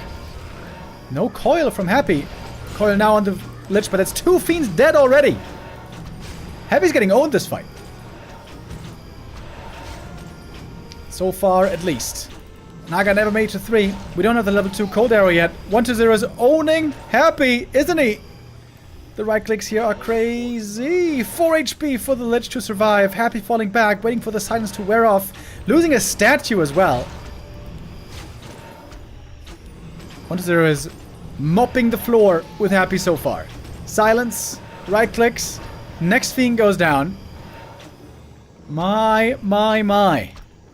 1-0, maybe you should try to get a fever more often.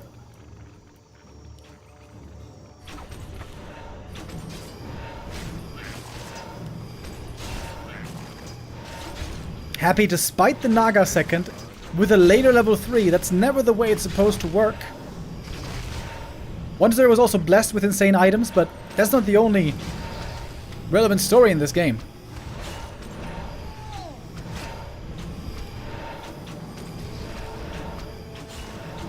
Can Happy somehow maneuver his way out of this deficit?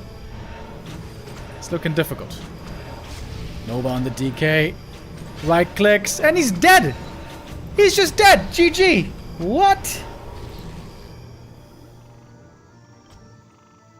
2-0! 1-0 with the 2-0 against Happy. Happy losing to the Naga on map 1, then trying himself with the Naga. That don't work. And just like that, 120 is up 2-0 in this best of 7. And if he wins the next map, then likely this series is already over.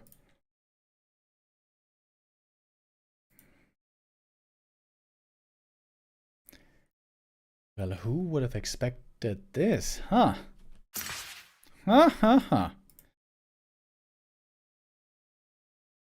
Happy, who looked so strong in this tournament, so strong ahead of today,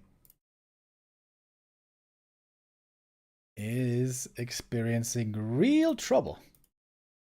Is kind of getting outplayed every step of the way. So wild, dude. So wild. On his way into the grand final, Happy has lost only 3 maps. He lost 1 map to Soen, 2 maps to Lawliot, and that was it.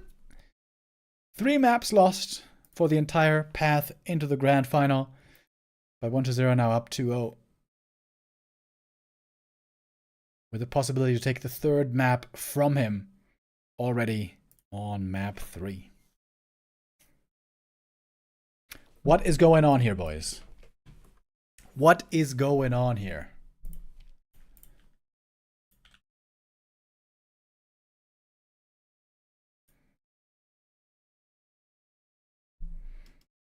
Kind of wild.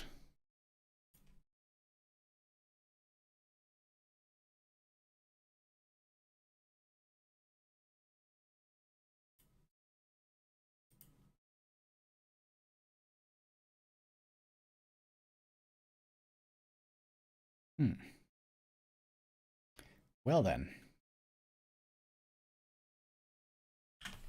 Happy, if you want to start a comeback, right now is the time.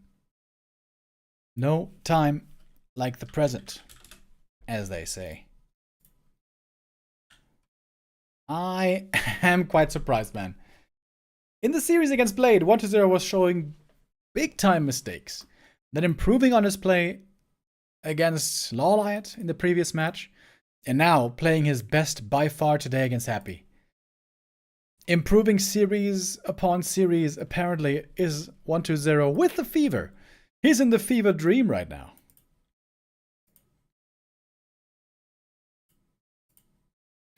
If 1-0 wins today, it's going to be a 2-2 split between Happy and him. With 1-0 winning one B Cup so far. B Cup 12 and Happy winning B Cup 11 and 13. The Undeads have been dominating for months.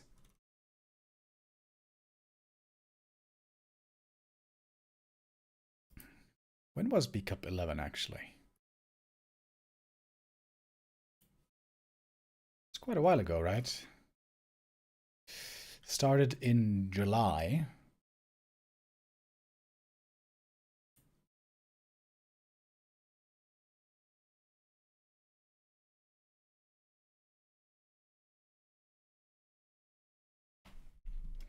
Back then we had the Happy versus Lin Grand Final. Where Happy took the 5-0. Back then, Lin defeated 1-0 in the lower bracket, but of course, in this tournament, it was a narrow win for 1-0. Eliminating Lin, eliminating Labby, eliminating Blade, eliminating Lawliot. 1-0 has been the killer. Now, getting closer to killing Happy as well. Not what I was expecting, to be honest. Is ping equalized? Yes. They're playing on ping equalizer.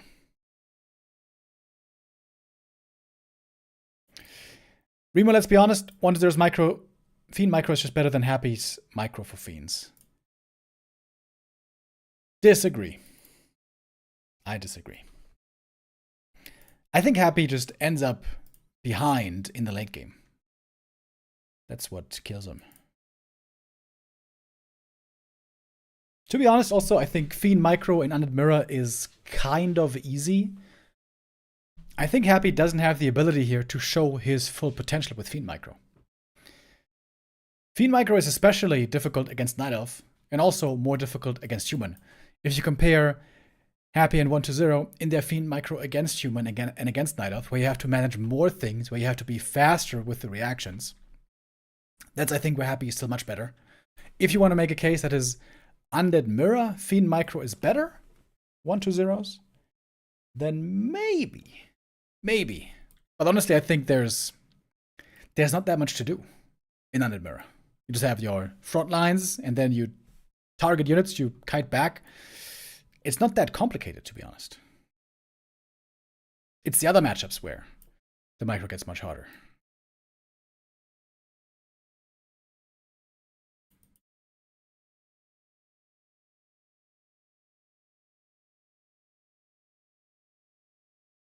Our third map will be Amazonia. This is where Happy has the option to perhaps play a different style. Ghoul opening can be quite strong on AZ.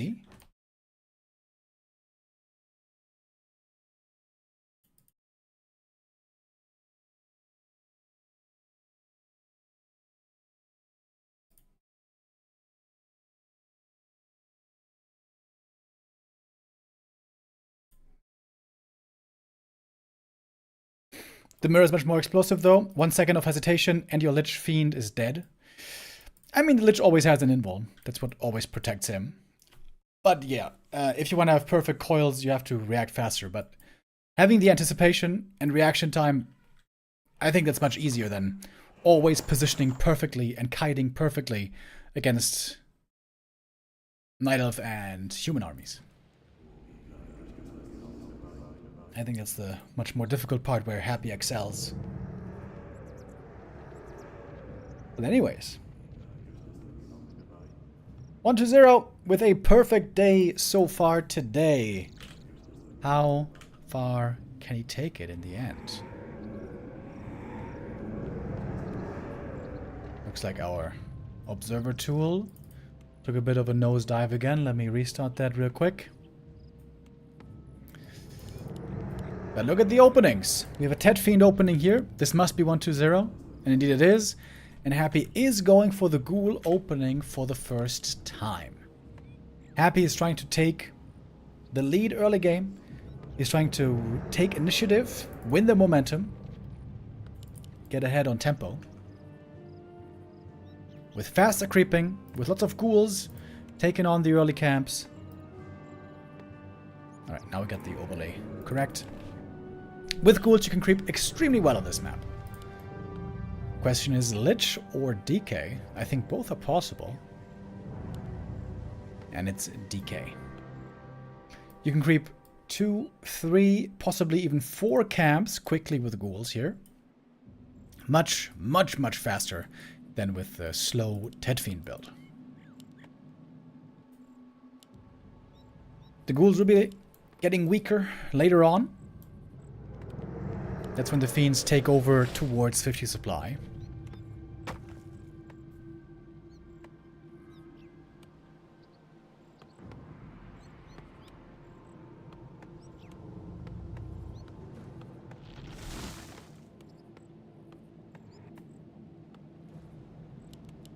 I love this Ziggurat in front. It can be upgraded into a Nerub.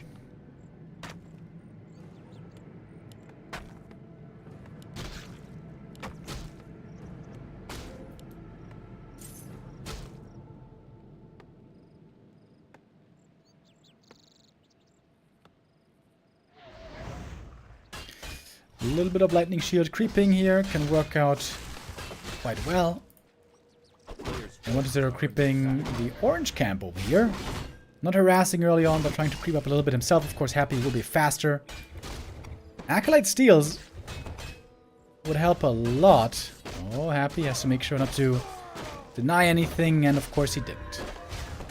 Took some damage from the camp, but that's why he's got the Ritual Dagger.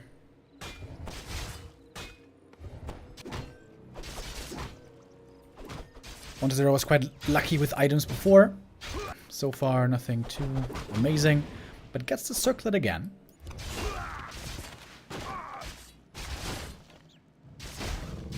A player's force gloves. Hood. No, wait. Cloak, I mean.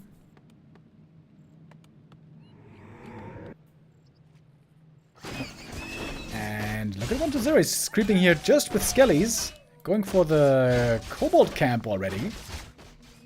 And Happy... Wait. Wait, Happy played a ghoul opening just to have 3 ghouls at the start, but then still going quickly into fiends. So this isn't exactly a ghoul opening. Forces are under attack. Just 3 ghouls into fiends after.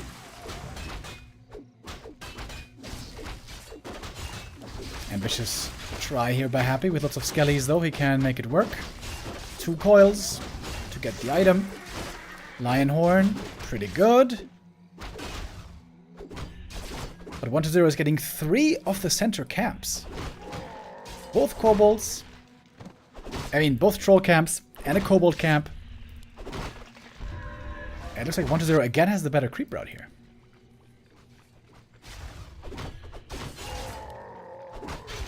Happy's trying to get the next merc camp, maybe. But he is spotted.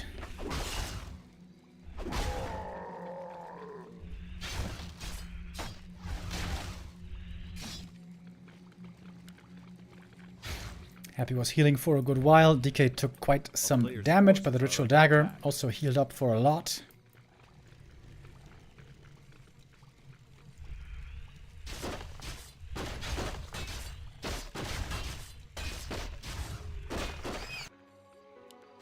And both are looking towards this merc camp. Big item up there.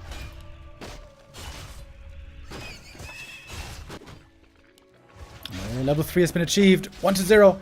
Could look for the big steal here. Prevent level 3 on the enemy DK. Oh, and he wants to get the item as well. And he will. 1-0 again, taking the lead early with the creeps. Better items as well. Happy though, killing the Skelly. Gets the level 3 at last. But this is again a lead for 1-0. Not a huge lead this time. He didn't get a Fiend kill. He's not super far ahead on items and XP, but he's a little ahead.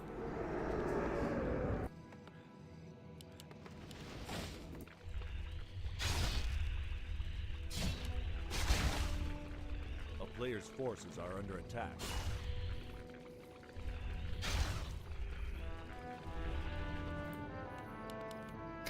This is the calm phase of the Fiend Mirror.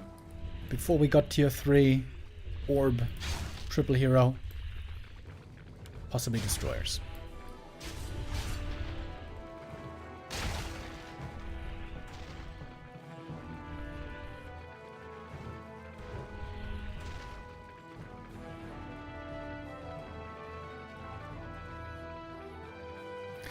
Happy a little hurt on his fiends here. And he doesn't want to give away the Merc Camp. If Happy gets the item here, this would give both big Merc Camp items to him.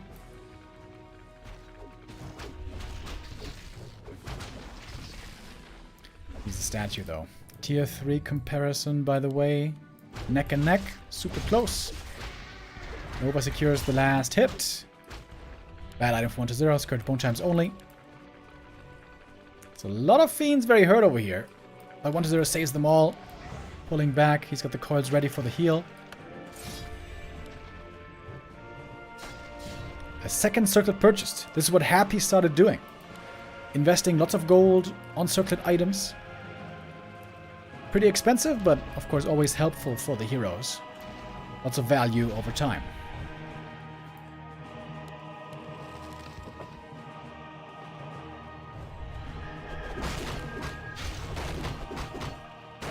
You can see 1-0's Lich is way stronger. Way stronger than Happy's Lich.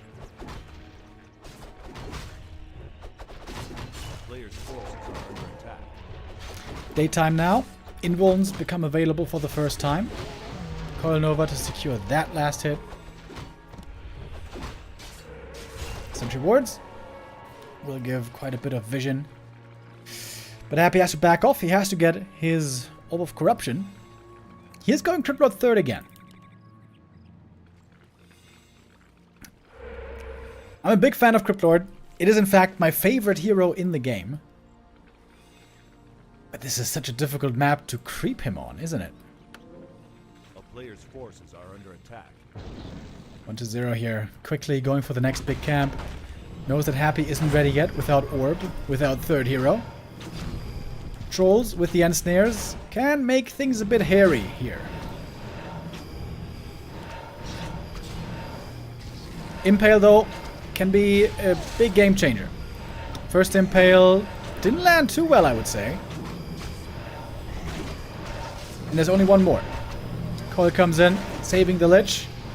Nova forces the coil on the enemy Lich. Happy second hero, very hurt as well. Statics in the back are healing. Happy lost one Fiend already, and now he loses the second. And there's nothing going down for 1-0. Nothing going down yet. He wants to get the item here as well. Happy trying to steal it. Doesn't get it. DK picks it up. One of Mana Steal, super good. Also against the opponent, stealing the mana away. 1-0, absolutely owning this fight again. At the moment, the Impales just weren't good enough. There's one more Impale.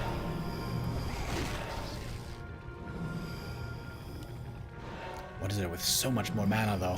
Still the one of Mana Steal. Easy coil, easy save. Lich taking some damage here, but the circlets, man, also protecting the Lich quite well. Happy getting out microed every step of the way. When do we ever say that?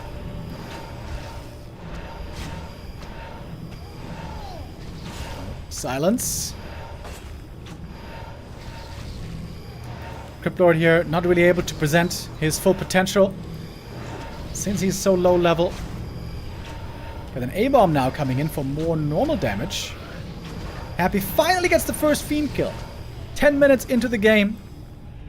Happy kills the first Fiend. But he's been losing so much. That is another statue going down. Plus 2 more Fiends earlier. One of Mana Steal, and Happy's heroes are just forced to watch off to the side. GG it is! 3-0 lead for 1-0 in this grand final. The Cryptlord is absolutely not working out so far for Happy. A bit questionable to play the hero on this map, where there's no creep possibilities for him.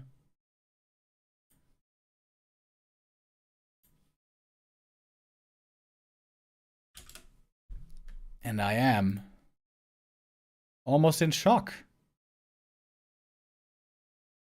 3-0 for 1-0. Close to blowing Happy out of the water.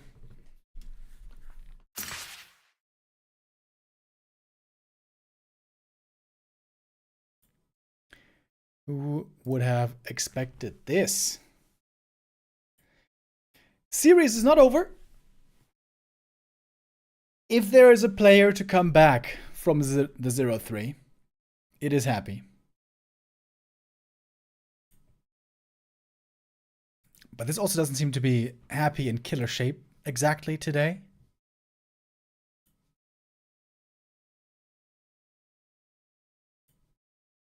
Is 1-0 just going to stomp his way through today? It could be a 4-0-4-0 against Lawliot and then Happy. That would be wild.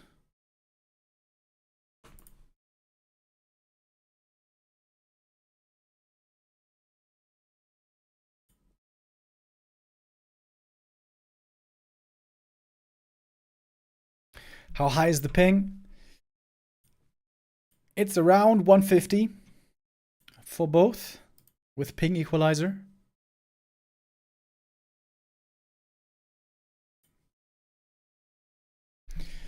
Not ideal playing conditions, but the best we can manage. The War 3 Champions servers are a bit better with the China North server. But we are playing this on KK. That is the decision in the new season.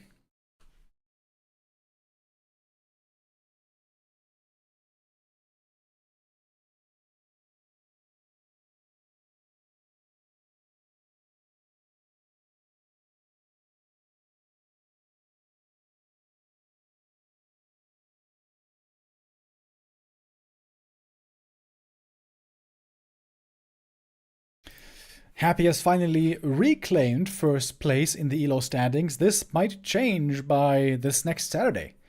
ELO's always reset on Saturday, and with the 0-4, Happy is standing to lose a lot of points. Slightly ahead of Len at the moment. 1-0 in rank 5. He might be shooting up, surpassing Starbuck, I imagine, after these wins today. A 4-0 against Happy. This never happens. We have 1 or 2 minutes, too. I mean, it's not a 4-0 yet. Don't get me wrong. It's not a 4-0 yet. But out of curiosity, when was the last 0-4 for Happy? 1-3, 1-2, 0-2, 2-3, 0-3. Oh, 0-3 here against 40. 0-3 against Len. Wait, I may have to scroll for a while here. 0-1, 2-3, 1-2, 2-3, 1-4, 1-2, 1-3, 0-2, 0-2, 2-3. Dude, when was the last 0-4 for Happy? 0-2, 1-3, 1-3, 1-4. Oh, 1-4 against 40. That was one of the most decisive losses we've seen from him. Where is the 0-4? Where 0-5 also counts. Another 1-4 here. 3-4 against 1-0. 2-3, 1-3. Where's the 0-4, bro? I'm on page, what is that, 7? Page 7, no 0-4. Oh, this page is basically only wins.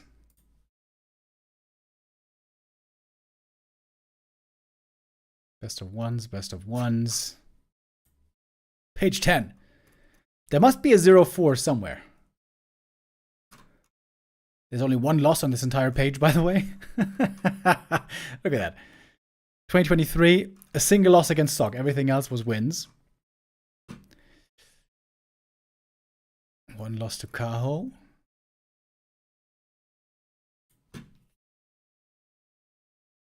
Zero 2 to 4. Dude. A 3-4, 0-2, 1-3, 3-4.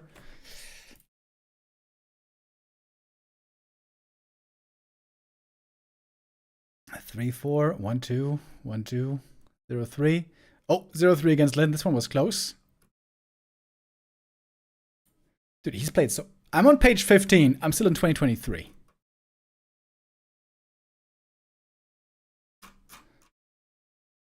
Game is not started yet, guys. We have a little bit more time to look.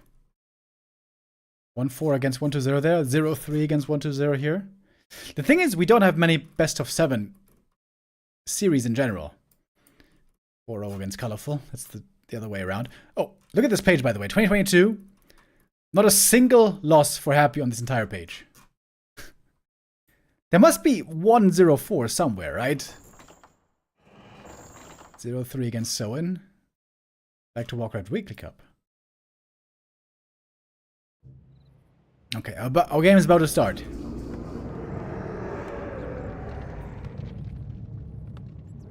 Hold on.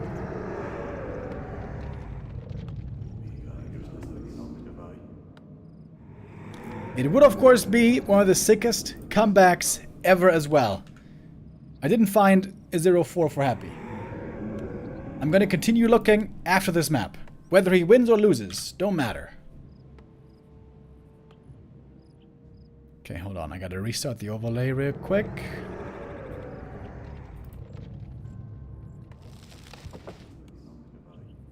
Happy in the red now.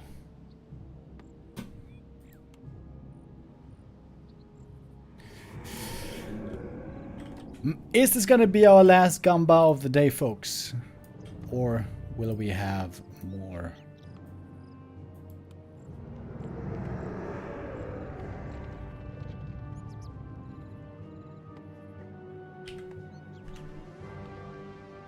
Hammerfall for map number 4. It could be a historic win for 120. Nobody beats Happy 4-0. I've looked through 20 pages of results. Not once has Happy been 4-0'd. 120 has the chance to do it today.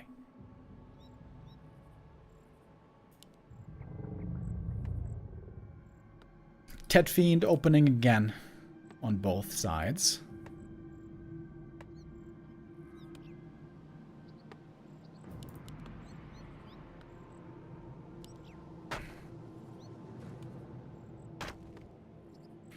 Happy has the chance of a crazy sick comeback here if he manages the reverse sweep now. But 120 has been looking damn tough to beat.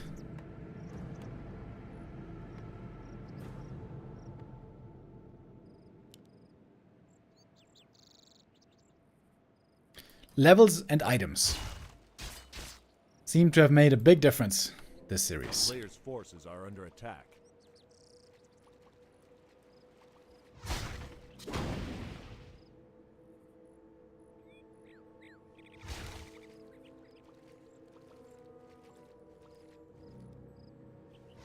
$250,000 points on Happy. Alright. Alright, let's see if you go home rich.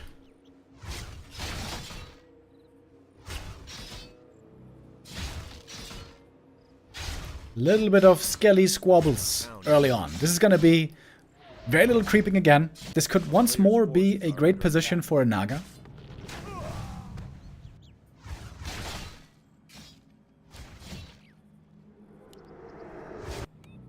Tech timing, we have very similar.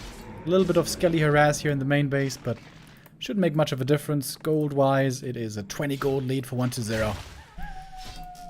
Hardly anything.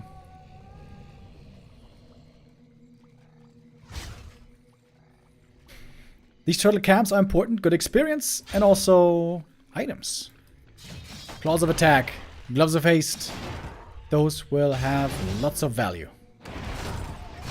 120. Ooh, almost didn't get the last hit, but Happy a little too late with the coil. Again, a little bit too late. And when things are this close, of course the ping comes into play. Players' forces are under attack. Death Knights here, taking a bit of damage. 120, early on buying the circlets. I'm quite surprised that Happy is purchasing these circlets way less. Because they seem to work out really well so far. Both the DKs only level 1. This again is a great game for Dark Ranger.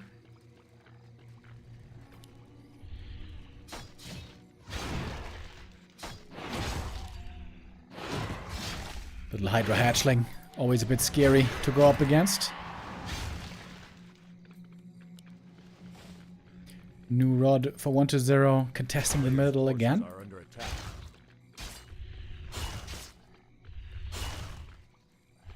This game is screaming for a Naga. Happy has a better position on the tavern right now. But 120's tier 2 is faster just a little bit. And there she is. We got the Naga second. And Happy has to give up the middle. This is going to be the second item. Or, no, wait, Happy doesn't give it up. Never mind. He's got his own Naga coming out.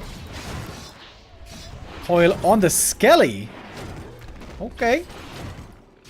DK got the gloves of haste over here, by the way. We got double gloves now on 120. It might cost him the Naga in the end. Fiend and Skellies. Lots of Skellies. Clearing the camp. Naga's gonna go down. One more coil. A player's forces are And she's gone. Takes a long time, though. There we go. Naga dies. DK, though, still no level 2. And look at 120. He's not wasting his time. He's trying to creep this camp. Ooh, this is taking a lot of time. And a lot of HP. DK might go down here, actually. Oh! Death Knight, level up, invuln. Oh my god. This was not worth it. 120 committing a bit too hard for this. Fiend went down as well. Wait. Did 2 Fiends go down? A player's forces are under attack. No, there's 1 Fiend left here. Okay. Happy back in the race. Big mana potion for him.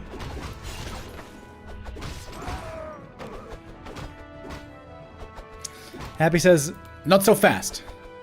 Not so fast. Not just yet.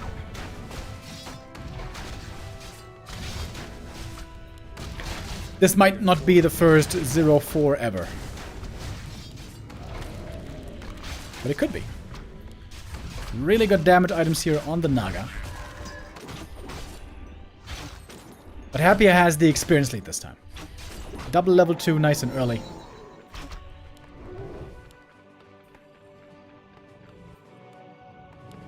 And tier 3 wise, we are pretty even. A little bit of a lead for 1-2-0. A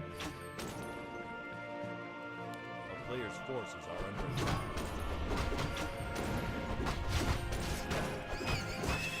Happy has very few damage items though. Would love some claws plus 8 here.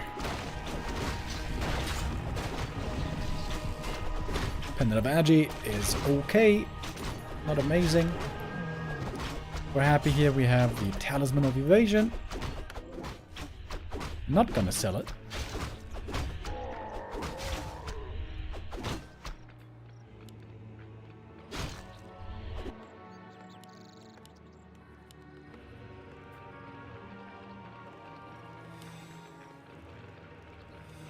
A player's forces are under attack.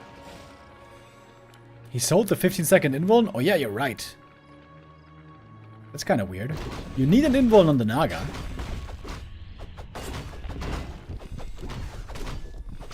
Ring and Talisman now in the DK. Tanking him up a lot. About to get level 3.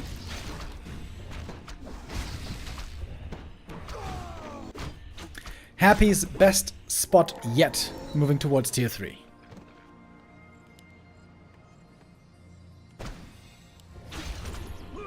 Oh, but 1-0 has the faster Lich.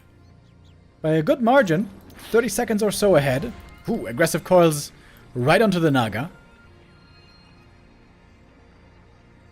Happy has lots of mana thanks to the pot. A player's forces are under attack. Little pothead.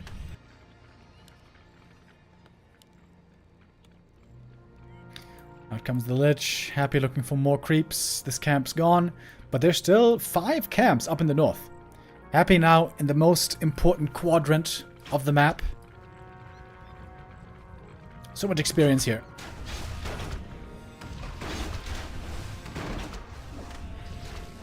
How did the Lich get slowed? A player's forces are under attack. Weird.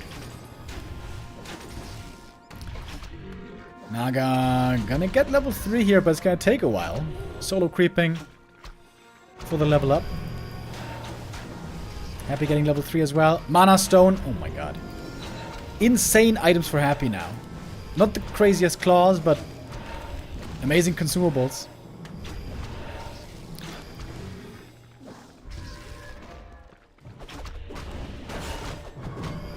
Can 1-0 even manage a win here?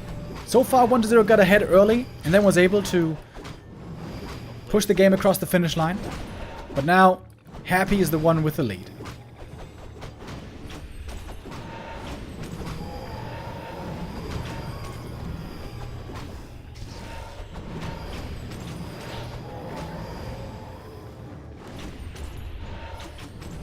Oh, the Geomancer here still slowing Happy down a little bit. We got heal wards in the back.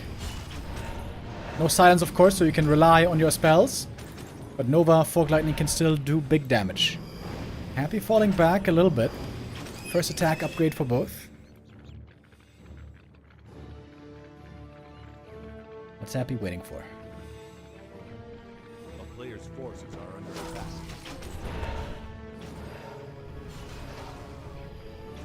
A little more creeping. Oh, Lich on 1-0 is giga stacked. But no invuln, this is a big risk. 1-0 has no invul potions on his heroes.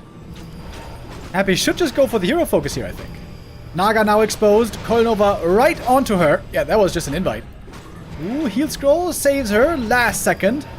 No web. 1-0 forgot about web. And the coil just finishes off the Naga. And this might just be game. Nova, Fork Lightning. At least one more kill. DK very sturdy. Tough to bring down. Oh, and Happy locks in the surround. A little bit of a show-off play towards the end of this game.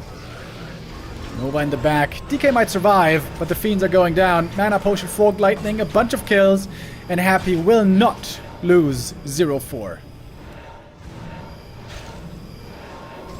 Might not win this grand final, but this map must be his.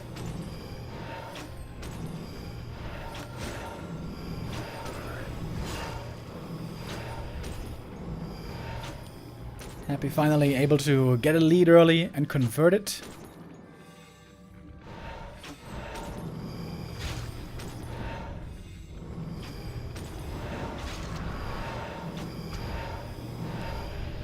Yeah, selling that Invul Potion was a very unusual choice.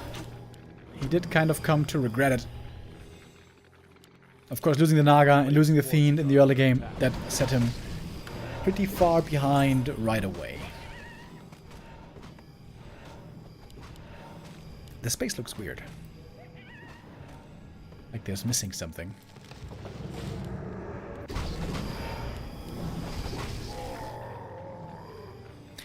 Happy now with all the advantages. Almost level 3 on the Lich. DK almost level 4. And just simply a much bigger army. Which they're almost going down. Oh, focus on the DK. Happy. Struggling on the first hero all of a sudden. Passing the invuln. But there's level 3. Now we got the level 2 Nova, quite a bit more scary as well.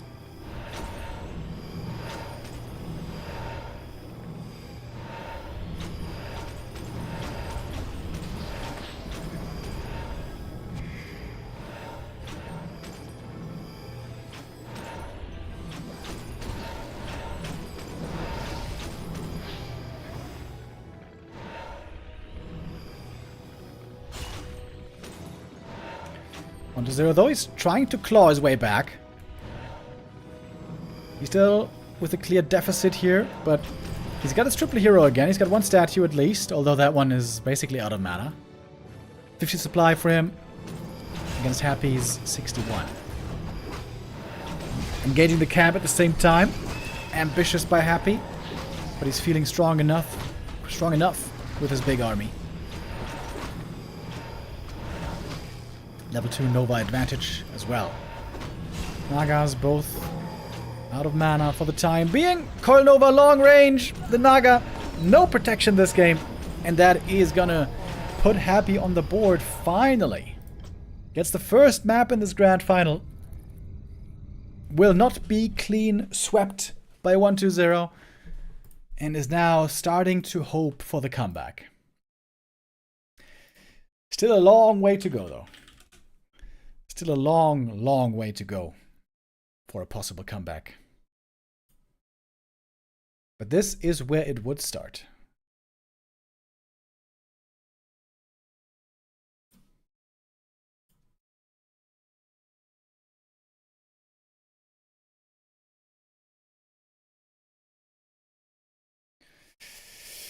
Can Happy manage 4 maps in a row for a crazy comeback? Or is that too much to ask? Next map invite is Concealed Hill. Should probably be more of the same. Ted Fiends all day today here in this grand final. Alright, and we haven't finished our investigation yet, by the way. Alright, we are in the results page for Happy. We're looking if there ever was a 0-4. Of course, 4 zeros he's had a ton of times over his career, but we're on page 22 right now. I have not seen a 0-4 yet. And we will not see one today, but I'm curious. Has there ever been a 0-4 for Happy? 0-2, 0-2. Nope. How far do we have to go back? This is almost an entire page of only wins. Just one loss to Lawliot. Yeah, this was the DreamHack era, where Happy would never ever lose. Here he lost with Orc. Lost to Hawk one time. In the Warcraft Champions finals. I don't even remember that.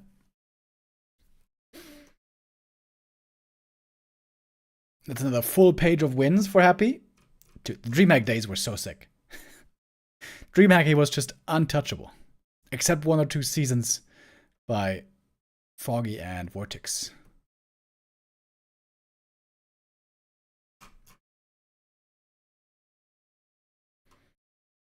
I'm still looking for the 0-4. Have not seen it yet. Win, win, win, win, win, win, win, win. Yep.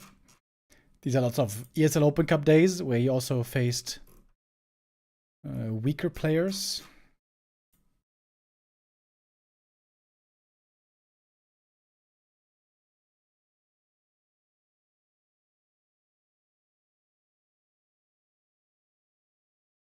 Where's the 0-4? There must be one somewhere.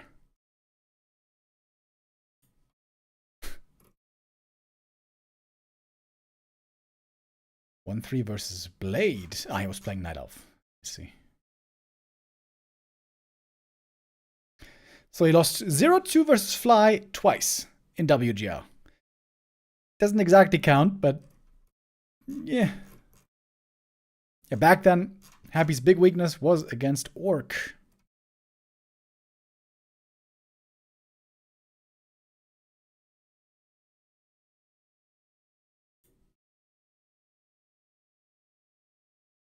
Losing to Cash once. I remember that. I remember that game. They got crit a bunch of times. 0-3 versus Infi. That was a 6 series. I remember that. Losing as 1-0. I guess some things never change. 1-3 versus Lin. I'm not sure if back then we even ever had best of 7s is the thing, you know?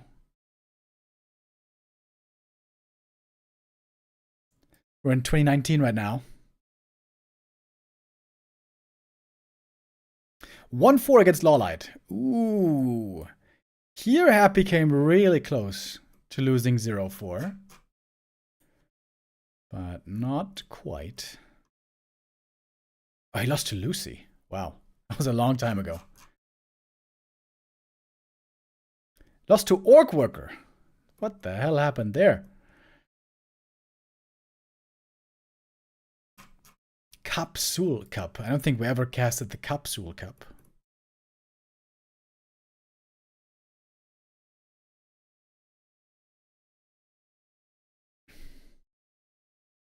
Okay, we're on page 44. Couple of losses to Focus. Oh, we're in the Jera Cup days, boys. We're in the Jera Cup days. You guys remember?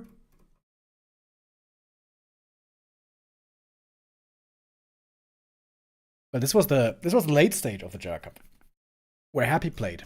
Early days of the Jera Cup, Happy never played, and we just had lots of Night Elves. I think it took over 70 Jera Cups for an Undead to finally win. Lucy came close once, but never made it. Not sure if Chechi was still playing then. Okay, 1-3, 1-2. Jera Cups, Jera Cups.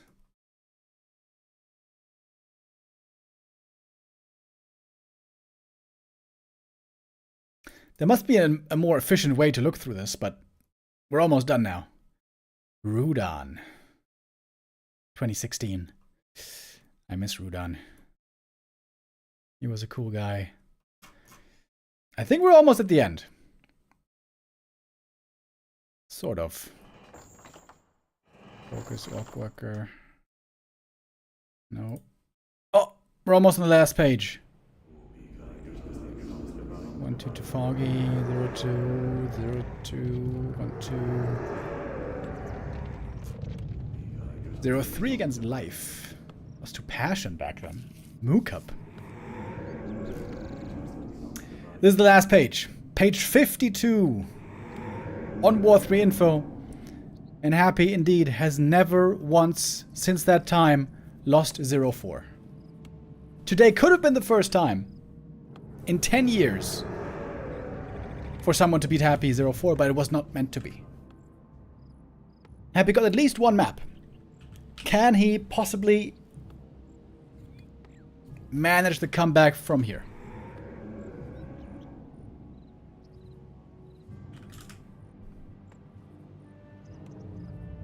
Give me a moment. Let's start a new Gamba. Map number 5. Okay, we got Happy in the red again.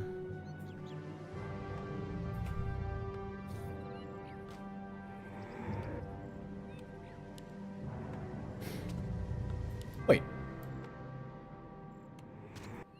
1-0 is playing a ghoul opening. What? What?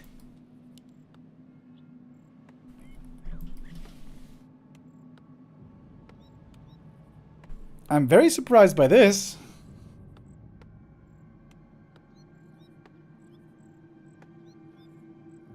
Normally 1-0 always plays Ted Fiends. I have double checked the names twice, and indeed 1-0 is in the blue here. But it's not a real ghoul opening. He made the graveyard now. He just has a slightly delayed altar and a faster crypt. Might be a faster tech then, we'll see.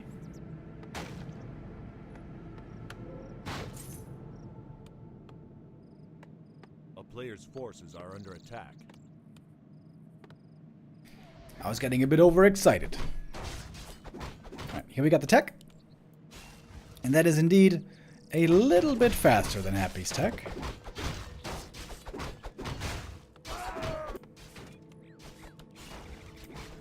By 15 seconds, maybe? Somewhere around there. A player's forces are under Unfortunate start for Happy. Only Ring of Protection for him. This is a very difficult map to stack up your heroes. There's not many camps for Claws. There's not many camps for things like Mantle.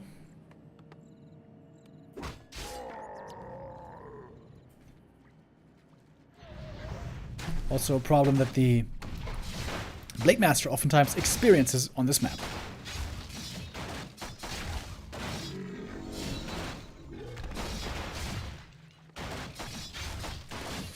Decent items for 1-0.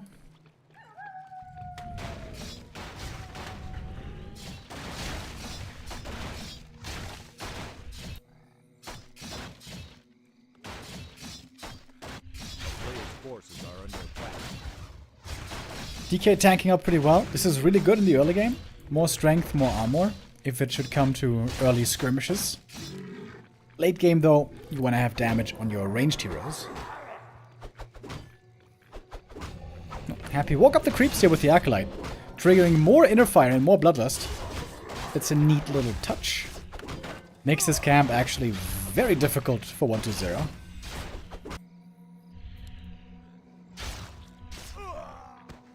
And what's Happy doing? Happy is coming for the creep jack. Oh! Happy now the one being aggressive. 1-0 though, ready to receive the opponent. Very even experience-wise.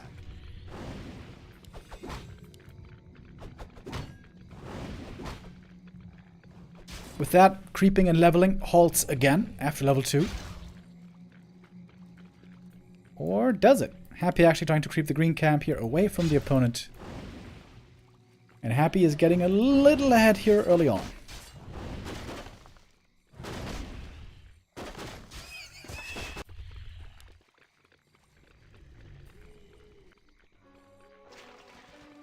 Didn't get the full camp though, just got the one kobold guy. There's a sheep still up here. Happy could use the rod.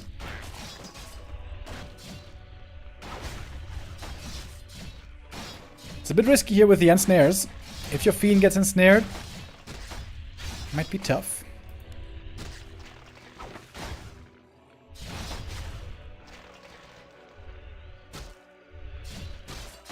No Naga this time, apparently.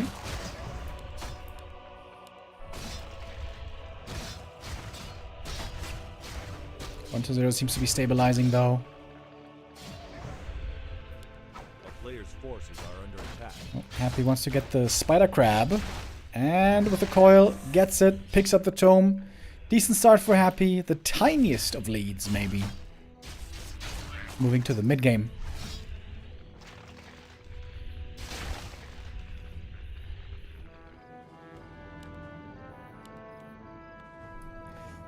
Fast slaughterhouse by Happy, slightly delayed on the Lich.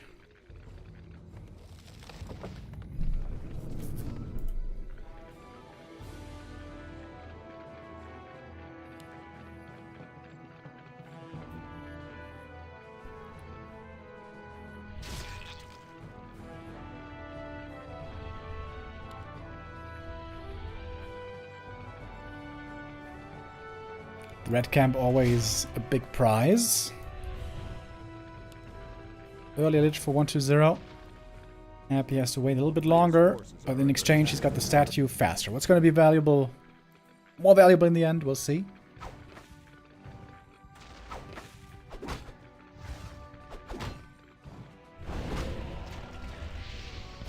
Oh, Nova on the DK, but that's one of only 2 Novas that you have at the start. And here comes the statue for Happy. This is the X Factor now. Statue and Lich arriving at the same time. Power spike for Happy. But 1-0 statue is right behind. Tier 3 done.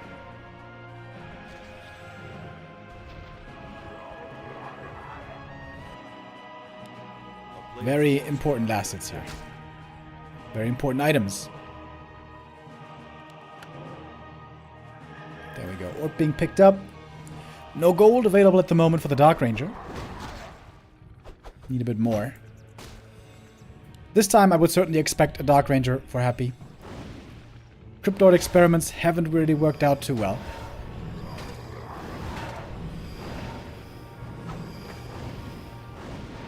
Also the question here, who the creeps are gonna start attacking. Who they're gonna be mad at.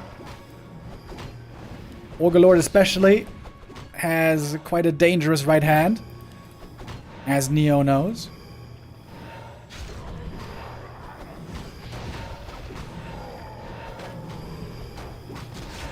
Dark Ranger added now. That should be the last hit for 1-0 now. Gets... Wait. Didn't get the item. Didn't pick it up. He got the experience, but Happy yoinked the item. Medallion of Courage. Great for the Lich. Steals one last hit here. Still no third hero though. Double silence prevents the coil.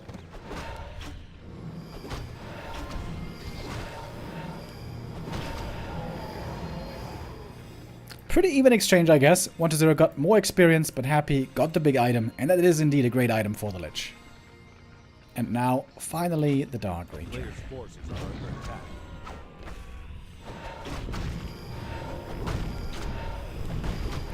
Eric2424 with a first time sub.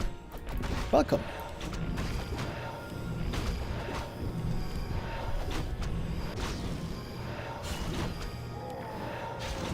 Big mana potion. Happy here finding quite a few amazing items. Agi Tome for the Dark Ranger, exactly. Stack up her Agi. Oh, but 1-0 has a huge experience lead on the third hero. And Dark Ranger experience is important in this matchup. Level 2 for Black Arrow and level 3 for the upgraded skeletons is really strong in Fiend Mirror.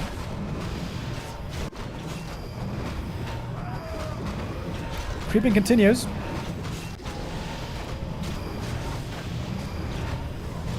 Question is, when creeping is done, is Happy gonna have level 3 on Lich and Dark Ranger?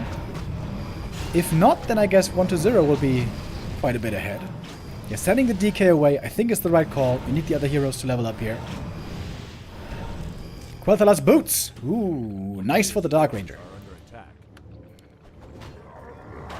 It's a lot about hero strength in the end. Happy rebought a TP in case he's gonna get attacked in the main base. Scroll the Beast. Normally not that reliable. when there's destroyers on the field. Ring of Regen. It's an okay item, I guess, for the DK. Not amazing.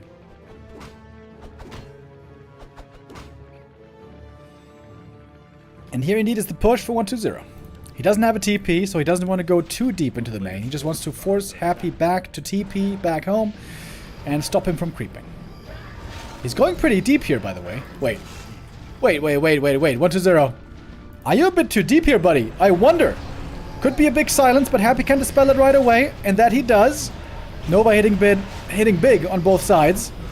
Heal Scroll comes in, saving the Fiend here for the time being. Happy struggling with his own Fiends. Coil not in time. Now it's there. Destroyers in the air. Lots of damage also from the Orb of Annihilation. And I have no idea who's getting the better exchange here. Dark Ranger in trouble as well. Silence on the DK, but the Coil's there just in time. Dispel, I think, was used. Lich low HP. Dark Ranger as well. Lich survives with the Invul Potion. Enemy Dark Ranger is dead. Mana Potion used. Happy has more mana to spend. Two Fiends in the back. Super hurt.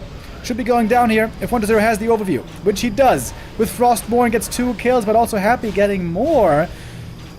1-2-0 going so deep into the enemy main base, very scary, and looks like he's getting punished for it. But then again, both are suffering heavy losses. 1-2-0 is still ahead on supply, in fact. Destroyer here, nicely done by Happy, finding another kill on the exit. Another Fiend dying over to the side. Lich, low HP, but has a heal potion. With that, he's safe. Also Ring of Regen helping him, selling the Wand of Illusion. And now we might be in Destroyer Mirror territory. Happy hunting for another kill. Nova is cooling down. It's ready now. Nova's in. And he's close to getting the kill on the Lich, or at least force that invuln. 1-0 in full retreat. Destroyers. Destroyers. Up above. Death from above, possibly. Oh, one more swing.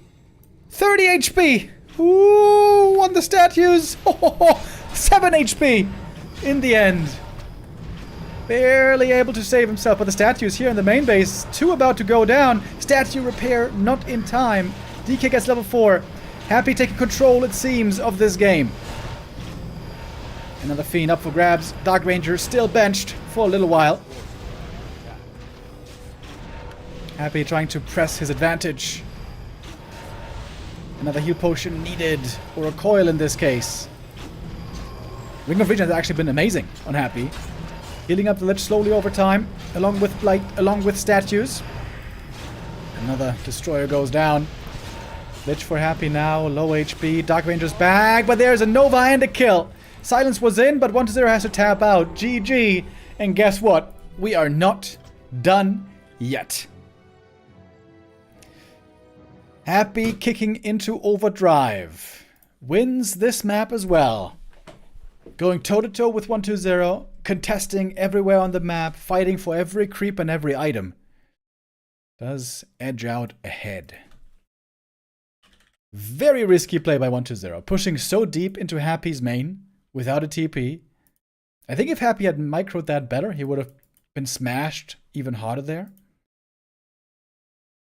But Happy does do it well enough, semi-trapping the opponent in the main. And so Happy wins map number 5.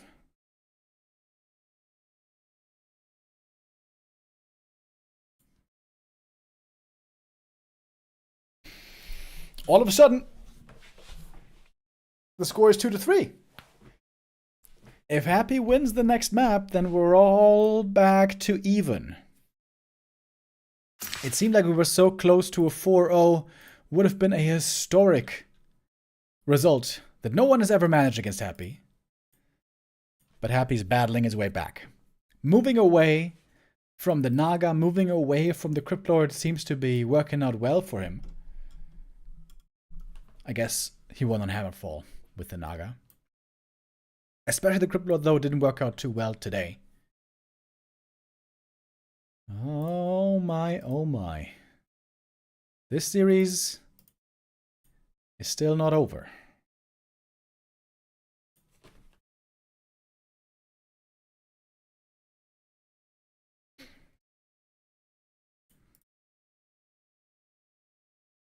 1-0. Can he keep his nerves together? Is he getting maybe a bit exhausted? We have to remember that 1-0 started playing today roughly 5 hours ago. Almost 5.5 hours ago. It's been a long, grueling day for 1-0. Happy tends to sometimes get stronger throughout the course of a series. Certainly seemed to be looking that way here. Maps 1 and 2 and 3 were all won very decisively by 1-0. Happy if he wins here would be his third B-Cup win over the course of 4 tournaments. And would be an insane comeback reverse sweep. But 1-0, of course, here still with 2 match points. Still with the chance to close it out. And dethrone Happy. In B-Cup 13, it was also 1-0 in the grand final. Then he lost with 2-4 against Happy. These undead players have been passing first place back and forth between each other.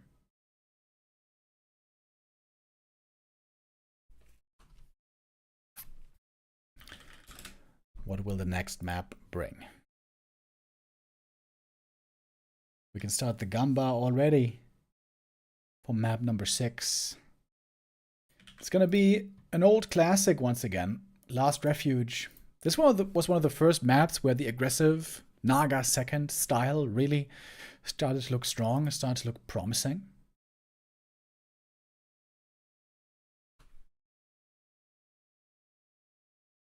Especially in 1-0's hands, has looked quite powerful.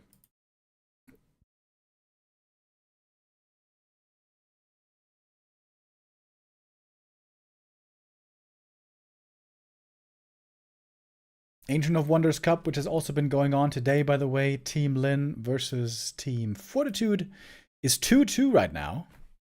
And the last match is going to be Lin versus Yumiko.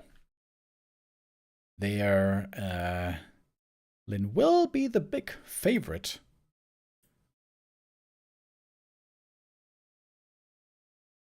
Unless there's a huge surprise. Thank you, Kevin, with the resub. Kevin the Legend says rookie numbers. 61-month resub, I would say that's more than a rookie. That is more than 5 years. That's super awesome, man. Thank you. Where can we watch Lin playing? He is playing on Infi's stream.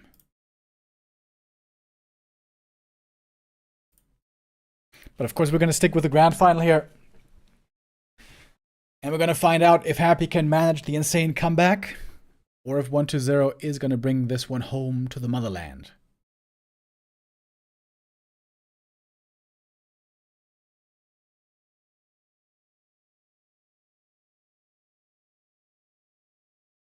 Later on today, by the way, there's also going to be the Creepjack episode. Always Thursdays at 5 p.m. for our German audience.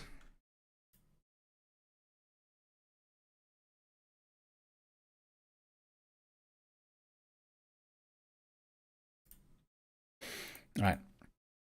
We're in the lobby. We're just waiting for the admins to give the go-ahead. This could be the last map. If 1-0 manages the win now. But of course we want to see map 7. Of course we want to see a map 7. Everything coming down to one last map.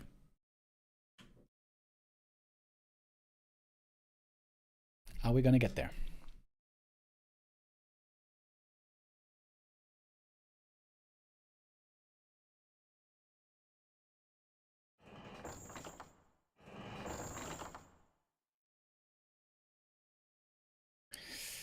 We have 500,000 channel points right now placed on Happy.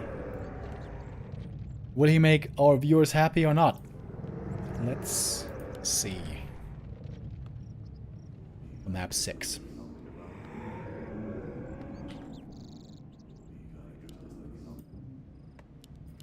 Happy in the top right.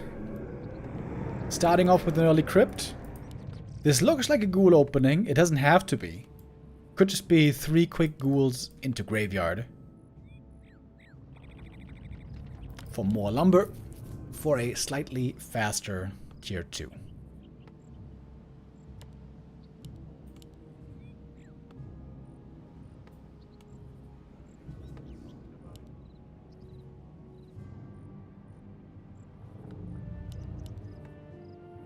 Would be wild if Happy now played like a Crypt Lord Fast Expo. This could actually be very strong. Ted Fiend's pretty weak against it. But that is not exactly Happy's playstyle. He wants to get tier 3 fast, get triple hero, get orb and destroyers.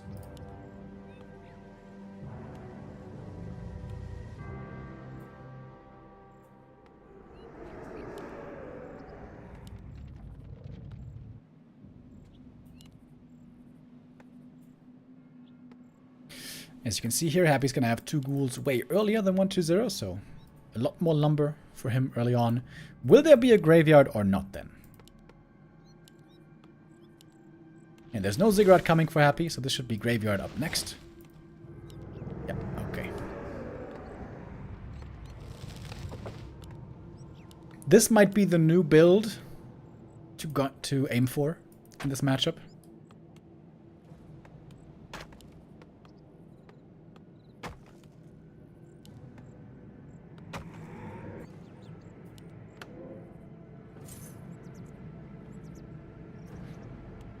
Happy sees the Ted Fiends on the other side. Oh, and he can creep with 1 ghoul, possibly.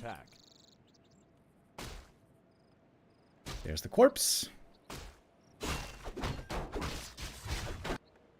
And creeping this camp with 1 ghoul is quite a bit easier.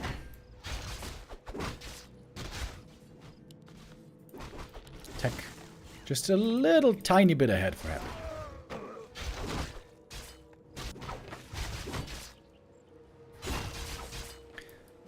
Messing with the creeps a little bit. Oh, and all of a sudden the Murlocs get involved as well. Is that exactly intentional? I'm not sure. Happy is taking longer to creep the camp though. Only ring for him, pretty unlucky. But there are tons of claws possibilities on this map.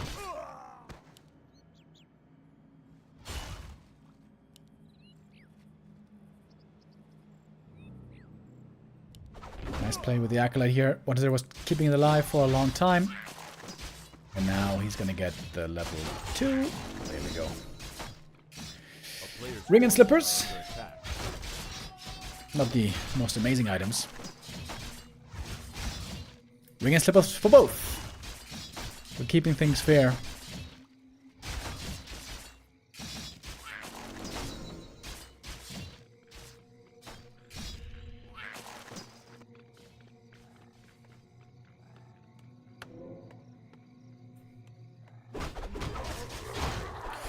One to 0 is a little bit faster with the creeping though. Going for the natural already.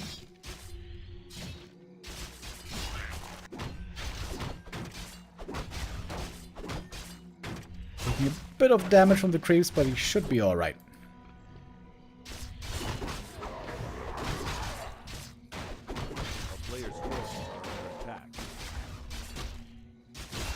Taking damage on the Fiend? What? He took like 300 damage on the Fiend. That did not seem necessary.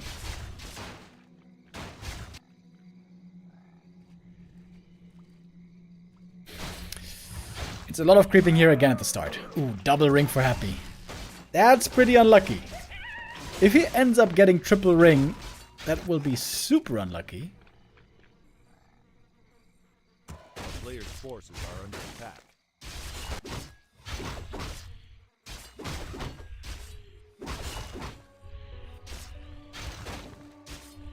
Draws of attack for 1 to 0. He's going to be looking pretty with his items. Gloves also decent. Happy now picking up level 3 as well. And 1 to 0 with an... What? How's he going to kill this Overlord?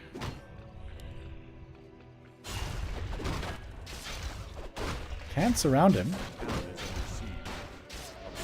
2 coils, I guess? That costs a lot of mana and HP. Okay, Medallion of Courage is a good item, but look how low his tempo is now. Low HP and low mana. And Happy got the big heal potion. And Happy's gonna get both these center camps. 1-0 normally, I would say, has better creep routes than Happy, but this one looks very, very risky. Happy's creep route here, in my opinion, much better. Double heal pot. Big advantage for the fights. Even gonna sell one of them. He feels like he doesn't even need a second heal potion. That's more gold for him. But the Lich for 1-0 is gonna be very strong. Once he's given all these items. Happy has no skellies left, however. 1-0. Ah, he brought new rod with a Lich. I love that. That should secure the next item for him as well. Skellies here this early on tier 2, still very, very strong. Oh, Nova on the DK. Nova also on Happy's Death Knight, but he's got the heal potion. And the DK is stuck! Step Bro is stuck over here. And he's dead! Nova goes down. Uh-oh! Block against the Lich! Desperate Nova against the enemy DK. But again, he's got rings and he's got a heal potion. Trying to get in range for the next Nova. This game's over, isn't it? Oh, Happy! Looking for the double hero kill. Chasing after the Lich. Tavern Res. Trying to save him. With the Tavern Res with the aura, he might be saved. Oh, Happy! Gets the item here as well. Lich picks up the gloves. At least the Lich survives for 1-2-0, but there was an expensive Tavern Res. And Happy might also get the red camp here. Oh, baby! Oh, baby, he's back! Happy's back in the race.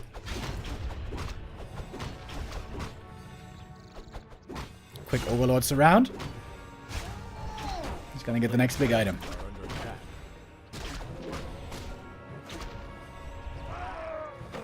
Medallion of Courage also for him. Good item on the Lich. Great item, in fact, on the Lich.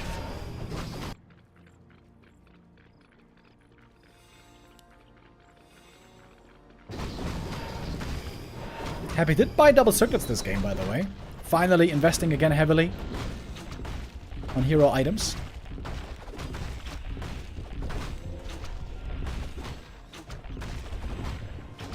DK should stay out of experience range here, and he does. Belt is a weak item. That one might be sold.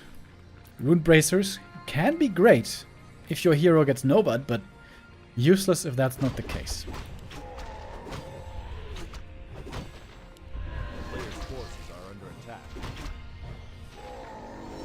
Dark Ranger 2. Lich almost 3. Happy picking up the orb. It feels like Happy has the momentum here. Tome for the Dark Ranger. 1-0 pushing towards Happy's side of the map. Happy close to 2 big level ups. DK4 and Lich level 3. Silence to prevent the Nova, but there's a coil still. But 1-0 secures it with his own coil. Silence on 1-0's heroes, but pulling back well. No fiends are too exposed. Happy getting one last hit. Almost level 3. He's about to lock in the level up. The level advantage on the Lich. There it is, level 3. Happy keeping the ring by the belt on the DK. Extremely tanky Death Knight here. Player's forces are under attack. Going for a heal scroll as well. Oh, Ensnare on the Fiend. Double Ensnare. Uh-oh. Silence comes in. First Fiend dead for sure. Doesn't even need the Nova for it.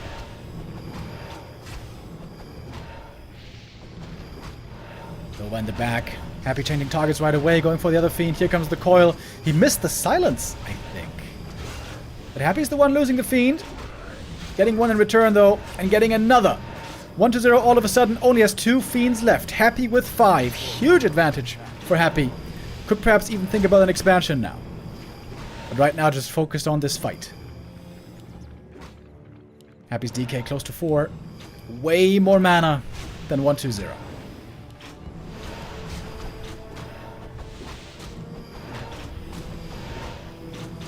And of course the level 2 Nova advantage is huge.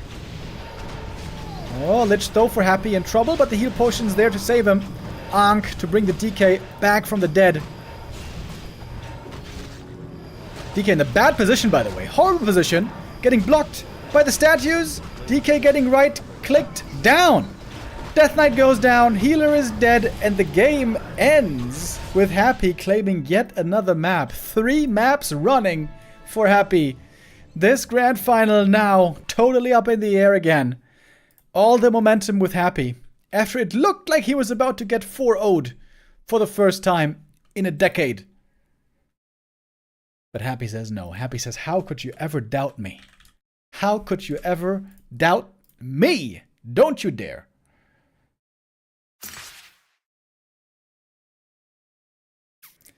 Three maps in a row for Happy. Can he really make it the reverse sweep?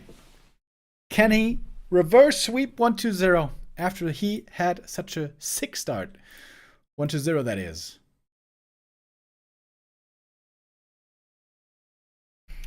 Who won last map? Autumn Leaves. Autumn Leaves will be the map to decide it all. B Cup 14 up in the air. Crazy grand final. 120. What a start he had. 3-0 lead versus Happy. I thought we were going to lock in that 4-0 for the first time ever. But it was not so.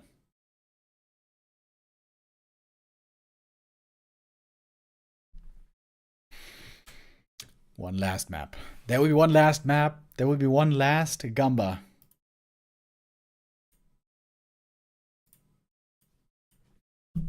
Who is going to be favored? The last map of B Cup 14 is coming up, folks. Like I said earlier, we're going to have a second stream today when it's going to be time for the Creepjack episode. That's right. Creepjack episode at 5 o'clock in around 1 hour.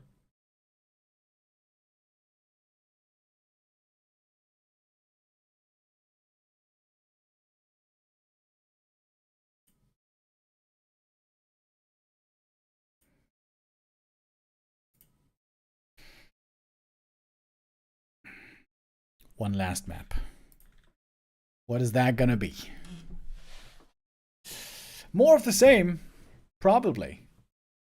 Undead Mirror, Tet Fiends, a fight for experience and items in the early game, and then a micro battle in the late game.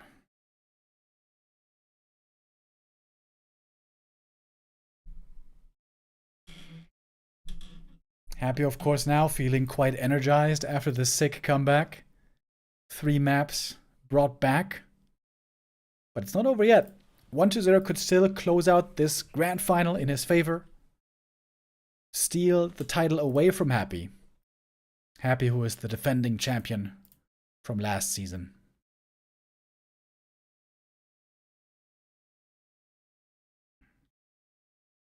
Happy will go Dreadlord first. Bro, that would be so epic. But Dreadlord looks pretty weak, if you ask me. Might not be the best.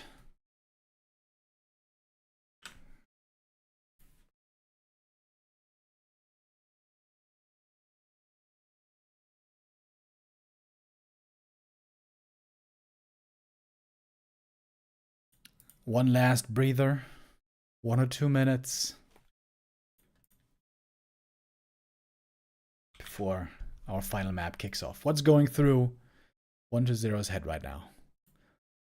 Hopefully not that much of a fever. I hope he has been experiencing low symptoms today. And what's going through Happy's head? Ice cream money, probably. There's a big prize money difference between first and second place. Second place, $1,400. First place, double that with $2,800. roughly. $7,000 prize money here for this B Cup 14. It's quite a lot of prize money. Alright. Let's start the Gamba. Our map has not yet started, but should be any moment.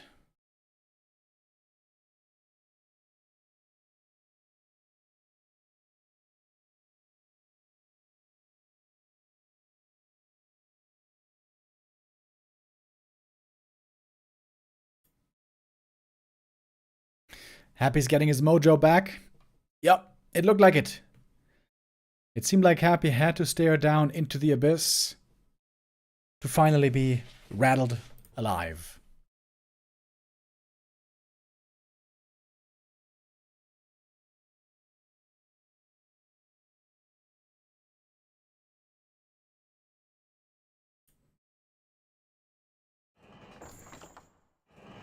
Alright, let's hope that the servers hold. I've been a bit worried today that there might be some connection bugs, but no. No, it seems like we're alright. Here we go. Happy was in an impossible position earlier. He was down 0-3, but he's brought it all the way back to the final map. Der Lump with the resub. Thank you very much. Says Remo for president. Only president I want to be is perhaps of the Carnival Society in Mainz. But thank you for your vote of confidence.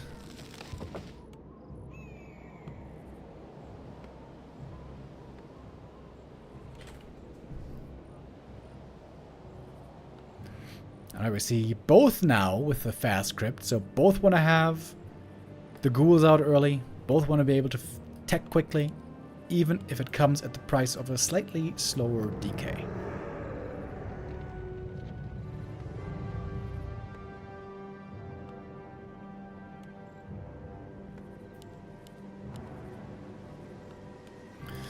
Double Death Knight once again. We didn't see Lich first a single time.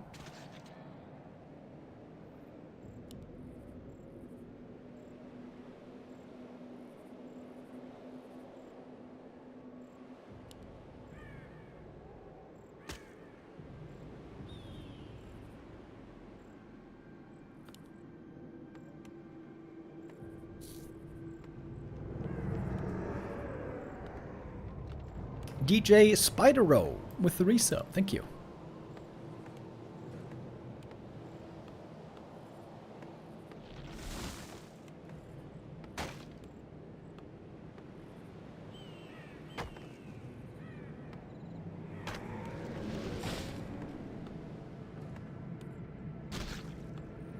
A player's forces are under attack.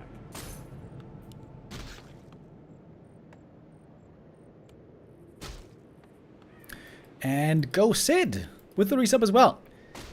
Thank you very much. Alright, we're starting things off slow. A little bit of creeping here at the beginning. Ooh, Happy almost lost the ghoul. This would have been a disaster, actually. That would have been lots of resources lost early in the game. Tech-wise, we have 1-0, a little bit behind. Player's forces are under attack. Just by a hair. But he's creeping a little faster. Wait. Is he gonna creep this camp just with skellies? I guess they both are. Happy again with the ring. Pretty unlucky. Happy has been finding tons of rings. Wants to find more damage, of course.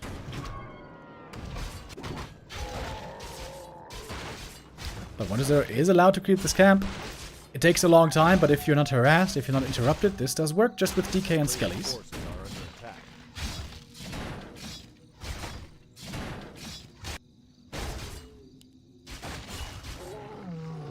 Claws of attack. There we go. 1-0 starting already to build up and pimp up his Lich.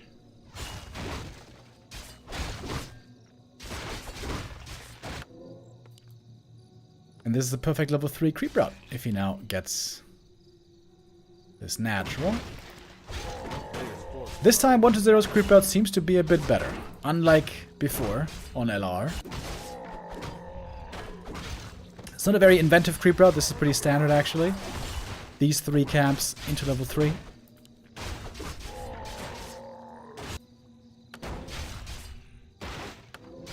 And we can see that Happy is clearly behind. Slippers. Ooh. Really good damage items for 1-0. Happy with double ring! Oh, that's actually very unlucky. That's actually really unlucky. And Happy, of course, not level 3 yet. Deny. Level up prevented. Looks like 1-0 is in a great spot here. Early. Very early on the map. NLB with the resub as well. Thank you. Wait, that's the first time sub actually. Welcome. Player's forces are under attack. Oh, and 1-0 has slipped the net. He's trying to create this camp away from Happy with a coil. Easily done. Talisman this time not the best item. But more experience going to the DK. Happy seems to find himself a bit behind. 101 bits from Dreamy Warrior. Thank you.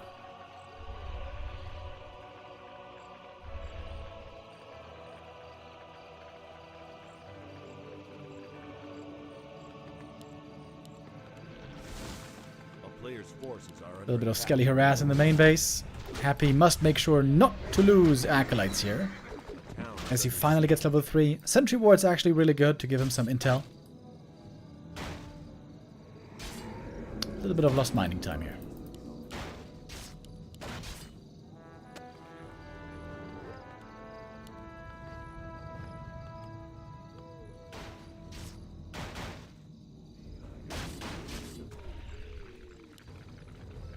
Player's forces are under attack.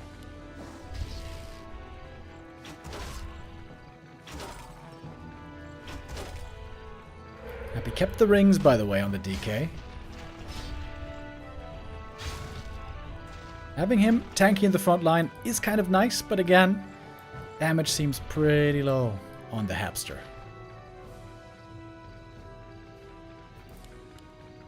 What is 0? Kind of bruised though. Waiting for that statue to make his life easier. Happy has a lot of vision from the sentries. That's the biggest advantage he has right now. Trying to flank from the side. Could easily force a coil here. Oh, Lich in an awkward position. Happy would love to steal the item right here. He's trying to get to the Wildkin as fast as he can. He's got the sentries. He knows exactly where 1-0 is. Coil Nova to get the last hit. Sobi Mask. Great find here for Happy. Cost him a lot of mana. But that mana is now being regenerated. Happy playing well around his sentry wards. Playing well around the vision. Coil gets another last hit. 1-0. The first one with the orb, however. And the first to get the Dark Ranger. 1-0 also with more mana. Happy was using lots of mana here to get these items and get this experience. Happy now fighting without orb. Very risky. Maybe Happy's just trying to secure last hits with Coil Nova long range. Oh, doesn't use it here. Now we see the Nova. Happy got that last hit. Happy has a bit more experience on the Lich. Very even though. Item should certainly go to 1-0. Happy though could go for a play with Silence and Coil. Oh, didn't get it. Sentry Ward gave him the vision, but the Coil not quite in time. What was the item? One of the Wind. That can be really good actually. To prevent coils. Absolutely. Oh, and snares on the fiends. This should be one fiend going down. This one right here. Silence to prevent the Nova, but not for too long. Happy still no orb. That is the first Fiend kill.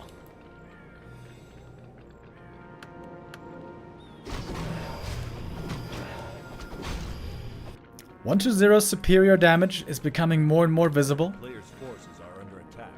Happy who got pretty unlucky with his items here.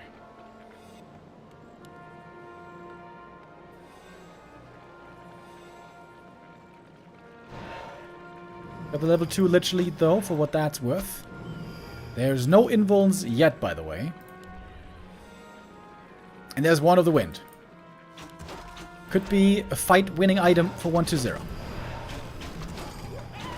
Ger Smokey with the resub, thank you. Silence, Nova. Happy gets the return kill on the Fiend. He's got the Destroyer in the air, so he has Dispel against enemy Silence, and there's no web yet. Web coming in only now, the Destroyer Morph making a big difference. Almost getting the surround on the Lich is Happy, locks it in! But the DK for him also exposed.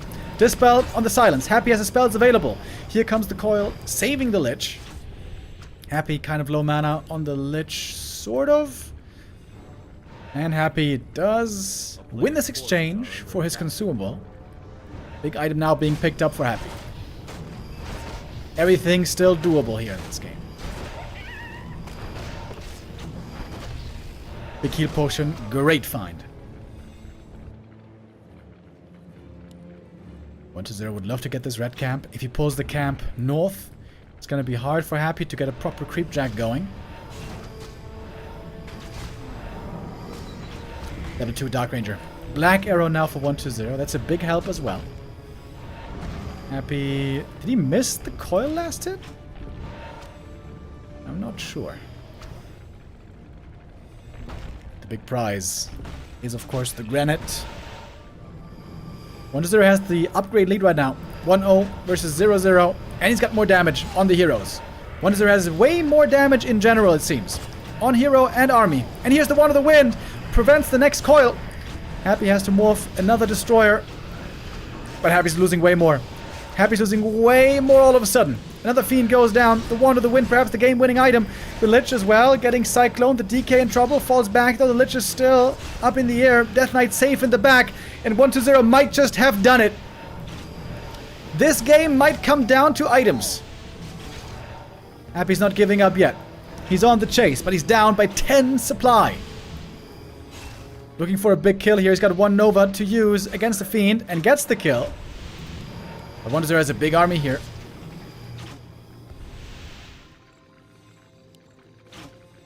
Levels are equal. Happy still has the heal potion. 10 supply lead. On 1-2-0 though.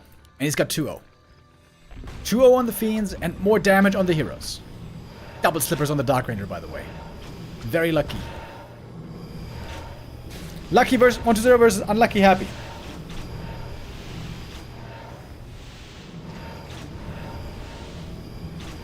Superior Fiend count as well. On paper, this looks hopeless for Happy.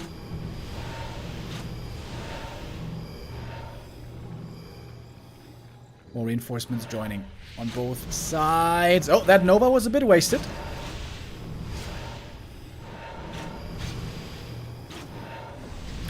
Everything stacked up here for a Nova. Going for the Fiend in the back line, but Happy might be the one to lose the Fiend first. Double statue heal, but Happy also low on two of his heroes. Dark Ranger and DK, both low HP. The Sobi Mask is the one advantage Happy has. He's got more mana regen on his Death Knight. But now 1-0 committing in for the Granite. He's getting the item. The question is how much is it going to cost him? Answer, not too much. Nova loses him one Fiend, but he got the level 4. He got the item. It's the Warsong Battle Drums. Heal potion there comes into play. Level lead now on the Lich. 1-0 seems to have this grand final back in his grasp. Happy has to fall back again. Doesn't have the firepower already at the moment. And there's another Nova. There's another Nova, but getting silenced on the Lich. Nova prevented. 1-0 still 10 supply ahead.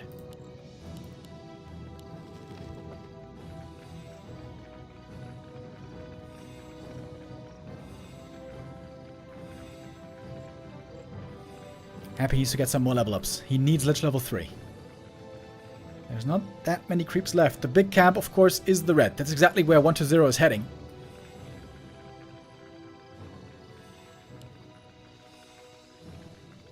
Invul and heal scroll for Happy, but he's so low mana as well.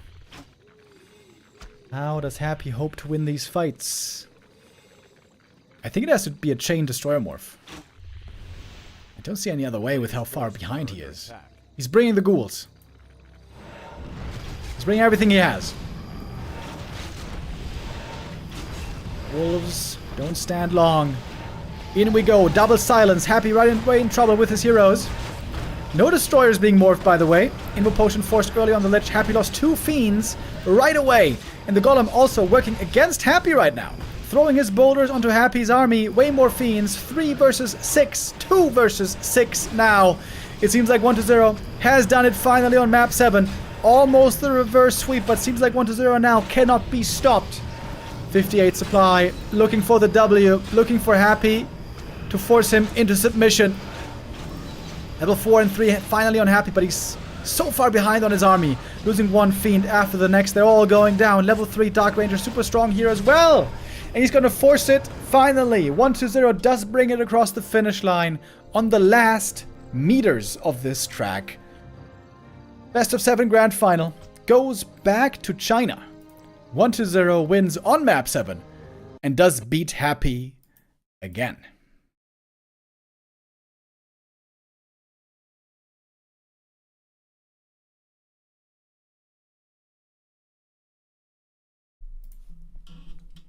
The flu cannot stop.